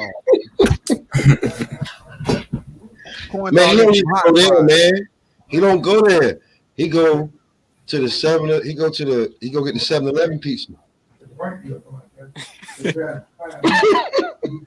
I knew that story. I knew he was gonna come up with something, man. When I first heard that, I was just like, so much things went through my mind, like stand-up comedian, but I was just like, I'm gonna hold it. But homie trying to jump up in and trying to explain his case like he's media or something. Man, get your ass out of here, man. You got no credentials. That nigga's a fan turned media, man. That nigga blue, man. Huge. Hey, all right, man. Hey, Balash, hit me up. Hey, text me later, bro. Oh, definitely, man. Stay safe, man. No, that's expert. Okay. I know we sounded like. All right. Yeah, y'all sound damn near alike, man. All right, expert. Appreciate you pulling up, bro. How you been, though, Scotty? I'm good, man. It's Friday. I'm chilling, man. You know what I'm saying? Yeah. You know, I was looking for more ops, but they digress and shit. Right. Handling business as usual. Willie the Munchkin got a haircut and shit. He trying to turn his life around and rededicate himself to Jesus Christ. He said, "Who?" You seen that nigga had a haircut, man? I'm dead. That shit is crazy. Motherfuckers getting on his ass. He would try to clean it up and shit. He was looking dirty for a minute. Nigga disrespectful, man. Straight up. He been disrespectful for a while, dog. Man. You know, I mean, shit, the turnout, man, we had soldiers on the march on their ass, man. They couldn't do anything, man. Yeah. We had niggas waiting, like, hey, nigga making videos, man. People sending me all sorts of shit. It's fun, but it's time consuming. Yeah. I tell you what, though. But it was well worth it, though. I tell you that. Yeah, man. I was tuned in, like however many people you said was tuned in, I was one of them. Every time. Petty though, when it comes to going that mug, man, that just shocked. I mean, like I was saying, damn, that's creative. E Thriller. E Thriller got some creativity. His shit. I mean, like, yeah. Yo, that's the video I saw yesterday. Creativity, dog. That's the video I saw yesterday with the Earl Spence, Bud Crawford shit. Like, everything I knew, he just put it in a video. Yeah. See, between him and Big Blunt Boxing, they got different type of the way they put the story together. Boxing, the way he put the story together is you have to be able to mesh the clips together if you're narrating shit to make it blend together and tell a story. And that shit be fire. A Thriller do the shit with juxtaposed stills. Yeah. And they just he just leave you the viewer to figure it out yourself. Like he killed Knockout. Killed him. Yeah, man, he slaughtered his ass. Knockout, dog. I'm gonna check it out. I looked at that shit, dog. Oh shit. Who was that? He dropped off. That was big month. Yeah, when I saw the video yesterday, I was like, damn, that's a good ass video. Yeah. I mean, that shit's been going on forever and a day, man. YouTube shit, dog. I mean, I don't find it productive. But when you defending yourself, you got to go in. You know what I'm saying? You got to get with it. Period. I feel you. Yeah, it ain't no holding back. You got to go. You got to go get your content, and you got to get it. Right. Because motherfuckers lie on you, and you let that shit. Oh no, I'm just gonna let it be cool. No, these niggas don't respect that. For sure. Right.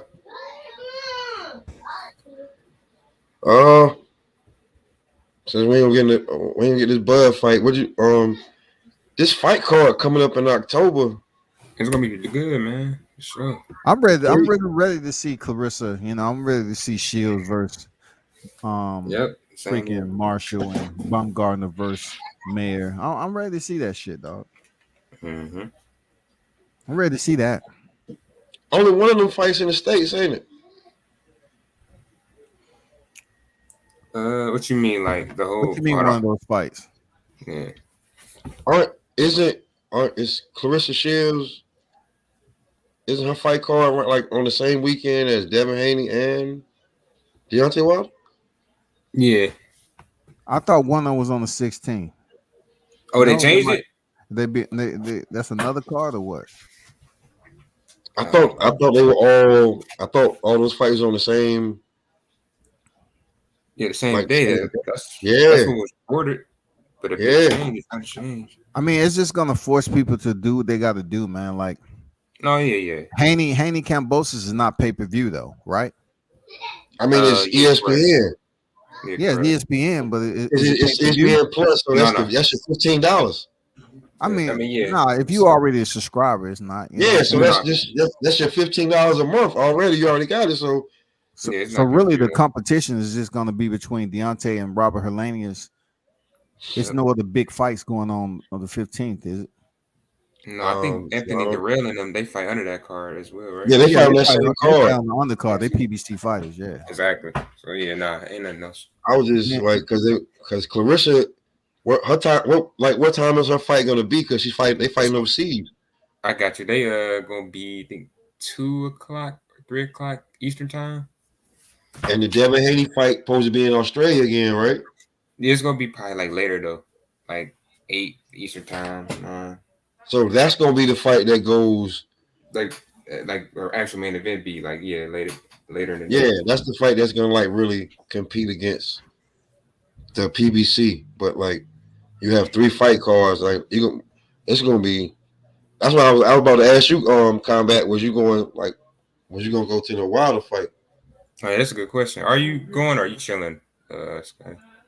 I don't let people know online. These hating ass. No, I understand. No, understandable. I feel on that. Going. Yeah. Maybe he's still up here trying to hate, dog. I feel you on that one. You just show up at the fight, you be there. You know what I'm saying? Yeah. And let's see. Man, y'all hear about Andrew? Barclays. I mean, the last time he was at the Barclays, man, it was lit, So I'm pretty sure it's gonna be packed up in that motherfucker too. Definitely. It's gonna be packed and there's gonna be a lot of traffic. Yeah. Yeah, Brooklyn's different, man. Yeah, buddy. Brooklyn's a different type of animal when it comes to fights and the way that people act over there. It's different. Yeah, sure. You going to the fight, man? Oh no, nah. I'm gonna be going to fights, but shit, not as of right now. What about you, Pop? You local, ain't you? You going to the fight? I'm local, man, but I looked at a couple of them. I'm like, the price of them tickets, man. I was like, damn. I mean, what they talking about? Nosebleed and all that. What? Man, they a couple hundred because it's Wilder. A couple hundred for nosebleed? Yeah, they were because they got this is their big card. Like they got. I mean, don't he rate that though? I think they Wilder rate that shit. Well, he got I'm just Wilder. saying. I'm just saying he raked that. He was in the ring with Fury 3 times. So Oh no, for sure. I'm just looking at regardless of the result. I mean, if I'm gonna be in the nosebleeds and I don't got my credentials or nothing like that to get down there, I'll spend that $70. Hey, Blunt, that's you? Blunt. Is that you, bro? Mm-hmm.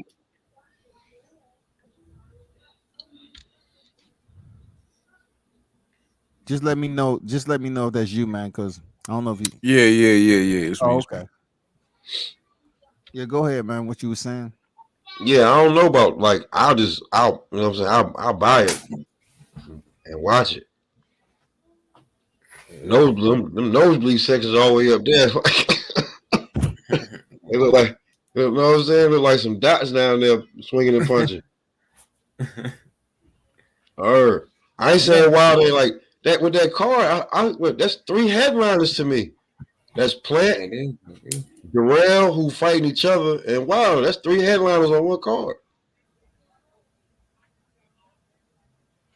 I mean, you gotta look at Caleb Plant coming off the fight with Canelo. So yeah, you know he's trying to fight. He's trying to fight in 2024 again. So I mean, it's legitimate. Worth it.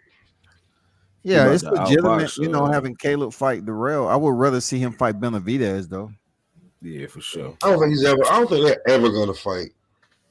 I think they will. Once Caleb get done with Darrell, Caleb just got to do Darrell because we already seen what Benavidez did to Darrell, so now we just got to see what Caleb do to him, and then they're gonna probably put them boys together. I would think.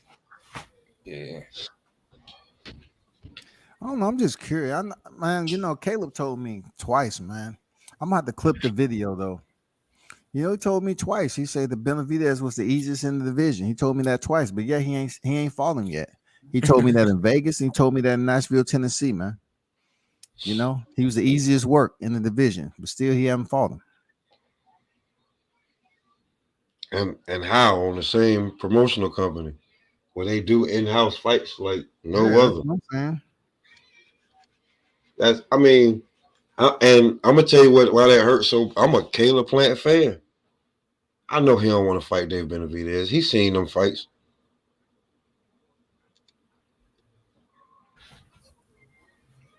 Yeah, I think he don't want to fight Benavidez. I mean, I don't think a lot of these dudes want to fight him. Benavidez is a nasty motherfucker. Yeah, he is. They want David Benavidez to lead the division. Benavidez ain't no joke, man. Him or his brother. You know what I'm saying? People get it twisted. Jose, the older one. Mm-hmm. Both of them dudes ain't nothing to play with. And Jose has the resume from a child to now. Like the worst thing that happened about him is some hater shit, and he got shot in the kneecap. Like if he'd got shot like probably anywhere else, but like in your kneecap, like destroying like ligaments, and like that's different. Mm-hmm. Yeah, it is different. Yeah, like you like that's bone. You know what I'm saying? And they were trying to like out walking your dog. Hey, I used to roll. I used to know this cat in the core. Man was pretty cool one time when I was pushing on the drill field, but he had got shot in the shin with a 30-yard 6, and the skin graft. It wasn't. I mean, he lost flesh with that because you look at his leg. That one leg looked like he bow-legged, but he still walk on it. You know, the skin grafts. I don't know. It's a weird thing, but I'll say, damn, a 30-yard 6, you survived that shit. You ain't lose your leg. Damn. Yeah, that's different right there. He didn't lose his leg. You said the 30-yard 6. But he got deep, where the flesh was removed. They couldn't, you can't put flesh back in that motherfucker. You know what I'm saying? No. Even if you use cadaver shit, the cadaver have to take. It has to be blood circulation or something for it to work or something. Yeah, but like y'all was saying though, that's gonna be. I think the card is gonna be good. You know what I'm saying? I think like Rick said, I don't think the pay-per-view worth $75, but I think what you think is worth then? Is good. Like 65. It's worth that. It's worth that. I think it's worth 70 some blunts. You know what I'm saying? I think it's worth $70 some, man. Like right now, with the way the economy is and everything, $74. That's expensive, just like everything else. You know what I'm saying? Gas, food, and you know you're gonna get 2 fights that you're gonna actually be like, I'm gonna watch these 2 fights. You don't know for sure. The co-main and the main for sure. You know that you're getting at least the co-main event is gonna intrigue you because these are 2 guys trying to get back into the contendership to even, get another shot at Thanos. Yeah. What do you think it should be? What price point you think it should be, in the 60s or something like that? I mean, if you want a hood discount or you just, I mean, if we're talking about, but like regular price, that's good, bro. This is good. This is good right here. I was talking blunts though. What price point? I'm thinking maybe $54.95. You know what I'm saying? $54.95 with a 20. God damn. Talking about if we want motherfuckers to buy this joint. Not a lot of people know who Robert Hood is. In order to cross the bridge, you got to pay the motherfucking toll. Give me my 20, goddamn it, and you got the rest. But really, like, I know how much I paid for that for the Wilder Fury 2. Oh wow! And $100. It's gonna be a good card, bro. Allegedly, my bad, not cut y'all off, but Frank Sanchez. I don't know if y'all heard of that dude. Yeah. The one supposed to be on the card. Yep, Gary Antonio Russell supposed to be on the card as well. Oh, that's gonna be heavy. Yeah, I want to see. Yeah, I'm definitely watching that. Heavy. Yes.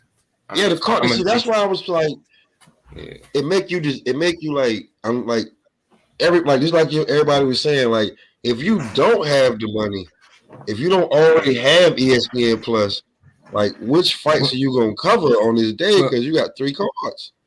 Yeah, well, I ain't, to my opinion, I mean, ESPN would be the easiest one because obviously most people buy a subscription nowadays on their Fire Stick, so that probably be the most successful one to watch. But the one, if you're trying to go off like what, it may be deciding if you want to buy it or not, it's obviously the PBC, since you got to pay out of pocket, in order to watch the fight. So, yeah. Speaking of, I'm watching Russell. Okay, G Russell. All right. Yeah, that's what I'm saying. Yeah, I want to see the Russell brothers, man. I just recently found out, or just recently, you know what I'm saying, was on BoxRec and seeing Gary Antoine Russell beat Boots 3 times in the amateurs, bro. Yeah. That's what I started thinking. Like, hey, man, the last Don, man, that's a different type brother. I ain't gonna lie, bro. Like that's a different type brother right there. Like all them Russell brothers are straight up certified. Real talk. But Don, his mind in general, man, he on some whole nother woke. He's an intelligent brother. I ain't gonna lie. He's an intelligent brother, man. And yeah, he'll tell anybody. Boots ain't on his radar. I mean, yeah. With him at 140, I'm curious to see is Gary Antoine Russell gonna smash 140 up, then move up to 147 once Boots become that nigga. Then you know what I mean? Find it that would be crazy. For real. If you pick up a chip at 140, move up to 47, then renew that robbery, oh man, that's good. Wow. The youngins, that they moving up, the new guard moving up, that'll be nice. You think Boots will still be there? What? Hell yeah. I think Boots should still be there. I think Boots gonna try to take control of 147, man. I don't think he's gonna take him long. It's hard, bro. He like a motherfucking middleweight. He a big motherfucker, bro. 68, dog. That'll be his division, though. Dude, bro. Like, with Errol and Terrence going, that's Boots' division, man. I can agree with that. Who gonna take over Boots, bro? I mean, bro, you got plenty of fights that's coming up, man. Yeah, but I understand. But as we talk about, like you said, as of right now, who's the most likely is obviously Ennis. And you look, you know what I'm saying? If you watch, we gotta mention Jahad Tucker name at that. No, for sure. Oh man. He got to build himself. They still working though. Boots got a damn near 30-0. He going, he's next. You know what I'm saying? But some real shit, Jahad only opponent if we want to go to the debate mode. Jahad's coming out of prospect into contender. Oh, you ain't got to debate. We just talking. No, I'm not debating like that. I'm just saying. We just chopping it up. Like, he's saying coming out of the best opponent on his resume right now is Lipinets, bro. Absolutely. No, we can't put Thomas Delorme and Custio Clayton into the damn picture. Nah. You can't do that shit, dog. Absolutely. But Sergey Lipinets just came in here and smashed out old boy. At 140, right? Caught him a belt. And he came up. He came up in weight, you know what I'm saying? So yeah, the fight Boots, that was for the check. That was bad. I don't know. But he didn't stay there for a long time though. He just stopped in and dropped his luggage and left. Yeah. Right. He got paid and went back down the way he was supposed to be at. He didn't even have checked baggage there, Blunts and Boss. He had one carry-on, dog. Yeah, carry-on. He came dressed in his attire and a change of clothes and went right back home to where he's supposed to be. You know, Mikey Garcia already took his strap at 140. Yeah. I like Sergey though, but he didn't stay at 147 that long, man. Like Boots did touch him up some bad, you know what I'm saying? It wasn't good, but Sergey Lipinets lasted longer than Delorme did. He lasted longer than Delorme did. That was surprising. Who just said something about the most rounds? Yeah, that's what I said. Sergey gave Boots the most rounds Boots has ever had in a fight. Yeah, for sure. And they was good rounds. Like Sergey, a tough opposition, man. That's the best name on his resume. Real talk. Like, Can I throw an opponent at Boots that I think would be a good fight? Who? I throw an opponent at Boots, and I think would be a good fight to prove if he's Blair Cobbs, man. I think it'll be good to put him in there. Since Listen, you know, sacrificial lamb. I joked with him for a long time, bro. I joked with Blair, but Conor Ben. Conor Ben got Eubanks situation where his father Eubanks Jr. don't even want his son to go in there and fight Conor Ben, dog. That's why I'm not even confident that we even gonna get the damn fight. I'm about to say that, but that fight supposed to be like in a week from now. I ain't confident, man. I forgot about that fight. Because man, I don't know. I wouldn't want to see him in Boots. It just seems like I don't know, man. It seems like Boots will overwhelm that dude. Like, Virgil Ortiz, I like Virgil Ortiz too, but I don't see him and Boots fighting anytime soon. Right. Like that fight, like that. I don't see that fight happening. But being on talking to other people, Conor Ben got a nice little American following there. I wouldn't mind seeing Boots tap him up. You know what would be a good fight though that you probably didn't mention? Which one? For Ennis would be Rashidi Ellis. I like Rashidi. I like Rashidi, but man, I think Boots will hurt him. Yeah, I like to see it though. I think Boots will hurt him. Plus, he's not as. I mean, other than sparring Canelo, like how active is he in the ring? Like, cause he's on the golden boy. I just see Boots after like 3 or 4 rounds being like, overwhelming them and just really beating them up real bad. That division, real talk, like you look at the top 10, it's not as deep as you would think. Yeah. Like it's not deep at all. Like Blair Cobbs is actually in certain, sanctioning bodies, he's close to top 10, if not in the top 10. Rashidi Ellis is around there, but it's not really any crazy names like Mario Barrios, dog. Come on, man. Like Keith Thurman's still hanging around, but Keith Thurman is somewhat like the old guard, you know what I'm saying? Yeah. So yeah, we might see Antoine Russell come up there from 40 if he get a title and move up. I'm just wondering if Regis is going to move up anytime soon too. Why is Regis a little bit optimistic and moving up to 47, man? He's already been champion at 40. He said Regis? Yeah, he was a champion. I think Regis need to stay, man. Regis, they need to give my managers just due because I feel like he beat Josh Taylor. Yeah, it was a damn good fight. Yeah. I feel like he still got a little bit he want to prove over there. You know what I'm saying? And I feel like he could definitely take care of a few of them boys over there that he ain't already took care of. Well, he about to fight Cepeda for the WBC vacant. Okay. He about to fight Jose Cepeda, bro. Yeah, I follow him on Instagram. I've been watching this little, I've been keeping an eye on him and shit. It look like he been training hard. He ready, man. I think he gonna win that joint. No, I know he gonna win it. Stop Cepeda, man. But I feel bad. Because the fight that probably could have got him back into the fold, they gave to Tank when he beat Barrios, and then Tank just like, I don't give a damn about 140. You know my guy. Regis fight. You know my guy though. My guy's on the hunt. He's on his way. Teofimo Lopez. He's on his way, dog. I know a lot of people don't like him because of whatever shit went with Devin Haney. Man, come on. I think he's a great fighter, OG, but I think Buddy gonna get his ass worked out by some of them boys, man. I think who per se. Yeah, I'm about to say like who. Just the top guys, Tio honestly. Had that underappreciated power. Man, he's a showman, man. You know what I'm saying? No, for sure. You got time. For sure. That, he's a very talented fighter. Division is crazy, dog. Yeah. Subriel Matias. I haven't seen him fight. I keep hearing his name.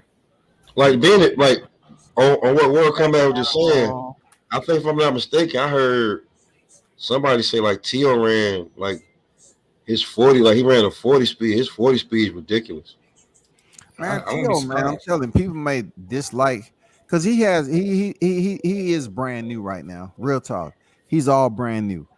Yeah, when he picked up the titles, he's not the person that I was chilling with and all that. And it's cool because I wasn't trying to be his BFF. You know what I'm saying? I had the option, the luxury of covering, the blessing of covering, and it was great. But people get mad that he's changed, he's arrogant, and ego. Isn't that what happened? I mean, it's boxing, bro. Right. You can't say you wasn't entertained his last fight. I was. Oh no, yeah, he was doing this thing. I was. He was showing out, man, just like Jahad Tucker. I was entertained with his fight. He boxed for 8 rounds. Yeah, I felt like I remember that fight because I felt like Tio was just, to me, it seemed like he was just waiting, bro. Like he wanted time to go by, and then because I had called it like in the heat of the moment, like he finna turn up in the 7th. From the 7th on, that's when he really went to work. I felt like that whole time, the first 6 rounds, he was just buying his time, playing with the guy. You know what I'm saying? Letting guy get his shit off, not making him look too bad, and then just went ahead 7, 8, and then you know what I'm saying, did what he do. And he looked strong too. Once he started to turn it up, right? He looked strong, man. His defense was on point. He was, entertaining. I'm telling you, bro, he gonna pick up a chip. He gonna pick up. I ain't gonna lie, man. He did the right thing by taking a 2-0 fight. I think they put him up against the Akhmedovs, the Puello, Barbozoa Jr. dudes. But once you get to, Rougarou and Ketterall and Russell, it's gonna be it's gonna be a fight, bro. It's gonna be some real work. We're gonna see if he really, Yeah, that's good. But I think his name alone gonna get him a championship. It's just what's gonna happen when it comes time to defend. Talking about that Brunson boxing, right? The WBC, right? The Jose Cepeda and Regis fighting for that. Then next, third is Teofimo Lopez, and then Gary Antoine is right behind Lopez. So we might even get that fight. That's crazy. We might even get that fight, man. Lopez and Russell. Yeah, look, and if this is correct, what I'm looking at right here, it looks like the WBC and the WBO got Tio ranked in the top 5. Yeah, the WBO has him number 1. Number 1. WBC got him number 3. So, I mean, it's crazy. We're gonna see. But he's ranked in all sanctioning bodies, man. For sure, yeah. He's ranked in all sanctioning bodies. You know what I'm saying? Because what he was able to do at 135. But y'all gotta. Hey, I know this is gonna take y'all back a little bit, right? But the real killer that's in this 140-pound division, Ryan Garcia. He's finished crying. He's finished crying. Tank jacked his ass up in the club. His tears are all dried up. I think he got a renewed killer instinct now, dog, to take over the 140-pound division for real. Okay. Now, did we all see that that Instagram live that he did? Yeah, I did. You saw it? He looked like a man that realized He barked up the wrong damn tree. He's a silver spoon type of individual. He thought walking up on somebody like a Baltimore's own dude that got it from the goddamn cement. He thought he was gonna just be able to be happy-go-lucky, walk up. Man, Tank ain't that dude, bro. He's Like not. you betted 20 stacks against him that Rolly would beat him, and you expect to see him in the club. Him and his team don't get down like that, dog. Yeah, he ain't 50. That shit was hilarious. Yeah. I gotta get Tony Boswell on deck. I ain't see you over there, big dog. Tony Boswell, what's good with it, brother? Salute to the $5 super chat. Cinco. Much respect at World Combat Sports in the chat. Stop in the show support and hit the like button. Salute. Just got in from work. Salute to you, man. Good you had a great day at work, bro. No doubt. Appreciate your support. Okay. He said Ryder too. Fight Barbosa, then I get credit. Until then, I can't gauge either. Yeah, Barbosa's talking big about T.O. He said he ain't did shit at the division. But goddamn it, Barbosa, you in the same boat. Damn near, yeah. That would be an interesting fight. If you ask me though, I think T.O. will beat him though. Despite T.O. not what he said, he don't want to fight Barbosa, but I think he'll beat him though. I'm telling T.O., man, that's I know, bro. I listen. I got an eye too, bro. When I watch boxing, I know somebody is good, and I got a good sense of somebody. He's a different dude, man. Like, yeah. You ain't gotta explain to us, like, hey, I don't gotta like to do either, but I mean, see, I respect the skill. He definitely got it. They just continue to put him in that 135 drama. They was up here trying to build up. You know what I'm saying? First, they trying to put the Devin Haney T.O. situation. Yeah. That was before they was champions, man. Yeah, and I need to cut you off, but all that shit came fast for T.O. I ain't making an excuse for the dude. It just it did. 15 fights, Richard Coleman. Exactly. Come on now, bro. Exactly. All that shit came fast. I'm pretty sure he ain't know how to handle that shit. Hey, but his dad predicted it though. Yeah, that's crazy, ain't it? His dad predicted he'd be champion in 15 fights. Shout out Tony Boswell. Definitely shout out Tony Boswell, man. Oh wow, you calling him a gatekeeper? Barbosa gatekeeping all sanctioned bodies. Damn. That's what Tony said. He said Barbosa. Oh shit. J.A. salute J.A. Don Vaughn. I ain't even see these niggas was in here. What's the deal? You released any more music yet there, Blunts, or no? Nah, man, I'm in daddy mode. Mode. I know how that go. Yes, sir. Yeah, the 140, 135, man, that shit gonna be lit. Now Shakur Stevenson's on deck, man. I'm gonna get y'all take on everything that played out, the drama, man. Shakur calling out Devin. You know what I'm saying? And people losing their mind and shit, catching feelings and shit. Yeah, I think so. I think it's the right thing to do. Right, hell yeah, man. I ain't gonna lie, I didn't expect it so soon, but like I told you before, World Combat, that's gonna be the big fight. Devin Haney and Shakur. That's gonna be the next big fight. So is Devin gonna stick around for it? Is the question. I don't think them niggas want to fight. To be honest, I don't think them niggas want to fight. No, I mean you probably got a good point. You don't think Shakur want to fight, or you don't think? I don't think Devin want to fight. I don't think Devin want to fight. And what you judging that off? Like by his demeanor, or by a little bit? No, I feel you. I can. You know what I'm saying? But I don't think Devin. Devin did what he had to do at 135. He's already undisputed champ. There's nothing left to prove there. Exactly. Now Shakur want to come up and get his chance at the shot. I think Devin should just not risk taking the L, move on up to 140, drop the belts, let them niggas fight over that shit, and continue his career. Get that fight with T.O., which T.O. didn't, which didn't happen at 135, and a lot of people wanted to see. Let it happen at 140 after T.O. moves up, starts making a name for himself, gets a chip on his belt. On his shoulder. You know what I'm saying? Give him something to fight for. Let Devin run up there.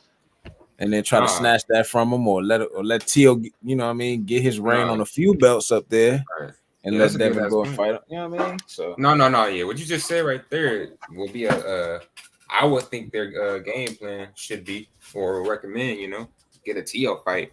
That's pretty, it's pretty big. And like you said, he already undisputed at 135, defended maybe a couple times after he fight Kambosos against Lomachenko. Yeah. That's it. Ain't really much to prove. I mean, what? Keep paying it? Well, he's not paying, allegedly the sanctioned bodies, but shit, he gonna eventually have to have a whole bunch of mandatories. Like, why do that? I think Loma becomes the gatekeeper 135. No, I believe that too. Shit. No disrespect to the dude, but hell yeah. I don't see him beating none of these top 135 pounders. Hell no. But we'll see though. Hey, the fight he got coming up this month. Oh, actually, that's the fight that's in October too. Y'all look out for that. It ain't gonna be an easy fight for him, in my opinion. I don't think so. I think it'll be a very close fight, but Loma's gonna win. Okay, Loma's gonna win. That way they make the fight. His name Loma's is gonna be who? Jaime Ortiz, dude. Yeah, Jermaine Ortiz. Yeah. Okay. Oh, the young boy? Yeah. The young boy. Oh. And he ready too. I follow him on Instagram too. He training like a motherfucker all I'm the time. going for Ortiz. I'm just saying, I'm going for Ortiz, man. Hey, you know what? Scott will do the same thing. I'm gonna go for him too. Loma is Young just boy can punch. He definitely can punch. Yeah, and he got on power. Instagram, he called himself the technician, but that's what Loma known for, being the technician. You know what I'm saying? So they spar, so it is because they sparred too before. A lot of times. They sparred each other many a time. So actually, you know what, man? That really gonna, like you just said, man. Loma might edge it, but it might really be damn near. Yeah, like draw or something, like I said. or some shit. No, dead ass, because they sparred each other. They both should know how each other, Because I ain't gonna lie, if y'all seen his fights, he know how to do the same thing Loma does. But one thing he does, like I said before, that's unique on a lot of boxers is he double jabs. Like, you don't see that in a lot of fighters, but what Jermaine does, he definitely double jabs. He doesn't do a pot or a stick jab. He doubles it up. That's actually a good thing. I notice he does a lot, and he does the same thing with Loma by changing angles or, taking the outside foot, stepping around people. So, he mixed with a name like Jermaine Ortiz. He mixed. Yeah, I think he mixed with like Dominican and Puerto Rican. I'm just saying, Jermaine is not Spanish name. It's probably. I mean, I've heard it enunciated differently. I heard it Jaime and shit like that. So Jaime, it's different. But like Jermaine, that's like like Mama really know who the daddy is. She just saying that's the daddy. Funny, bro. My man Tony said Ortiz got popping the shots and time stand still for no man. That's the only reason T.O. kept Loma off of him, was because Loma had to adjust to T.O.'s power, in my opinion. That's not your opinion, bro. That's a fact. I can see. I saw that fight when the way T.O. was hitting him. Loma was like, "God damn, where this young boy get all this shit from?" For real. Oh yeah, you know what? That's true observation, Tony. That's why, the reason why that fight happened that way, because man, he was younger than Lomo, and obviously faster. And Lomo didn't really, obviously he fighting dudes that he has advantage on. And when he fighting a guy like that, who got natural athleticism on his side, speed, power, you have to respect that. And you've seen the true Lomo be tested again and fall short once again, which wasn't surprising to me. I felt like Lomo took the wrong game plan, thinking that he was going to take T.O. into deep waters and then knock him out. He thought he was going to knock T.O. out in like late 10th, middle 11th round. Right. I mean, he came on strong in the back end. You know what I'm saying? He definitely did. You're right. But I just feel like the sway in that fight was T.O. 1 round 12.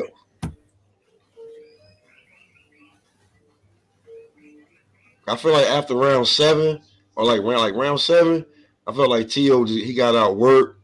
Like Lomo started to come on. He called him. He was gassed.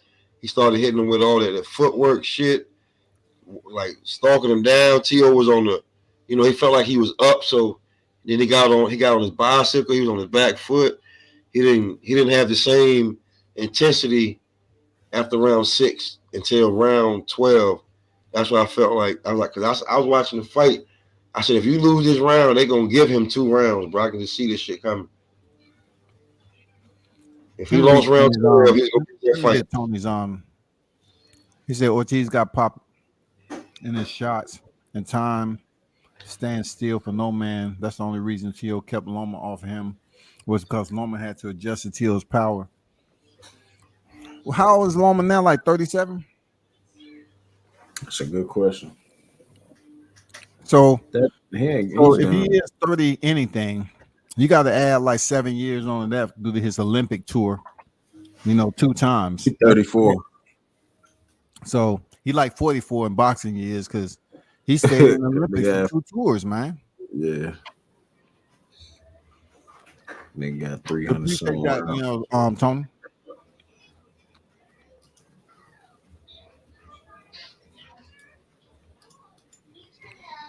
We'll see how it go down, man. Jermaine, this is his time to shine, man.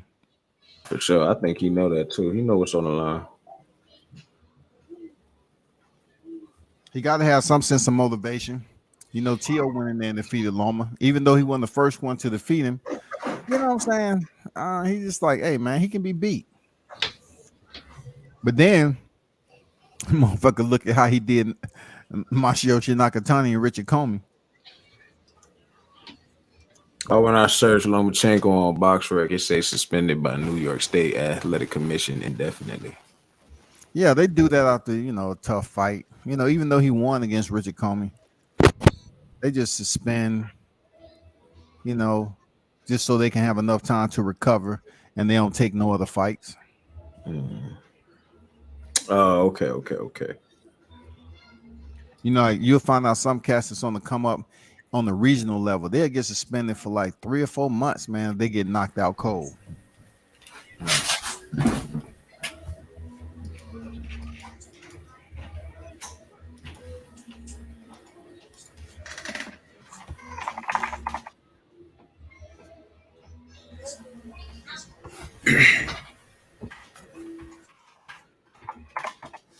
Yeah, I'm ready to see Shakur, man. I think Keyshawn need to step back a little bit, let Shakur do his thing on his move up. You know what I'm saying? I understand how close they are and the bond they have with each other, but at the end of the day, they both got their own families, their own shit to take care of, their own lives, their own careers, and I hate to see that relationship sour because.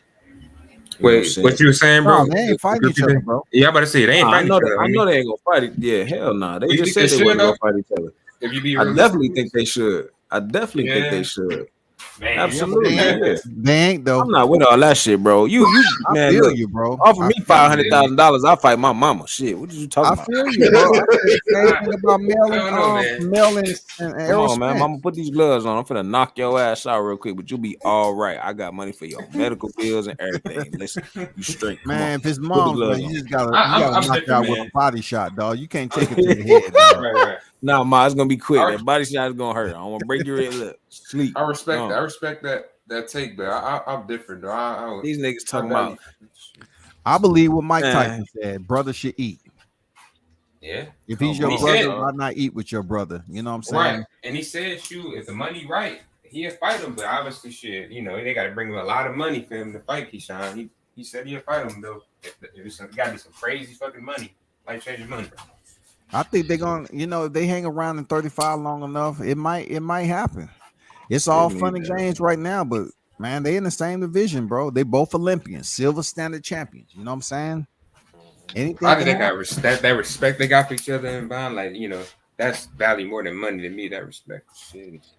And now Jamel and Jamal, I understand that because they're twins. You know what I'm saying? When they say they'll never fight each other, that's some shit I can get. You know what I'm saying? Right. I don't. These two talking about. Yeah, because we're like brothers, and we're not gonna do that. Nah. Go ahead, man. No, I feel you, Blunt, but I mean, shit, you don't gotta be related to somebody to be, brother. They really got a real relationship. They've been fighting since they were young. You know what I'm saying? And they feel like instead of going against each other, they want to help each other. And I don't see nothing wrong with that, bro. I don't see nothing wrong with that. Except when you see them on social media talking about your goddamn wife is a thought. Yeah, if it comes to that, then that's different, which hasn't. But I was speaking more so like Errol Spence and Jamel Charlo, you know, them brothers fighting and making money because that people pay for that fight, man. Yeah, Jamel seemed like he was the one that was more against it than Errol, though. Errol Yeah, was for like, real. shit. I agree. That's because he wanted that ass Errol whooping seemed in like he sparring. down for it. That's because Jamel wanted that ass whooping in sparring. I believe that. Let's not, you know what I'm saying? Jamel wanted that ass whooping in sparring. He like, nah, that's my brother. I ain't gonna fight him. You talk all that shit to everybody but Errol Spence, because you know he done walked your ass down and sparring. Do the EJ. Man, I just think that shit that Mel Charlo talk, he proved himself, you know, like in rematches, he's 2-0, man. You know, he's stopping motherfuckers in rematches. So, you know, he might have his ways, man, where he do fuckboy shit, but you know, that's Big Charlo right now. He took over. For sure. I don't think David stays too long there at 135. How does he make weight? He looked good against Rolly, man. Look, what he's at 133 or something like that. See, Davis is being more disciplined now. He's not Yeah, for ballooning sure. up the way he used to in between fights. He's staying more disciplined, man. I don't think Tank should move from 135, bro. With him, and he's so tiny, bro. I don't think as long as he stays disciplined in between fights, I think he'll be all right. He don't need to go to 140. All right, man. It's gonna be. He already ain't fighting nobody as it is. Why would you move up to a division and start all over? You know what I'm saying? That's 140. Yeah. I mean, he beat pulled a Mario Canelo, Barrio. bro. That's He kind of pulled a Canelo going up there. Right. He kind of pulled a Canelo running up there real fast, beating Barrios. And does he still have that belt? No. But anyway, just running up there and beating Barrios, you know, he pulled a Canelo. Like it's like, you know, at 140, Tank could go up there and compete because he went up there and knocked out the regular WBA champion.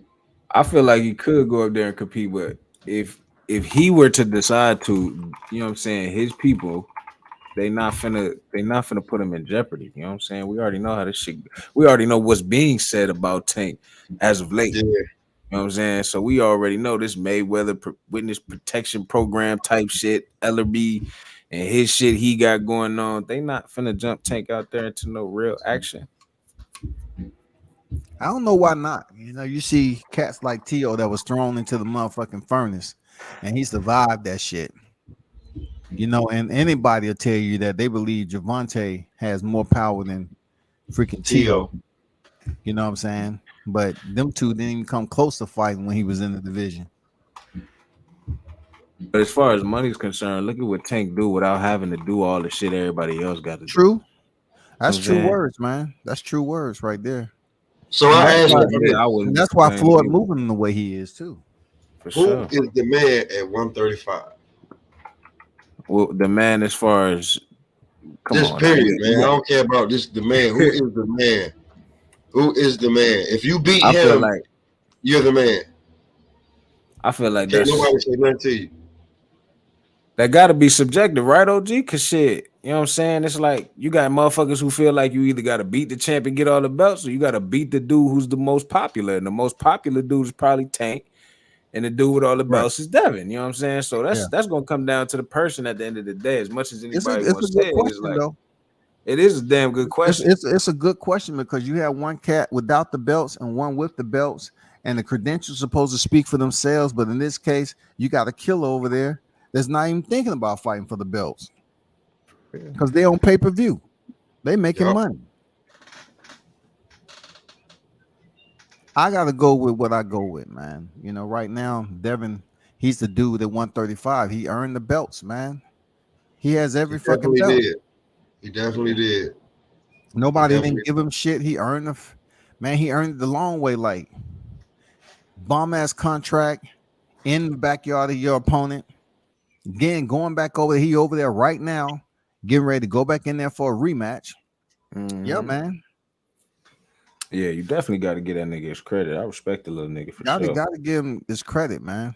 Regardless of Anything else, he went in and he won, man. He washed him. Yeah. He put him in the beat him every round to me. That was my biggest concern, if anything, was if it was close, is they gonna rob that boy? And that nigga went over there and just it was impossible. It's impossible. It's no way you could even rob him. I had a 10-2. Yeah, I thought they was gonna rob him too. I said, man, this is all wrong for anybody, you know, be in this situation. His pops is denied entry. You know what I'm saying? Yeah, they tried everything. Yeah, they tried everything. Yeah, and he still dissected him. Like a science, like the frog in science class, dissected his ass. He did him dirty though. Like, yeah, it wasn't even dirty to the point like with knockdowns and shit, like the way Kambosos and Teo fight. He just boxed his ears off, man. Like, took him to school. It was just, man. He made took that him to shit school. easy.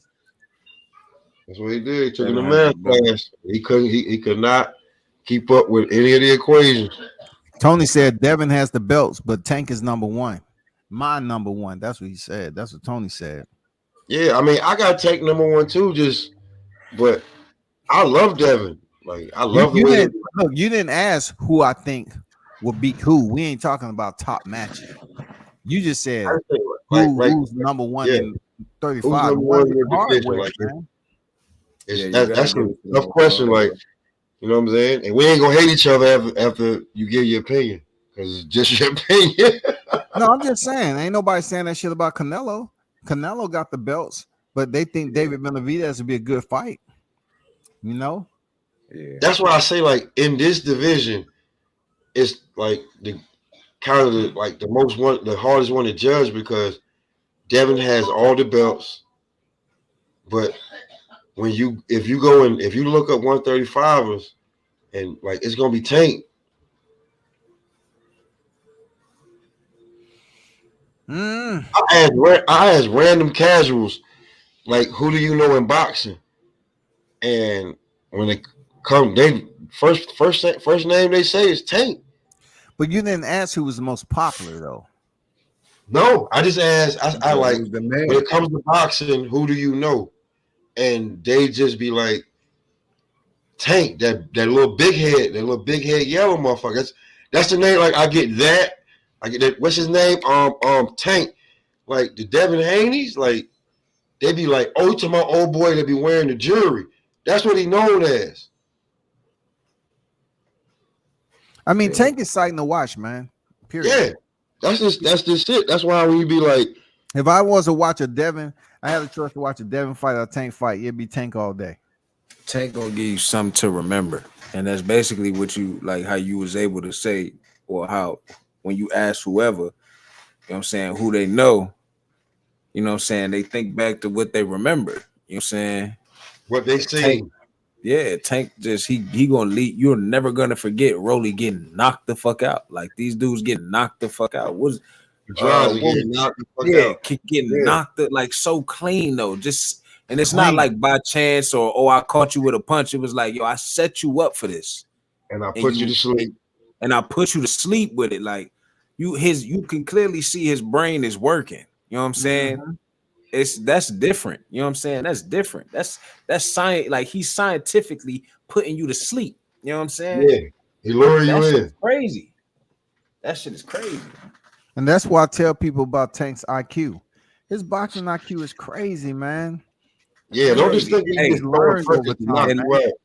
Listen, I live out here. I can take y'all to Baltimore. It's not a lot of people with high IQs in Baltimore when it comes to anything. Not a lot of people, I'm saying. You know what I'm saying? When it comes to just, because I've lived in Kansas City, I've lived in Chester, PA, I went to school in Delaware. I've been around, you know what I'm saying? So I've seen how, you know, like, when I lived in Kansas City, you know, the people there, they wasn't dumb. You know what I'm saying? Like, even your hood, your ghetto, your rough people, they wasn't slow. You feel me? Like, and I'm not saying our people out here is slow. I'm just saying, like, our people you live in a third world country if you live in Baltimore. I'm telling you, it's bad, bro. I'm telling you, it's bad, bro. I got family in Maryland. Over in the Baltimore area in the 90s, bro. when I was stationed in Virginia, my girl was in Maryland. We used to go to Baltimore. She had family up there. Yeah, man, it was bad. Imagine back then. We used to go watch movies in Baltimore, man. Motherfuckers smoking, cooking wings, playing dice. Goddamn, a whole damn Right. conversation being had. Nobody ain't gonna dare say shit. Man, listen, now it's just all young and dumb niggas. They so dumbed down, and it's just, man, to see him and from where he came from, you know what I'm saying, the neighborhood, the area, man, listen, to see that kind of IQ, he's a genius, bro. He's a genius at what he does. Now, hitting a lady with the car and then dipping off, that wasn't too bright. Now, that's some Baltimore shit right there. We see that all the time. You know what I'm Baltimore saying? shit with him snatching this girl up and all the time that we see that. You know what I'm saying? That's all the time. You will see that every day. You know what I mean? But Baltimore shit is grabbing Ryan Garcia chain like, motherfucker, did you just come over here like that? I'm telling you, man. I'm telling you. you. That's how goofy Ryan is, man. Nobody, even the guy he was with, said, man, I don't think this is a good idea with Team. Look, Team Tank. I don't think this is a good idea, bro. Like, why are you going over here? Why you got to go bother this dude, man? Like, let me go over there and talk to his people instead of you just going over there like, what's up with this fight? Motherfucker, body slam your ass in here. You don't even build like that. He must have really grabbed his chain, bro. Yeah. But in the process of grabbing his chain was around his neck. And like yanked his neck down with it. Like, I think he hurt his neck when he yanked his chain, some shit like that. Because Ryan's about to cry. I think he might have goddamn punched that nigga in the ribs or something. Yo, he looked like a man that got a reality check that when you run into the guy that you've been talking shit to online and you actually see him and all right. Tank team different, dog.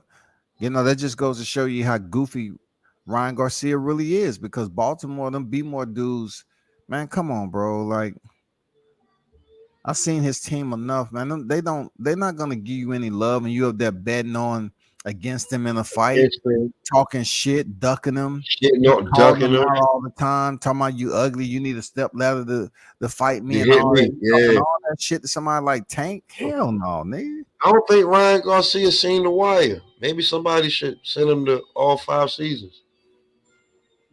Yeah, he might need to take a look at that shit, bro. You know what I'm saying? Just see where Tank coming from. Word. I don't know what he thinking about. Like, you ran down on a certified goon, bro. Like, all of us already talk about how Tank act. Like, he all like,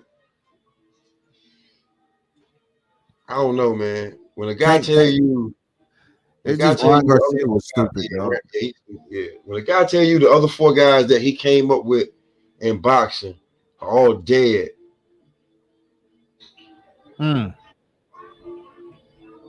All 4 of them are dead. Like, the streets, like, you know what I'm saying? The streets could have ate him just as easy. He come from the same background. Mama on drugs, daddy on drugs, foster care, looking up to whatever father figure that would show him the time of day. And he got lucky with Coach Calvin. And then his mom ended up trying to get back right. But you know what I'm saying? Like, this is not your, he's not you. He's not from, he didn't come up surfing. Yeah, he's by the coast over there in Baltimore by water, but you don't surf in Baltimore. I don't know what he's thinking about, man. You just ran out on a certified goon and asked him some dumb shit. Somebody should have told him, man. Tony said he had liquid courage. If he was indeed up there drunk or in a little bit right, he had his head right, that's even worse. To me, he's still like, sometimes when you get, you get a little intoxication. For some people, it'll allow you to focus in on just every little detail. I don't think that happened for him, because if he would have focused on the detail, he would have said, "Damn, I need to go. I need to leave this motherfucker." Oscar wouldn't even have done that. Oscar from the damn hood too. Yeah. Oscar wouldn't have done that. You need to go talk to Oscar. Oscar would probably talk, fuck wrong with you? Yep. You don't do that. You don't know where you from. You listen. This is why I mess with Victor more than you. I mean Virgil more than you. You just don't get it. You just too privileged. Go ahead and be an actor. You're gonna be an Expendables 4. Go ahead. You know who would have got away with it though? Canelo. Canelo would have got away with it. Would have got away with it. I missed it. I walked away. My bad. Walking up on Tank and saying, "What's up?" Oh yeah, for sure. Tank probably would have walked up on that nigga first. Like, man, what's going on? Yeah. Oh man, yeah. You know Tank said that. I think Tank said Canelo one of his favorite fighters. Yeah, for sure.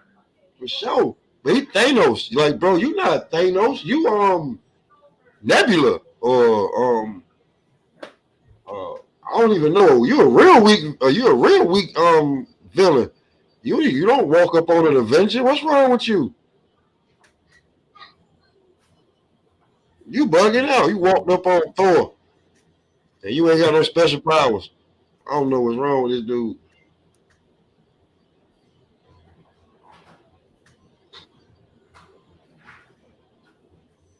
I don't know, man. Like Ryan Garcia, he's an actor to me. He's an actor / model. Get you a couple movies, man, and say that you was a professional fighter. He was almost a champion. I think he's, you know what I'm saying? I think he should just work on his craft for now. I think he's very talented. Ryan. Which craft? Just boxing in general. I think he's a good fighter, bro. I'm not gonna lie. You know what I'm saying? He improved his feet game working with when he came back to fight, who he just knocked out? What's the little dude name? I forgot already. Man, Taco? Oh yeah. Nah. Dude, he just fought. Who, Fortuna? Yeah, Fortuna. Okay. Yeah. Man, Fortuna didn't give him shit. He came in there like he didn't. Jack. And he looked soft as hell. He didn't. Yeah, Fortuna. He looked soft as a motherfucker, man. Yeah, he didn't look like he was ready to fight or nothing like that. But you know what I'm saying? We was curious because I was over there watching the fight on Jim. Well, I was watching the fight, and then I was on Jim's YouTube channel because he was having a little fight party and shit. But I had seen, you know what I'm saying, because Jim's do the film study, so I seen where Ryan's flaws was in his feet. You feel me? And surprisingly, you know what I'm saying, he had corrected some mistakes that we had seen. So it looked like, he's taking his craft seriously, especially ever since he left Reynoso and them and got with the dude. What's the dude Joe name? That white dude. Yeah. He's supposed to show improvement with Joe. Yeah. So I think he need to just work on himself. Stop fucking with Tank. You know what I'm saying? Fight somebody else. Tank ain't it, bro. Tank, I don't know. They're saying he's supposed to be the next in line for Tank to fight down here in December, bro. I don't think you should do it, man. I think if Tank's court proceedings and shit, I think something's gonna hinder this fight, man. The same way Tank's one fight with Rolly got hindered in December due to what? Rolly had some issues the first time. Yeah, they were just accusations though. Tank actually had a whole case. Tank actually Tank actually got some shit going on. So I'm thinking, I don't see this fight happening. We got the king of fights not happening. And then he could very well be ready or want to fight. You know what I'm saying? I don't, deny that he wants to fight. But I just think, they set the stage. This is all entertainment too at the end of the day. I think I don't think that fight's gonna happen, man. Well, they it's pretty much locked in down here at the State Farm. You know what I'm saying? For PBC to be here. So they haven't came up with no cancellation just yet. Till Tank ass go to court, and then what? But who said he was going to court right away though? When is the court date? I thought they said it was in December, scheduled for early week of December. They had a date and all that. Locked up right away. He just going to trial or whatever, or pre hearing, right? Pre trial. Yeah, it's pre-trial because the judge they had a plea on the table. The DA had agreed to it, but because I think one of the victims petitioned that she's still in pain or her life ain't the same. Trying to get that money. Yeah, the judge threw that shit out and was like, "You got it's probably she want compensation, dog." Yeah, I was joking the other day. me and Destiny, I was saying, you know, maybe somebody told her all that back end money that they be getting over there in PBC. I mean, they might be waiting it out. You know what I'm saying? That back end money, she might be waiting like he is. Yeah, you know, somebody probably told you, 55, 60 right. years old, on that So I'm saying, how does Tank fight somebody like Ryan with shit like this on his plate? You know what I'm saying? You fresh out of court, and then what? A couple weeks later, got to go into a fight with this nigga out of all people. You know what I'm saying? It was just so much on your mind. What if he go in there and hear something he don't want to hear? Or, I mean, I don't know, man. I don't know. I see where you're going with it. You know what I'm saying? Like, he has to be mentally prepared, but I'm telling you, Tank is like one of those guys that's been through the deepest of adversities. So him being in court may not mean as much. Just like when he hit those people, he left his car and got into another car. Come on, man. The way he walked in there and snatched his girl. I mean, come on, bro. Like, he may not be taking this shit to the point like we looking at it. He said, all right, I gotta go to court. I'm still gonna train though. Or he might want to inflict pain on whoever he can for him to never do the shit. Yeah. That's the shit like that. Shit like that will lead you to making mistakes. And with Ryan Speed, I don't think, you know what I'm saying? I don't think it's too much room for mistakes. You know what I'm saying? That motherfucker, he got some speed, bro. He got some speed, bro. He flat-footed. So okay, you take a dude with speed and flat-footed. So with the but like I said, he made improvements with his feet. OG, I'm just saying he did make some improvements. So he's moving now with his speed. I'm not saying he's definitely not moving too much more, but as far as spacing, where he's putting his, you know what I'm saying, against the southpaw, where you putting your foot on the inside and the outside, you know what I'm saying, shit like that, I think he's paying more attention to. But I ain't saying, I'm just saying, Tank. I think Tank gonna win. You feel me? I got Tank winning the fight, but that speed ain't nothing to play with, bro.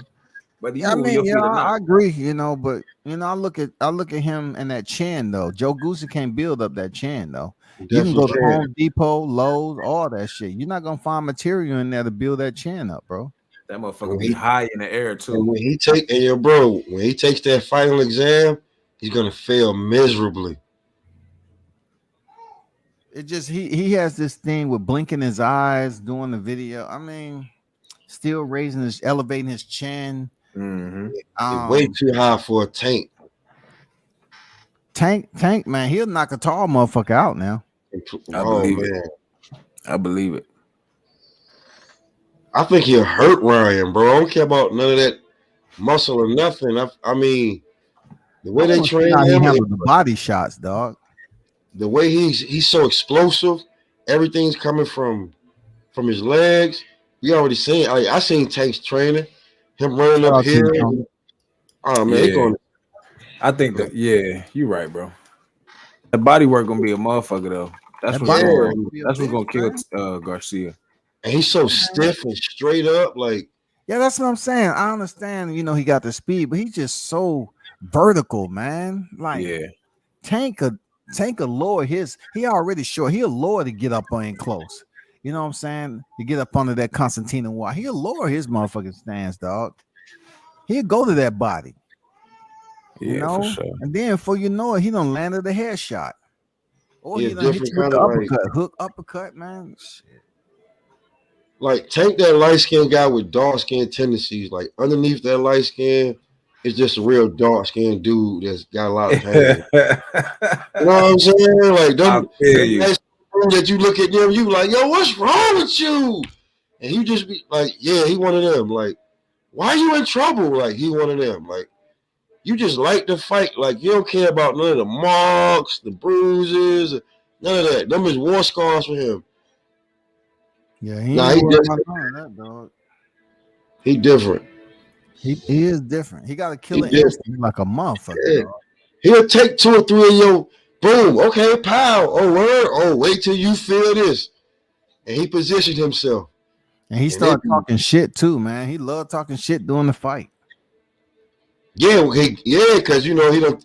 That like I seen most of the times he like after he done took the guy best shot, and then I mean Tank's what 5'5", 5'4". Yeah, about 5'4". Like, bro, could you imagine if you was in a street fight and you 6 feet tall, 5'10", and Tank just knock you the fuck out. He not even before that, he walking you down before he knock you out. I would feel you run back and that going side to side, like getting by the car, moving like, what? You don't stop running from your little nephew and knock him out, and boom. That's it. That's it. It's important how old you are, man. You know what I'm saying? Yeah. Dealing with But to most fighters, it's probably psychological that put that like, seatbelt little on. guy. But I did see that seatbelt on him. I did see that video where who was it? Was it Jamel Charlo was talking shit to Gervonta and Adrian Broner, and Gervonta hurried the fuck on and just kept it moving, got the fuck up out of there. Adrian looked like he was talking some shit back, or you know what I'm saying, just I don't know. But Jamel, he was on them niggas' head. But Tank was talking shit back to Jamel Charlo, but people really couldn't see it. I know exactly because Maul Charlo was up there for the weigh-in, and Jamel was going off on Adrian Broner and Tank. You know, he was going the fuck off, man, because you know what it was about, right? Well, nah, I don't. Because they said that Charlo was on that cocaine. That snow. Yeah. That's why they was going in on that booger sugar. They said goddamn the Charlo brothers was on that coke. On that booger sugar. I'm in love with the coke. I mean, I heard Jared Hero say that too, though. Like, stay off that coke, bro. That's why he was cussing them out, because you know they said he was on that coke. That's why he was feeling some type of way. So, but no Charlo brothers weren't gonna do nothing to Tank them, man. Please, you talking to the wrong person to try to bully, man. Come on, man. Oh man, they won't worry about none of that. Nope. What's up? Oh man, it's good. You know what? Your World Combat, man. I appreciate you having me, bro. I'm about to get up out of here, take care of put these kids to sleep. Yeah, for sure, man. Appreciate you pulling up, bro. Oh man, anytime. Yo, big love, man. Yo, I've been wanting to holler at you to see what it was like to be with you on the panel. Yo, this been all love, bro. Stay up. All love, for sure. For sure, man. Appreciate you. All right. Yo, G, I'm on the same type of time. Go get to this baby, man. No lie. No, hey, shout out to you and your family, man. To the GOAT. You know what I'm saying? Appreciate you pulling up as always, man. You know it. Be safe out there. Everybody else that was in the chat, man. You know what it is. One love to everyone who stopped in and showed support. Hit the like button on the way out, man. I'm just short of 5 Cinco de Mayo up in this motherfucker with 5 hours. You know what I'm saying? But appreciate you. You know, thanks for the support. Big salute. And we should do this again another day. I'm out.